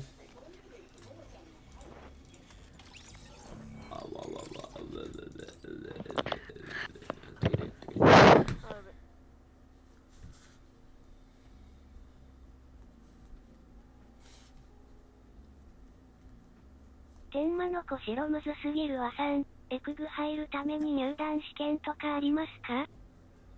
入団試験は、部門にもよりますね。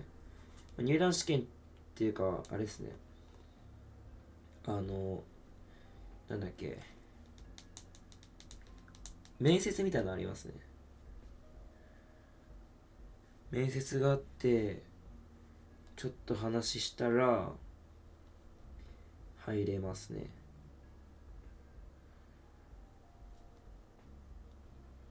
天馬さん何の部門に入りたいとかあるんですか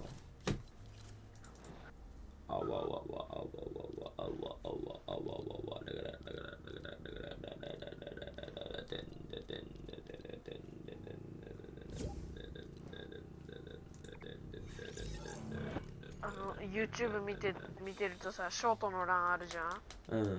天満の子白むずすぎるわさん。エクグ入りたいんです。球グミを手にへばりつけながら、なんか垂れてる溶けた地球グミを口に入れて、なんかマジでホラー映像みたいな感じになってる。すごい語彙力やね。天馬さん、部門は何部門がいいですか？いろいろあるんですけど、部門によっては簡単だったりするし、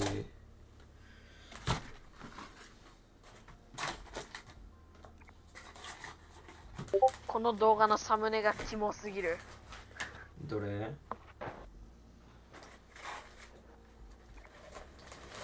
まさかはんぺん太郎のサムネがキモいなんてね、ことは言わないよね。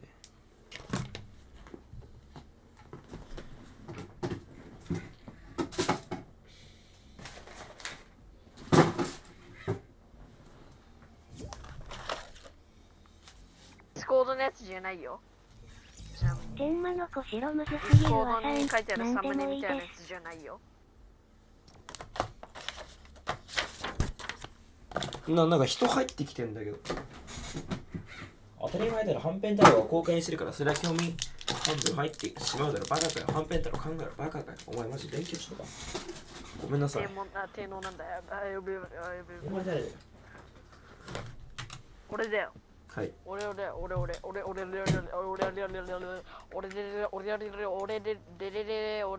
ち着いてください。何回も入ってこない。全然いいですよ。入ってくれるのが嬉しい。嬉しい闇、感謝感謝。何言ってんの？ごめん。マジさ、なんかフォートナイト起動しようとしたら、現在ダウンタイム中ですとか、なんか言いやがった。壊れてる。したいマジ。何このクソ PC。壊せ。最近さ、マジでこの PC 調子悪すぎてさ、起動するとさ、ファンからさ、冷却ファンからさ、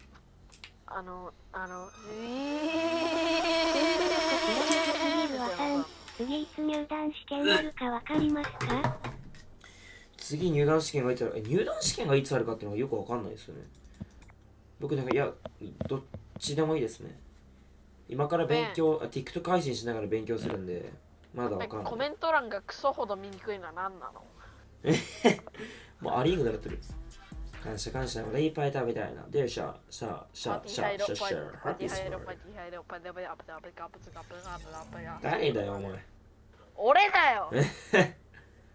お前、フォートナイト声出しすぎに耳はぶっ壊しにしてくるな、マジで。ハルさんのせいでさ、そのスキンがさ、なんていう印象女って感じだったけどさ、もう男になってしまったよ。いいだろ、別に。どうしてくれんだよ。知らねえよ。そのスキンめっちゃ気に入ってんだよ。ふざけんな。なんかよくわかんない。適当にこれ使ってんだよ。女の子です。違います。あれちょっと待って、電話来た。違うじゃん。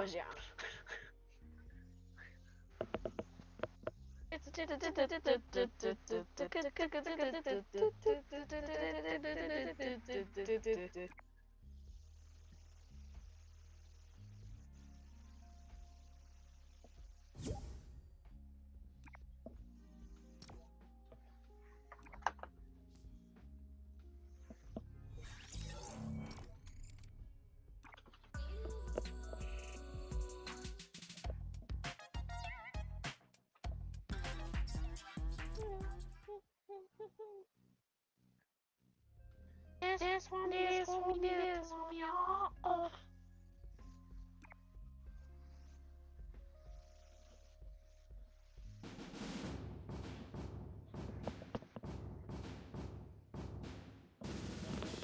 ラリユさん、パーティー入ってもいいですか？電話切れよ。ててんててててててててててじゃないから。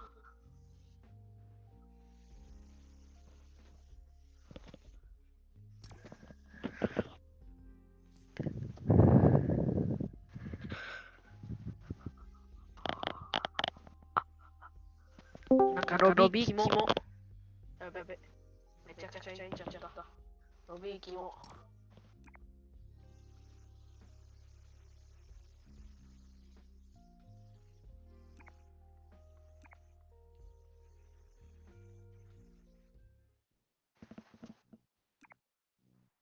世界をやるためだけにカススキン使う。マジでブス死ねばいいのに。なんで標識こいつマジでブス。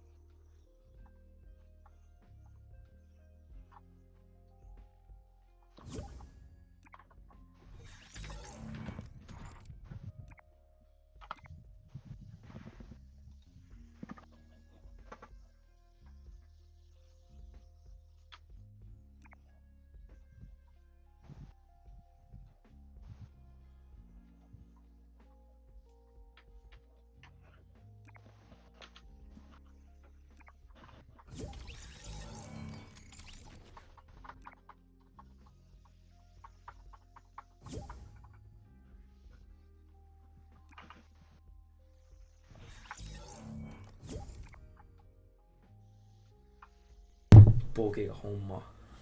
何うるせえマジ。クソうぜえんやけど親がほんま。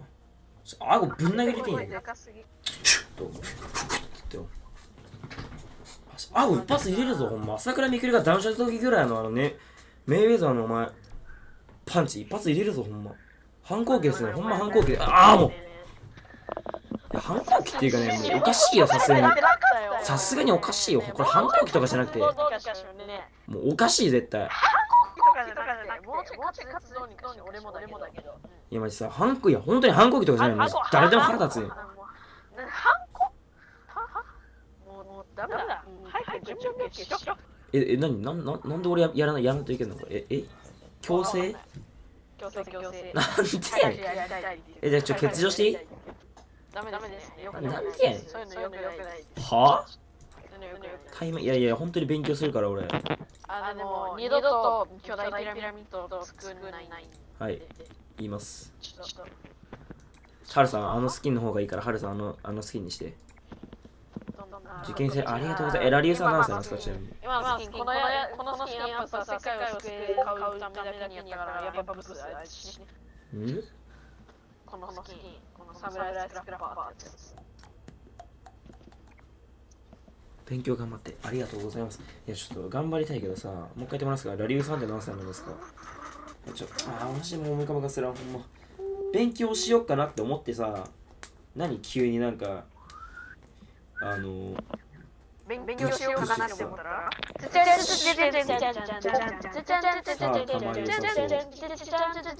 バリいいっすよ。僕頭バリいいっすよ。合格です。頑張ってやる絶対もう。俺偏差値21。いやちょっと電話ラリーさんありがとうございます。じゃあちょっとハルさんミュートにしてもらっていいですか。嘘っすよ。ディスコード？ディスコードのフォートナイト。それかフォートナイト見渡していい？いいよ。ディスコードかフォートナイト。じゃあちょっと待って。とりあえずフォートナイト見通した。ちょっと誰かの声が聞こえててやばい。あ、オッケー、本間さん。ありがとうございました。俺がフォートナイトでミュートするとみんなが聞こえなくなるから。じゃあお欠場するからみんな個性ので楽しんで。別に俺のブスボなんか聞きたいやつ。抜けるときははんぺんさんに一言言ってね。あれあれやめて。ちょっと待って。イケボやって。イケボやって。聞こえる？マジでうるせえ。もういい。イ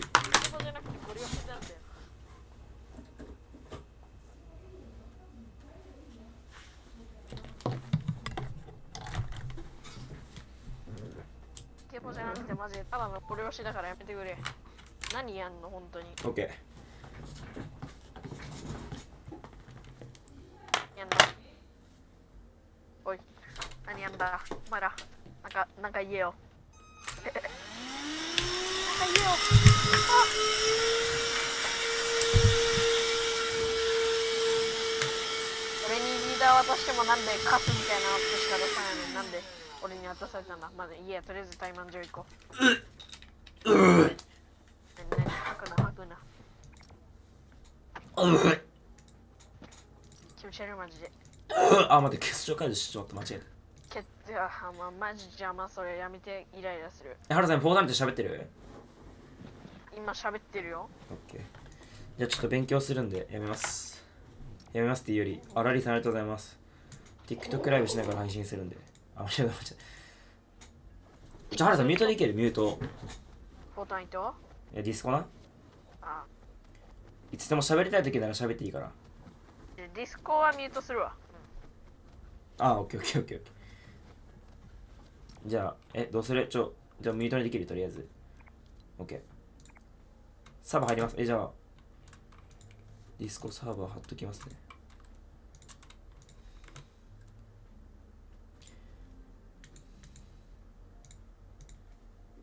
よし、じゃあ勉強しよう。エクグ、はんぺん太郎、1500人目標、3、URL 省略。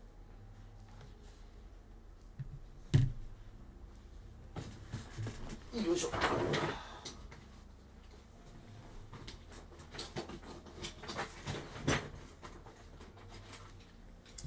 厚物いけどどうしようかな。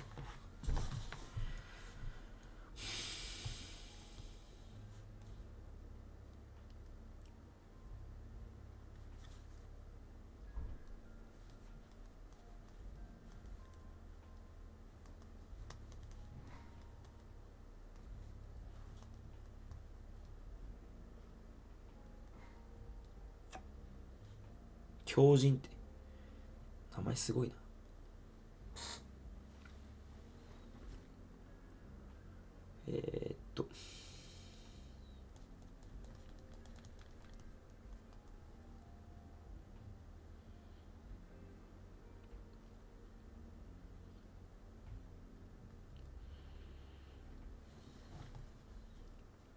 無限ロード入ったかもしんない。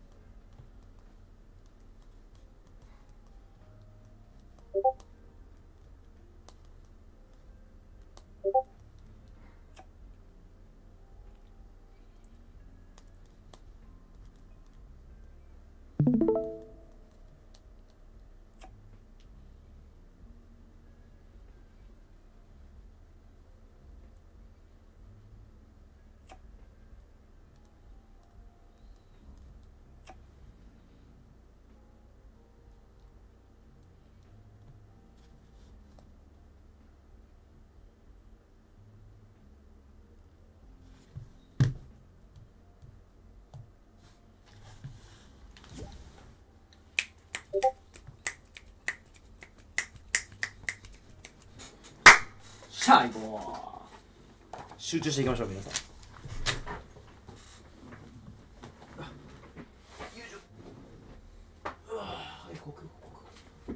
あれあったあったあったあったぜブロー、あったぜファッキービーチ。Hey, let's go! Let's go! シャー。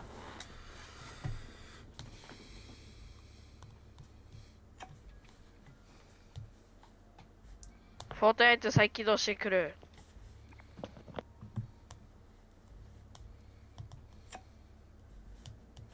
マジカスピーしよう。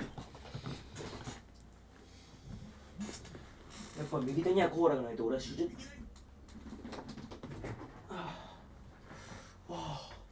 Oh shit, oh shit, oh my god.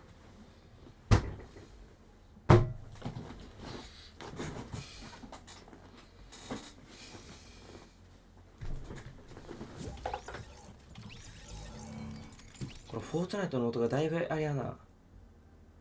どうしよう。フォートナイト切っていい？ちょっと。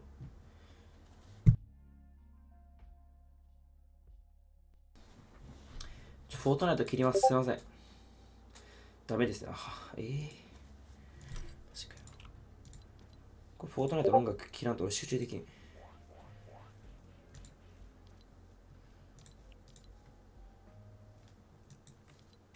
OK。集中していこう。やっていくわ。やっぱさ、コンディション大事よな、やっぱり。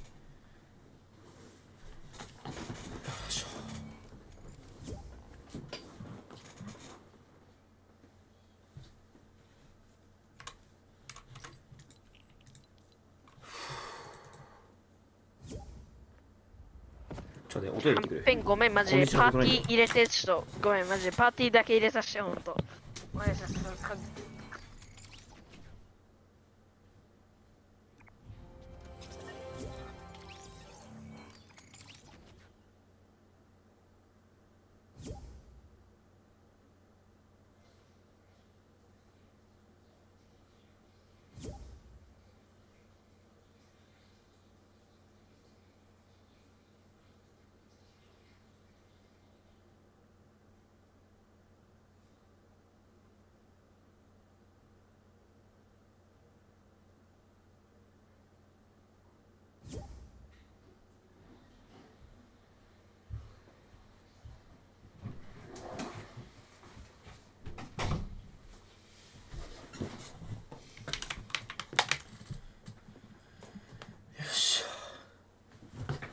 コンディション最高。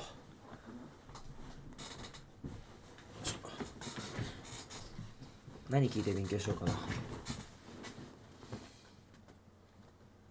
やっぱ一番コンディションだよ。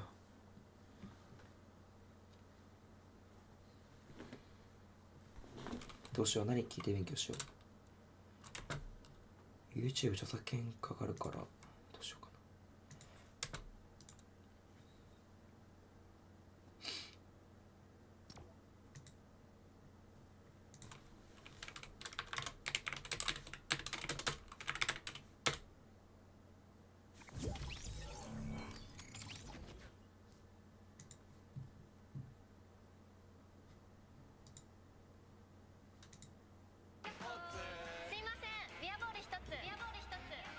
何それ？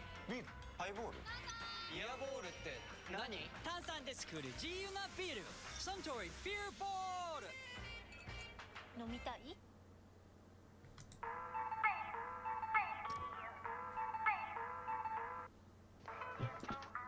はんぺんマジでパーティーだけでさせてくれ、本当にお願いします。うるさいガチで本当にやめて。パーティー入れてって。どういうことだよ、パーティー入れてって。いや俺交換にしてるって。ああそうや、ラリウさんが試合やるから入れない。今日彼女とやってしまった。マグロさんガチそれ。ガチモン？ちょっと待って、マジで集中できん。マグロさんガチですか？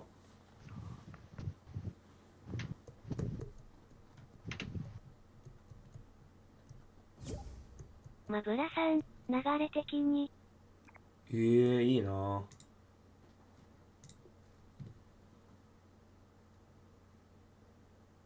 マブラさん何歳なんですか？よ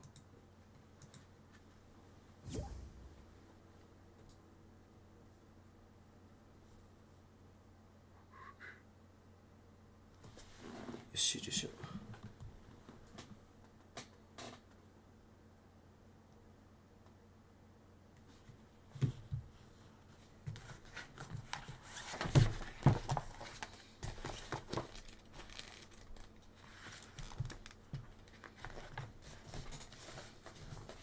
ハックさん、ラリュウさんパーティー公開にして。はんぺん軍団のソマフーンたまごさん、初見です。ハックさん、お願いします。マブラさん、俺、栗。マブラさん、俺、栗さんなの？嘘だろ。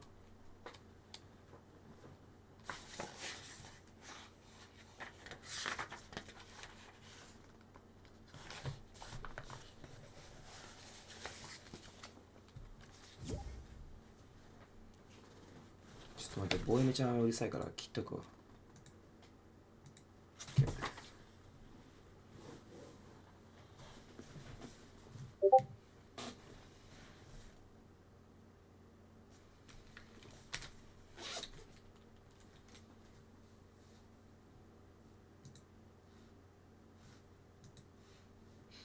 なんで後悔してん？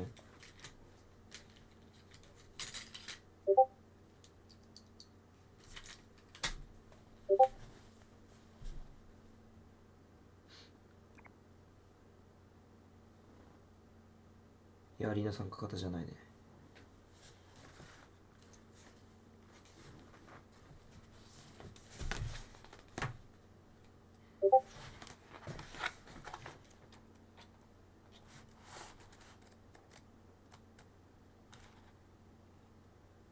バラされるってどういうこと？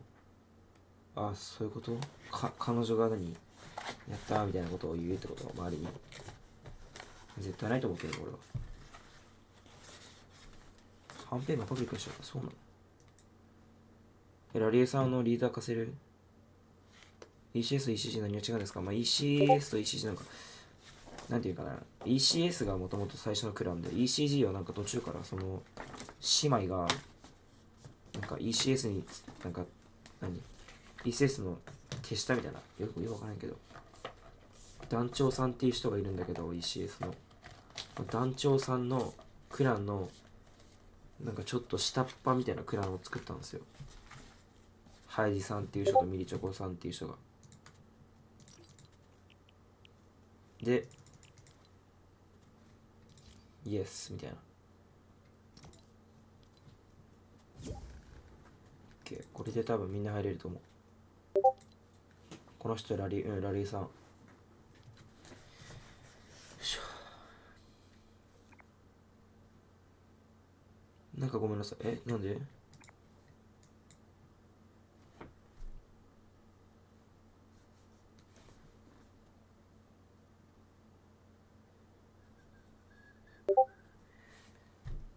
なんか入れんのだが。じゃあパーティー帰ろう。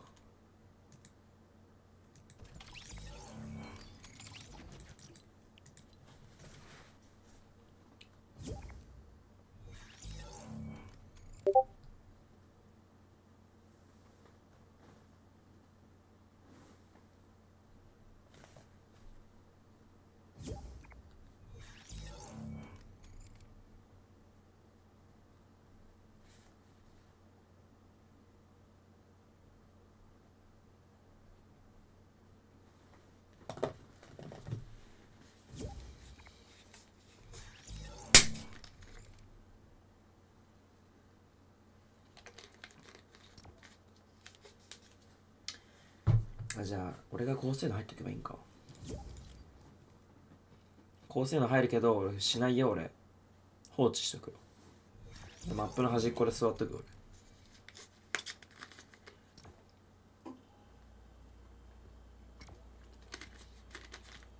俺。ああうめえ。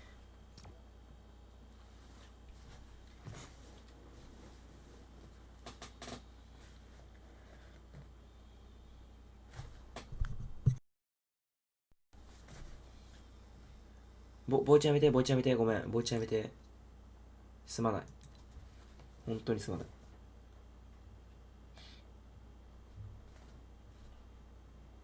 なんか聞こえるぞ。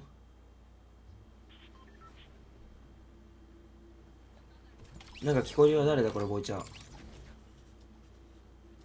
誰これ。なんか小さい音で聞こえるんやけど。誰これ。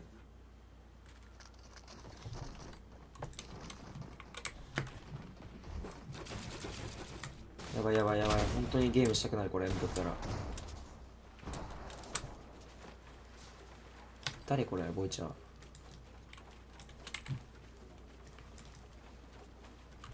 ボイチャー誰？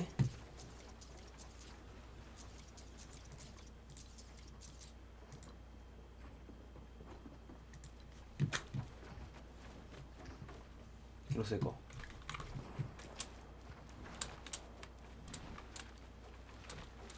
反響サネキッザーンって人。うん、知ってる。もうミュートした。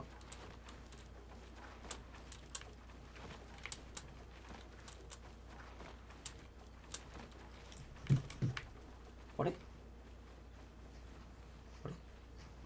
気のせいだよね、多分これ。ああ、よかったよかった。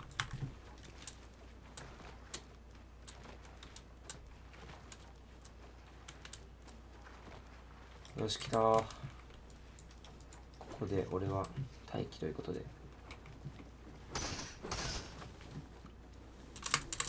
さらば。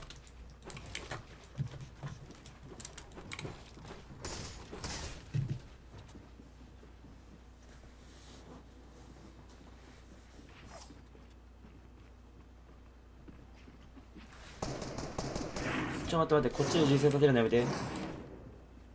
ごめん。誰あれ。誰変な音立ててるの。もう足音も一切なし。よろしく。しゃがむのはギリセーフかな。もうほんとね、しゃがんでスコープ開いたら多分無音らしいから。スコープ開きながらしゃがんだら無音らしい。やってみて。スコープ開きながらしゃがんだら無音らしいけど。やってみて。オーマイガー。実践やめて。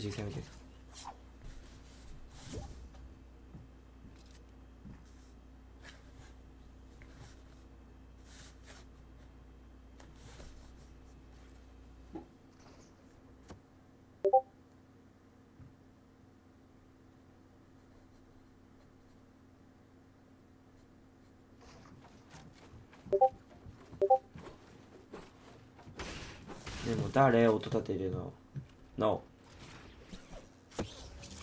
No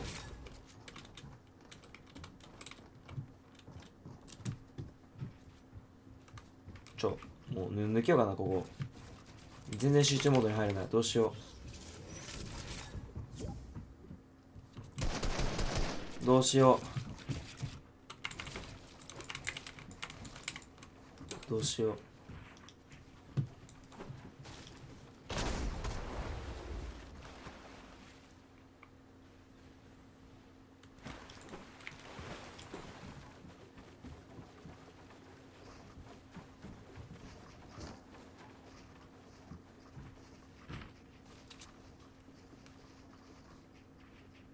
いや、聞こえねえわ、ガチで。あ、いや、聞こえたわ。うるさ。次でかい音聞こえたらちょっとパーティーじゃねえわ。抜けるわ、ちょっと。ログイン行く。よし。あ、まあ今のはいいや。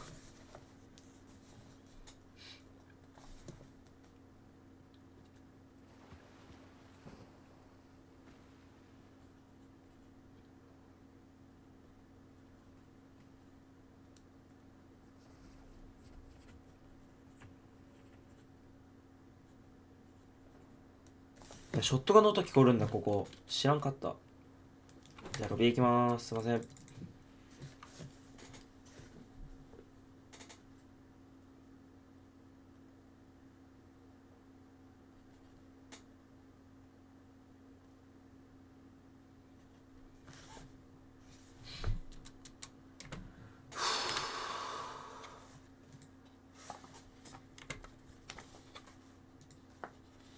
なんか適当に音楽流すか、じゃあ。やべ、マジ集中できん。コンディション大事、やっぱり。あ、ごめん。あ、そう。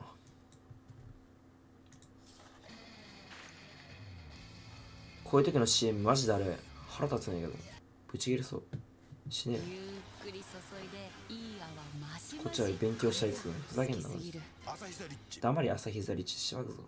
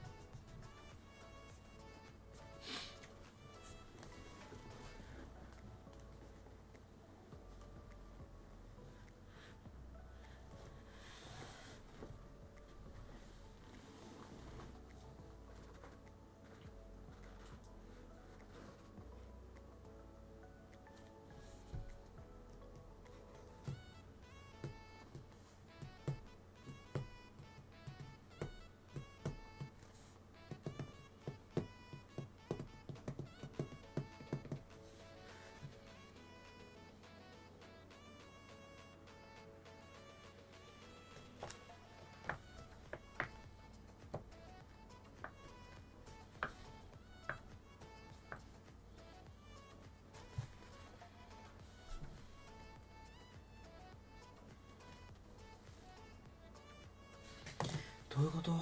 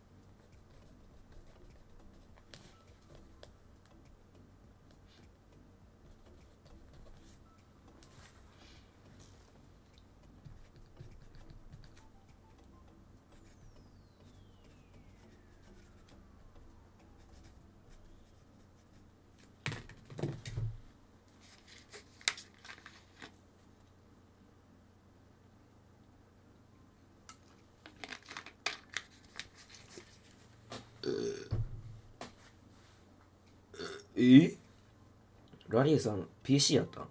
知らんかったんやけど普通に。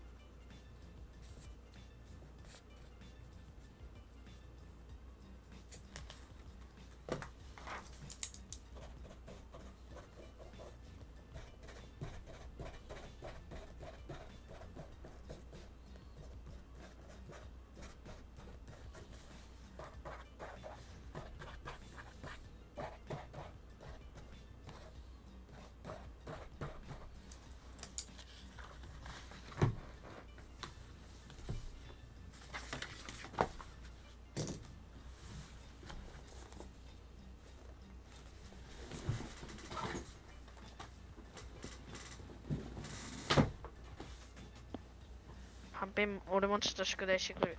OK。バイバイ。グッバイ。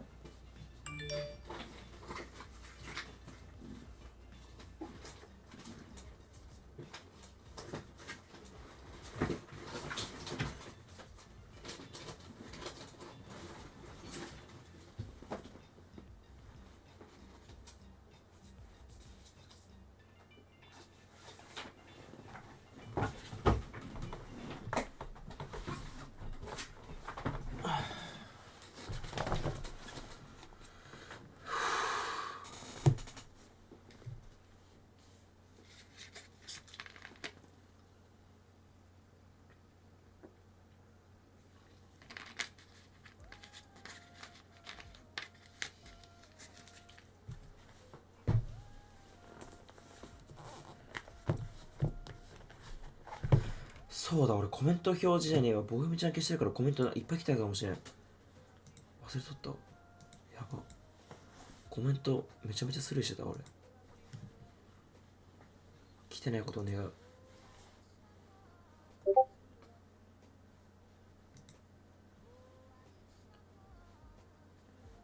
表示されん。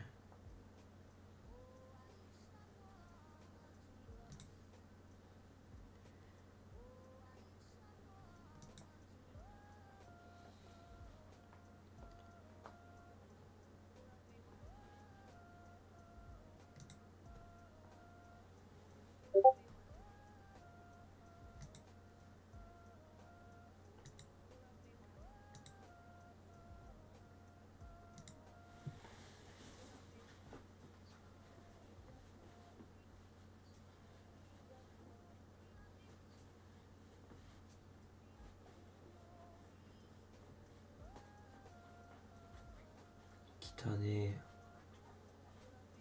あれよ、俺ゲップで汚い言われてた。終わった。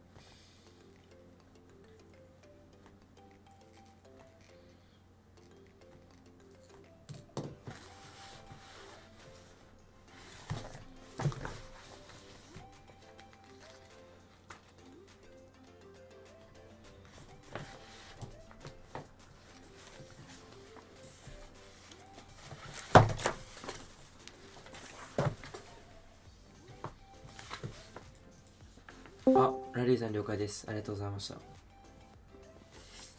ッバイ。おー、レイさんや。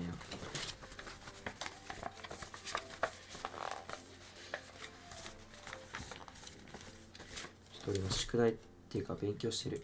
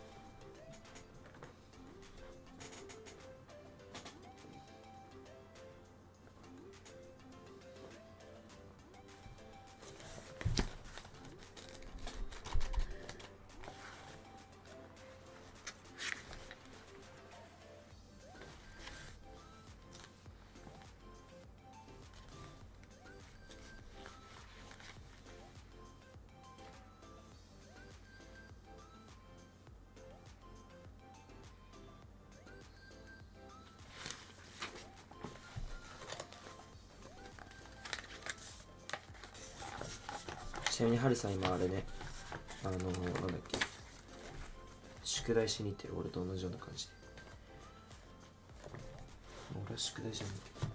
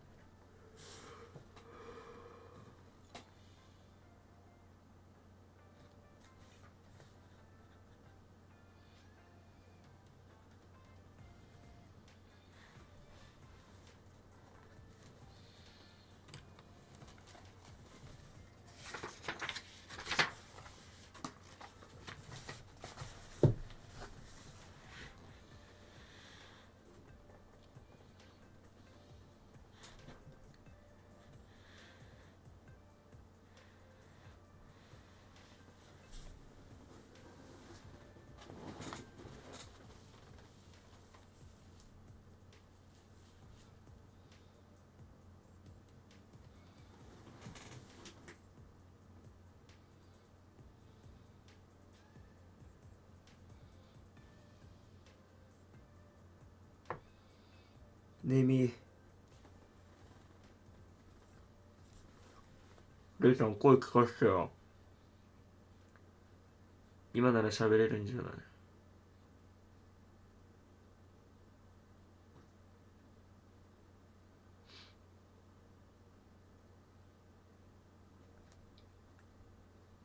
レイさん。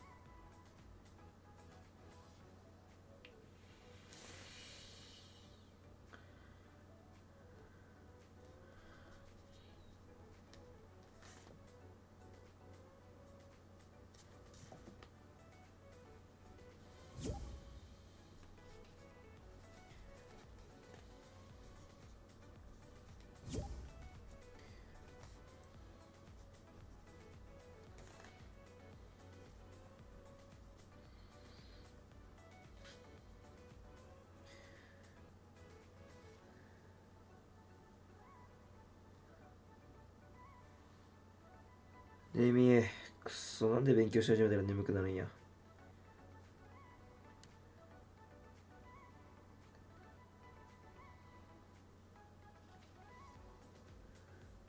どういう現象？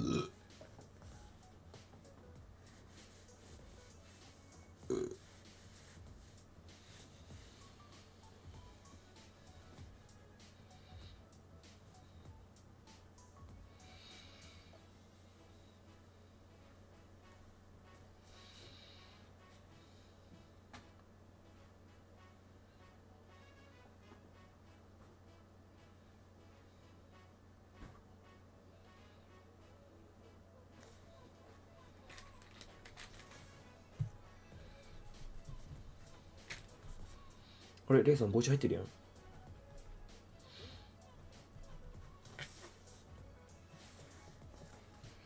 嘘だにょん。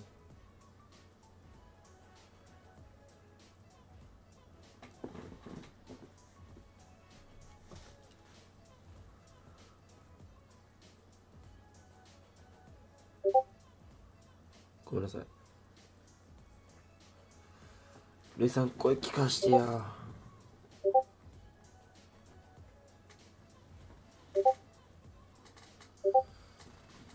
なんで配信しとるから。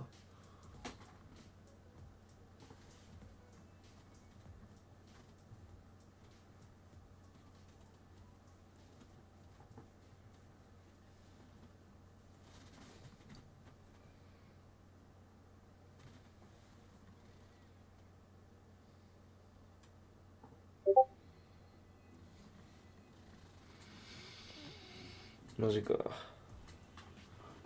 ああ。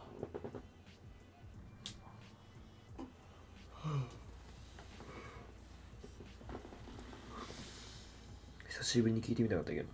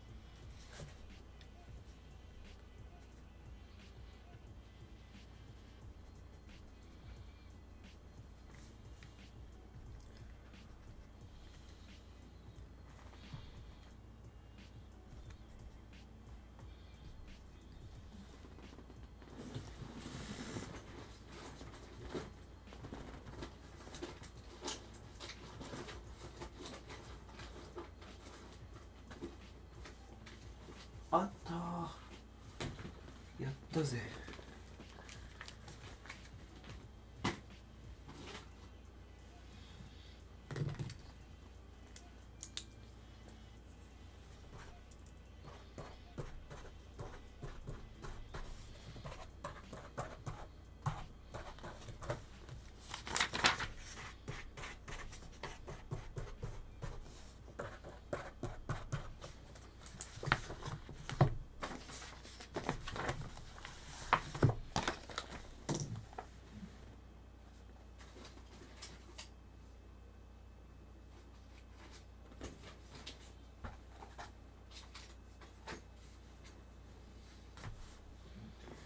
よっしゃ、次理科よ。理科はなんだっけ。84から91、キモ。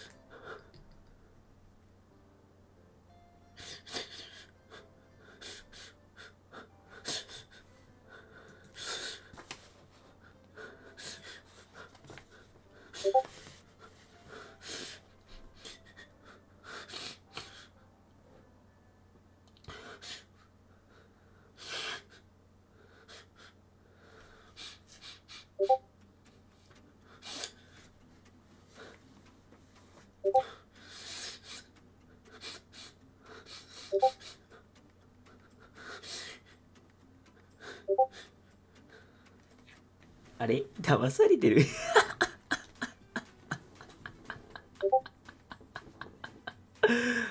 ああ、俺やば、面白い。しかもレイさんが引っかかるのものすぎる。やっぱりかああ、俺ガチで俺ああ、面白い。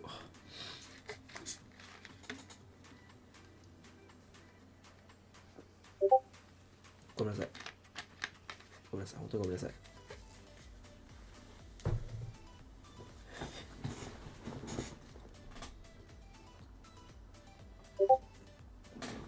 本当にごめんなさい。ああ、中指と、もうやばいな。すごいことになってるけど。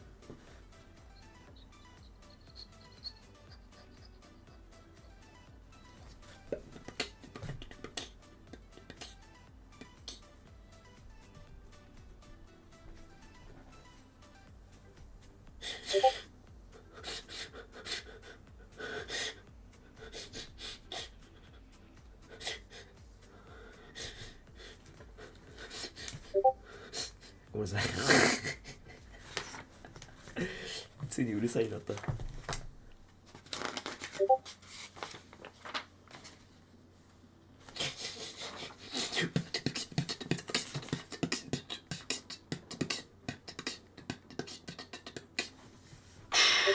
ごめんなさい。落ち着きます。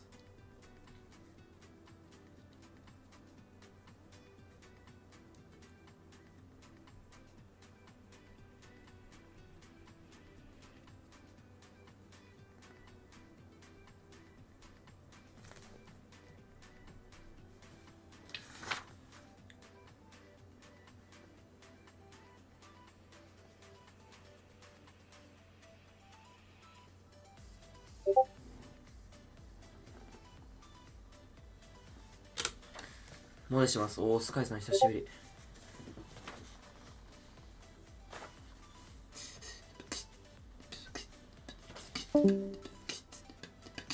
俺実はエンジョイしてるルイージ帽子、あいつクソうるせえからさ、あれした。スピーカーミュートした。スピーカーミュートからサーバーミュートした。あ、そう、サーバーミュートや。笑った。笑たい。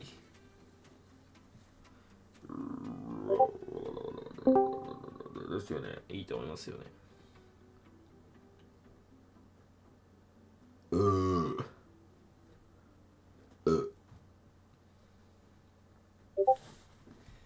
何臭い。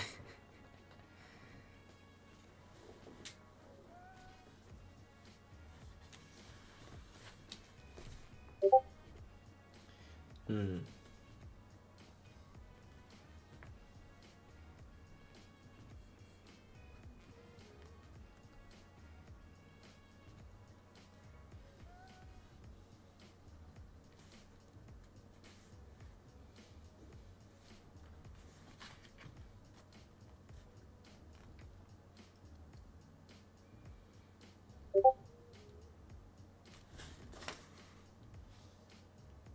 やばっ。てかそもそもお前さ、俺勉強してんだよ。バカかお前。考えろよ、バーお前さ。勉強してるからみんなミュートしてくれてね。考えろか、ボケか、死ね。キックした。キックった。場違いそのふんか。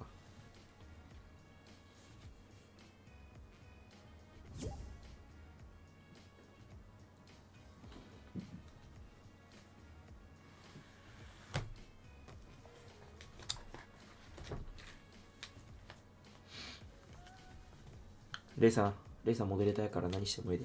そのレイさんモデレーターじゃないっけ？あ、そうか、こっちじゃないんか。そうか。レイさんにモデレーターくれ、オッケー。ちょっと待って。モデロールということで。てか、レイさんのなんか、YouTube の本わかるじゃん。俺、なぜか知らんけど、そのレイさんのさ、本わか、なんかあれしとったよね。非表示。最近知ったんよ。いやなんかさ、非表示のやつで見たらさ、いろんな人が非表示にしとったよね、俺。無意識なんか知らんけど、いつの間にかなんかみんな非表示になっとってからさ、びっくりした俺マジで。で、戻したから、よろしく今日から。ロール作成。これで新しいロールサブが使わなくサブアカ使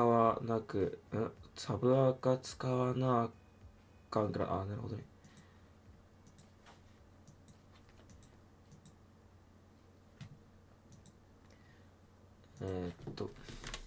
モ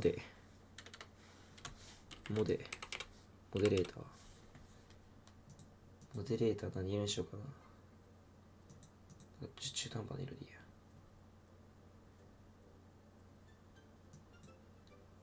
や。んでもって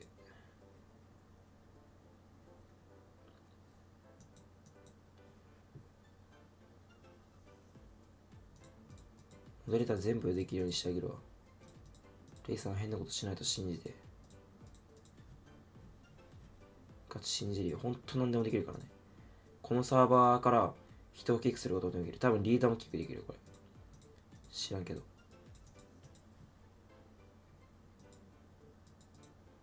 頼むで、レイさん。マジで信じれる人でいこう。マジで信じれる人って言ってもレイさんしかおらんわ。レイさんが一番長い付き合い。メロンパンさんも信用できるけど、なんか、なんて言うんやろうな。俺もつけてくれるのもで、バカやから考えろかす。あ、言い過ぎた。スカイさんも、いや、そうや、スカイさんモデレーター。いや、つけよう。これはつけないとあかん。バカ野郎。いや、ナウモデはやばいだろ、さすがに。ちょっと待って。スカイさんでしょ。ちょっと甘く見ちゃおうかな。いやでもそれぐらいかな。どうやろうな。いないわそれ以外。オッケー。パンパン、おい。よし。カンペボイちゃん昨日察してないよ俺。今スタディしてるから、勉強してるからさ。邪魔。勉強配信しとけばよかった。勉強配信で書いておく。パパパパパ。で、レイさんこれでもう何してもいいから。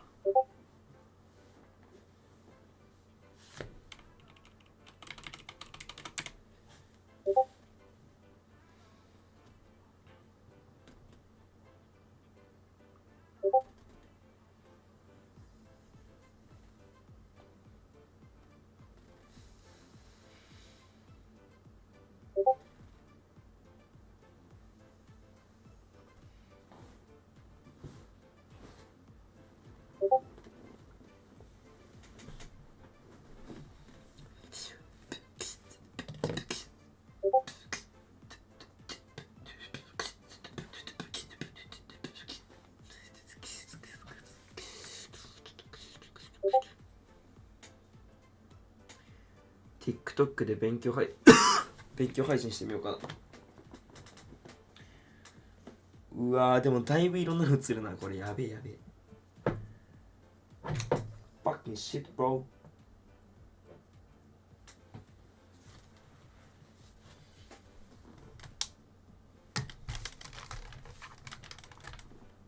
いろんなものが映るけどいいかな。まあ俺の部屋がだいぶ映るけど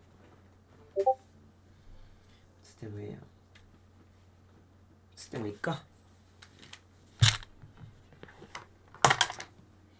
ワンチャン顔が映るかなぐらいだけど顔が映らんとけど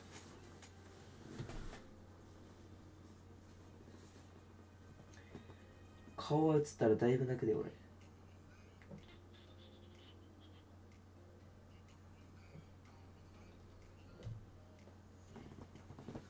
顔にエフェクトついてるのキモい。俺エフェクトついた方がブサイクになる。なんかこういうのは全部なくすタイプ。小顔もキモい。つけなかす。なんか目もでけえしキモすぎ。調子乗る。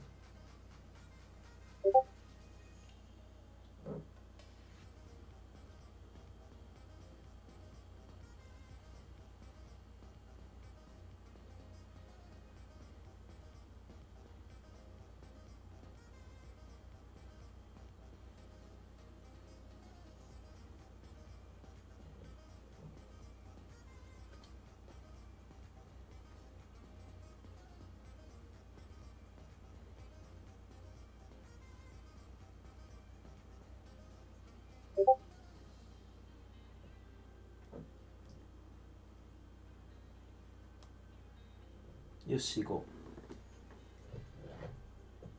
う。初実写配信ということで、みんな TikTok の方で実写配信するから、はんぺん YouTube のコメントも読んでくれ。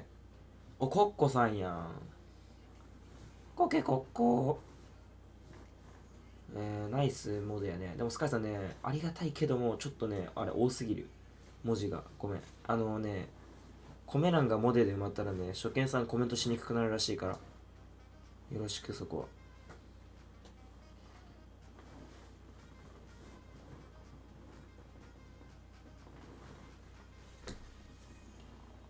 は。あ、そうそれさ、そのさ、無意識にさ、モデレーターじゃねえわ。レイさんをなんか、バンって言い方は悪いけど、なんか、したっつったじゃん。それと同じくさ、俺あれだよね。自分のクラスラインさ、なんていうの、無意識に自分で抜け取ったからね、俺。やばくない？普通にやばいと思う。それが気づいたのが、いつだったっけな。いや、でもいつ抜けたかもわからんから、本当にやばい。でも俺すごい体勢で寝とったから、ワンチャンその時に、いやでも LINE 開いて寝てないよ。俺 TikTok に開いて寝とったのにさ、マジで怖いよ。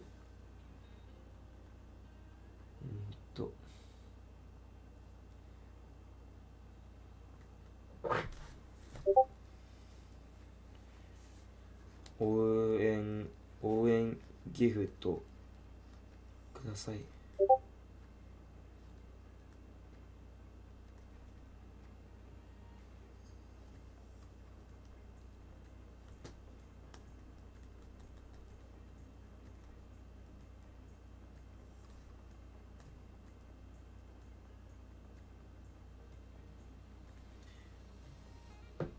お、ナイス、ナイス、レイさんナイス。それできれば YouTube にも貼ってほしいな。よし、じゃあ配信始めようと。ポチッとな。OK。いやー、ちょっとなんか緊張するな、実写だと。顔が映りそうだし。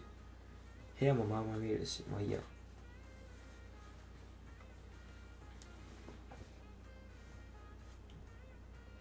りあえず配信始めた。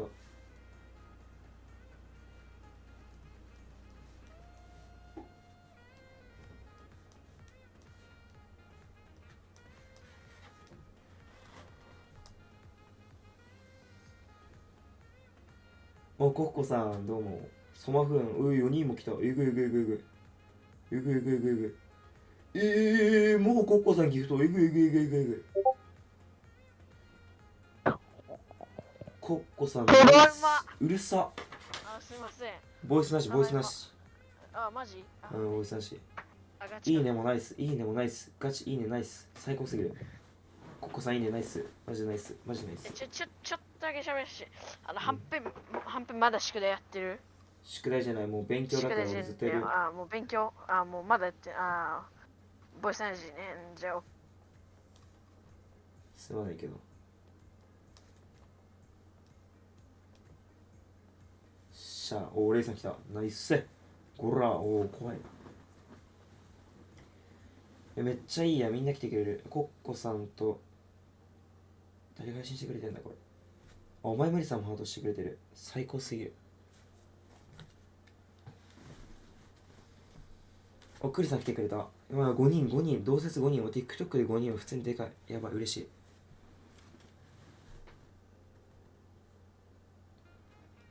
あ、こんにちは。あ、メロンパンさんも来てくれた。ちょっとね、今日はあんまゲームしないからね。まあ、しろって言われたらできるけど。いいね、6人、ナイス。みんなでハート押しまくって、でも6人なら一瞬で、あ、やばいやばい。顔すりかけてよ。ふざけんなよ、マジで。危ないってこれ。ちょっと危険マックス。初見です。嘘つくな。僕のこと、あ、わかりますよ。YouTube の方でも見てる。いや、なんか、配信してましたよね、みたいなこと言ってきてくれて、それで、うん、映ってたよね、俺。実はさ、僕、あ、やんとこ。ちょっと待って、もうちょいこっちにしたい。オッケーオッケーオッケー。完璧。いや、もう、これを忘れてた、俺は。よし。誰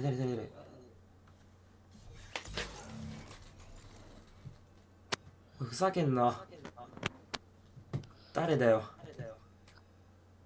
エルボーシ、ボイチャオフにして。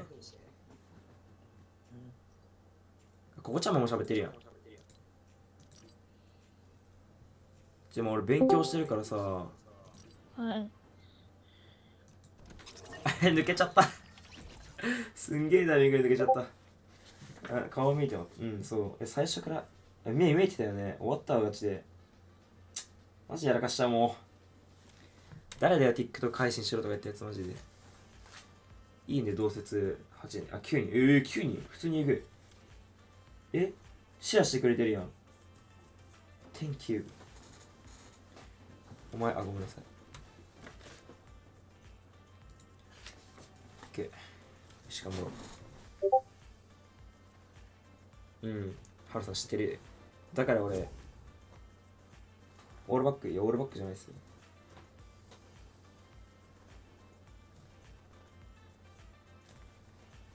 今、髪上でね、まくってる。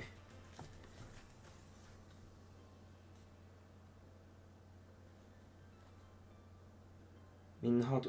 もう2000いってるハート。えぐい。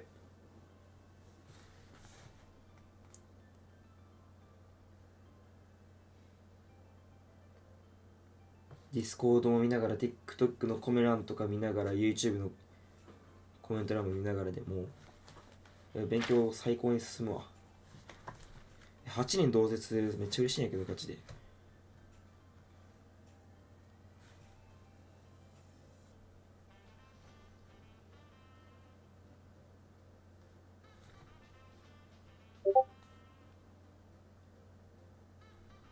ナイス、レイさん。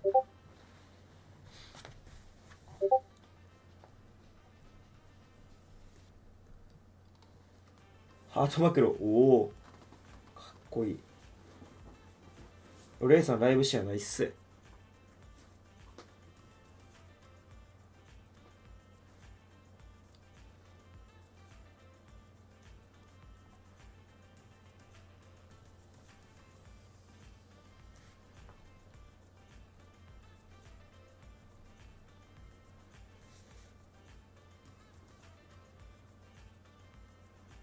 めっちゃハートしてくれてるやん。ちなみにハートを押すのになれたら両手でいきます。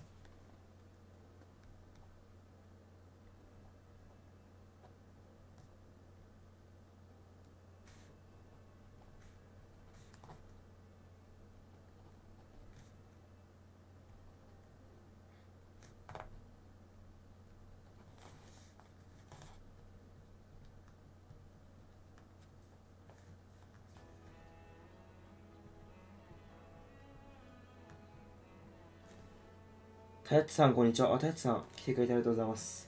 Thank you。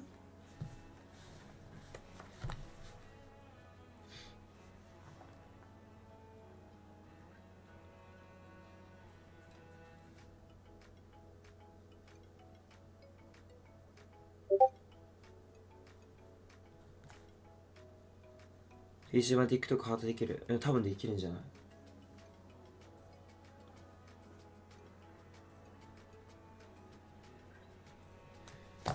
いや待って、俺さ、コーラを縦にしてさ、スマホ置いてんだよね、こうやって。どうやってコーラ飲むこれ。どうしよう。コーラ以外のもので立てるか。ちょっと頼むから顔だけ映すのマジで頼む。よいし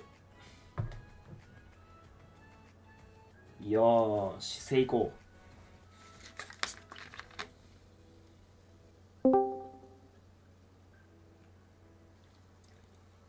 あー、おいしい。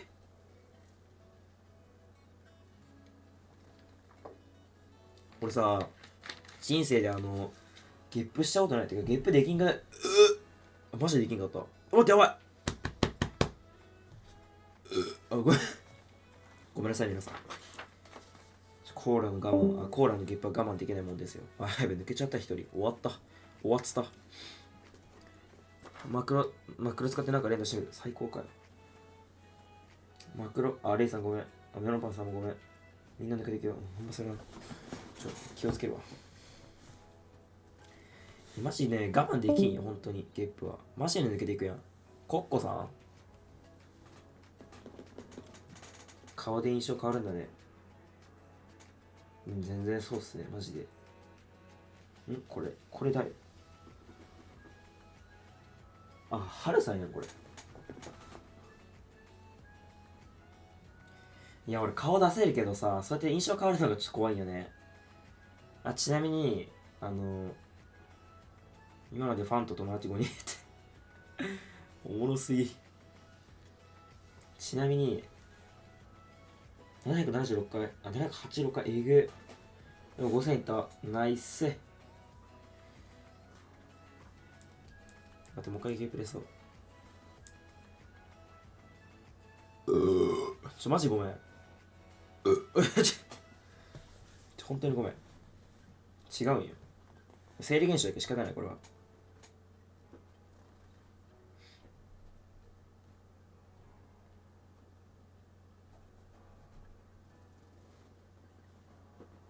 舞桜になれるで。舞桜ゲップすんの？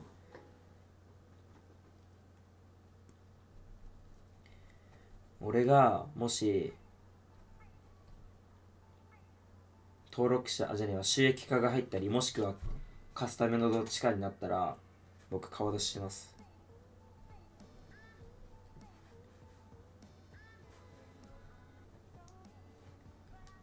顔出し、前桜さんえぐいですよ、ゲップ。マジっすか？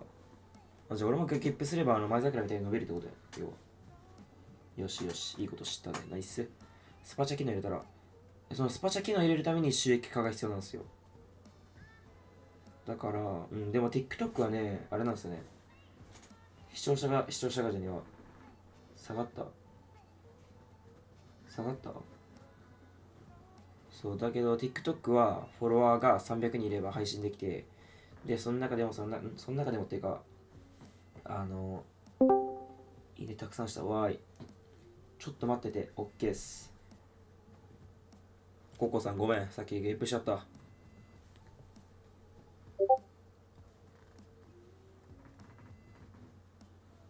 50人しかね、マジで。何これ、クワッドキャストの方かよ。それ2万ぐらいするようにうちの兄貴がついてないクワッドキャストだからちょっとやす。何それ。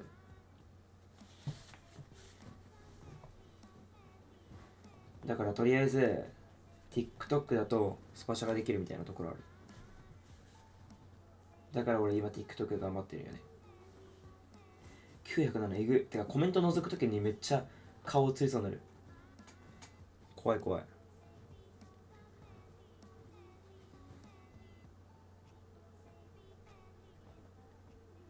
でも顔って想像と絶対違うからさ、変な印象付けられるよね、やっぱり。なんでも誰が顔出しても最初から顔出しとけばいいんやけど。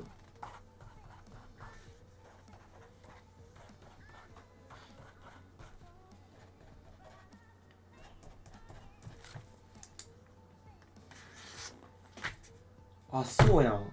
危ね。振動で半分スマホこっち向いたんやけど。ふざけんなよ。ちょっと待って、一回これ顔見えんようにできるかな。ちょっと一回配信切る。あ、閉じるね。閉じるっていうか一時停止。これ顔映ってないよね。大丈夫？頼むよ。英語訳習。理科が8から91。あ、じゃあ終わったのか。社会が134。英語が148。134が社会で148が英語。はい、ただいま。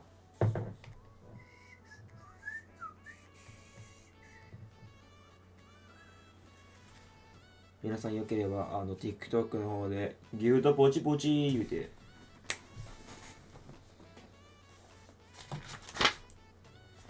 よし、待って。そう。ライブのもう一つ怖いところ、本名バレるよ、マジで下手したら本名バレるよ。怖い。本名が見えるやつは全部ちゃんと隠していく。大丈夫？ここら辺ないよね。あれなんかマイク並べてね、これ。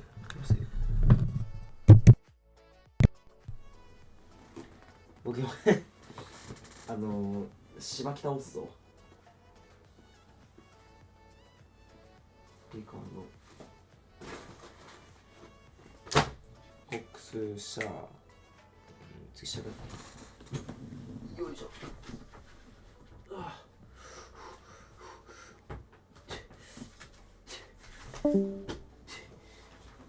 Okay, let's go fucking go boy. レイさんどうした？ごめん、誰でも言ってないから確かにな。俺が本名公開してる。何してんねん。あね、バカな、おい。カメラなんで無意識にこっち。今さ、おかしいよね。明らかカメラから動いてきたよね。起きたら送られて。マジで見がってさ、最高すぎる。で、カメラ、おい、ふざけんな、おい。なんでその無意識に俺の方向いてくるの？おかしいだろ、おい。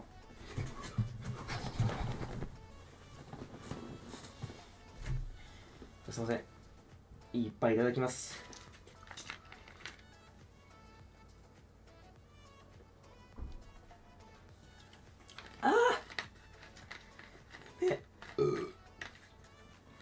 いや、今コーラしてないよ、立ててるの。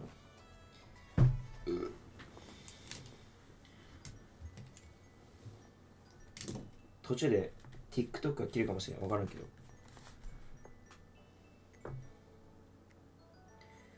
どうしようかな。何しようかな。社会でしょ。134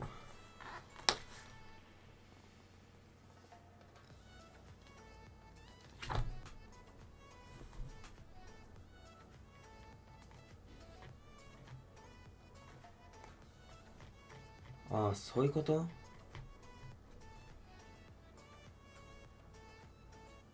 公民やったら、いや、とりあえず今ね、課題終わらしいんだよね。課題がだるいからさ。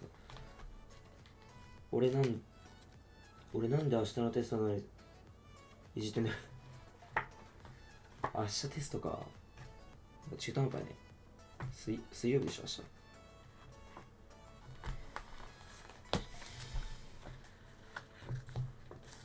あ、やべ、コーラのゲットが溜まってきた。どうしよう。出したら抜けるってしてる。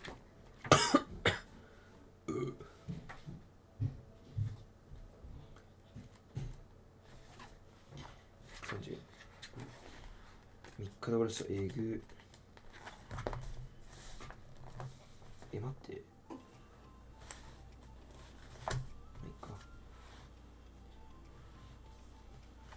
みんなあと 1.8 で1.8 ハートで 10K いくから、みんな頑張って。1万ハート1万ハートお願いします。ハートよっしゃ、ここやるか。すごいし、泣きたいぐらい多い。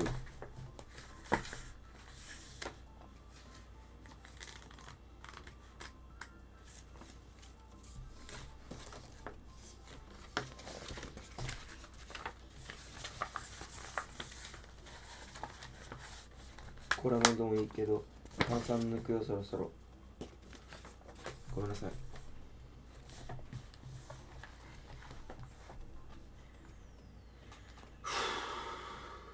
集中してこう。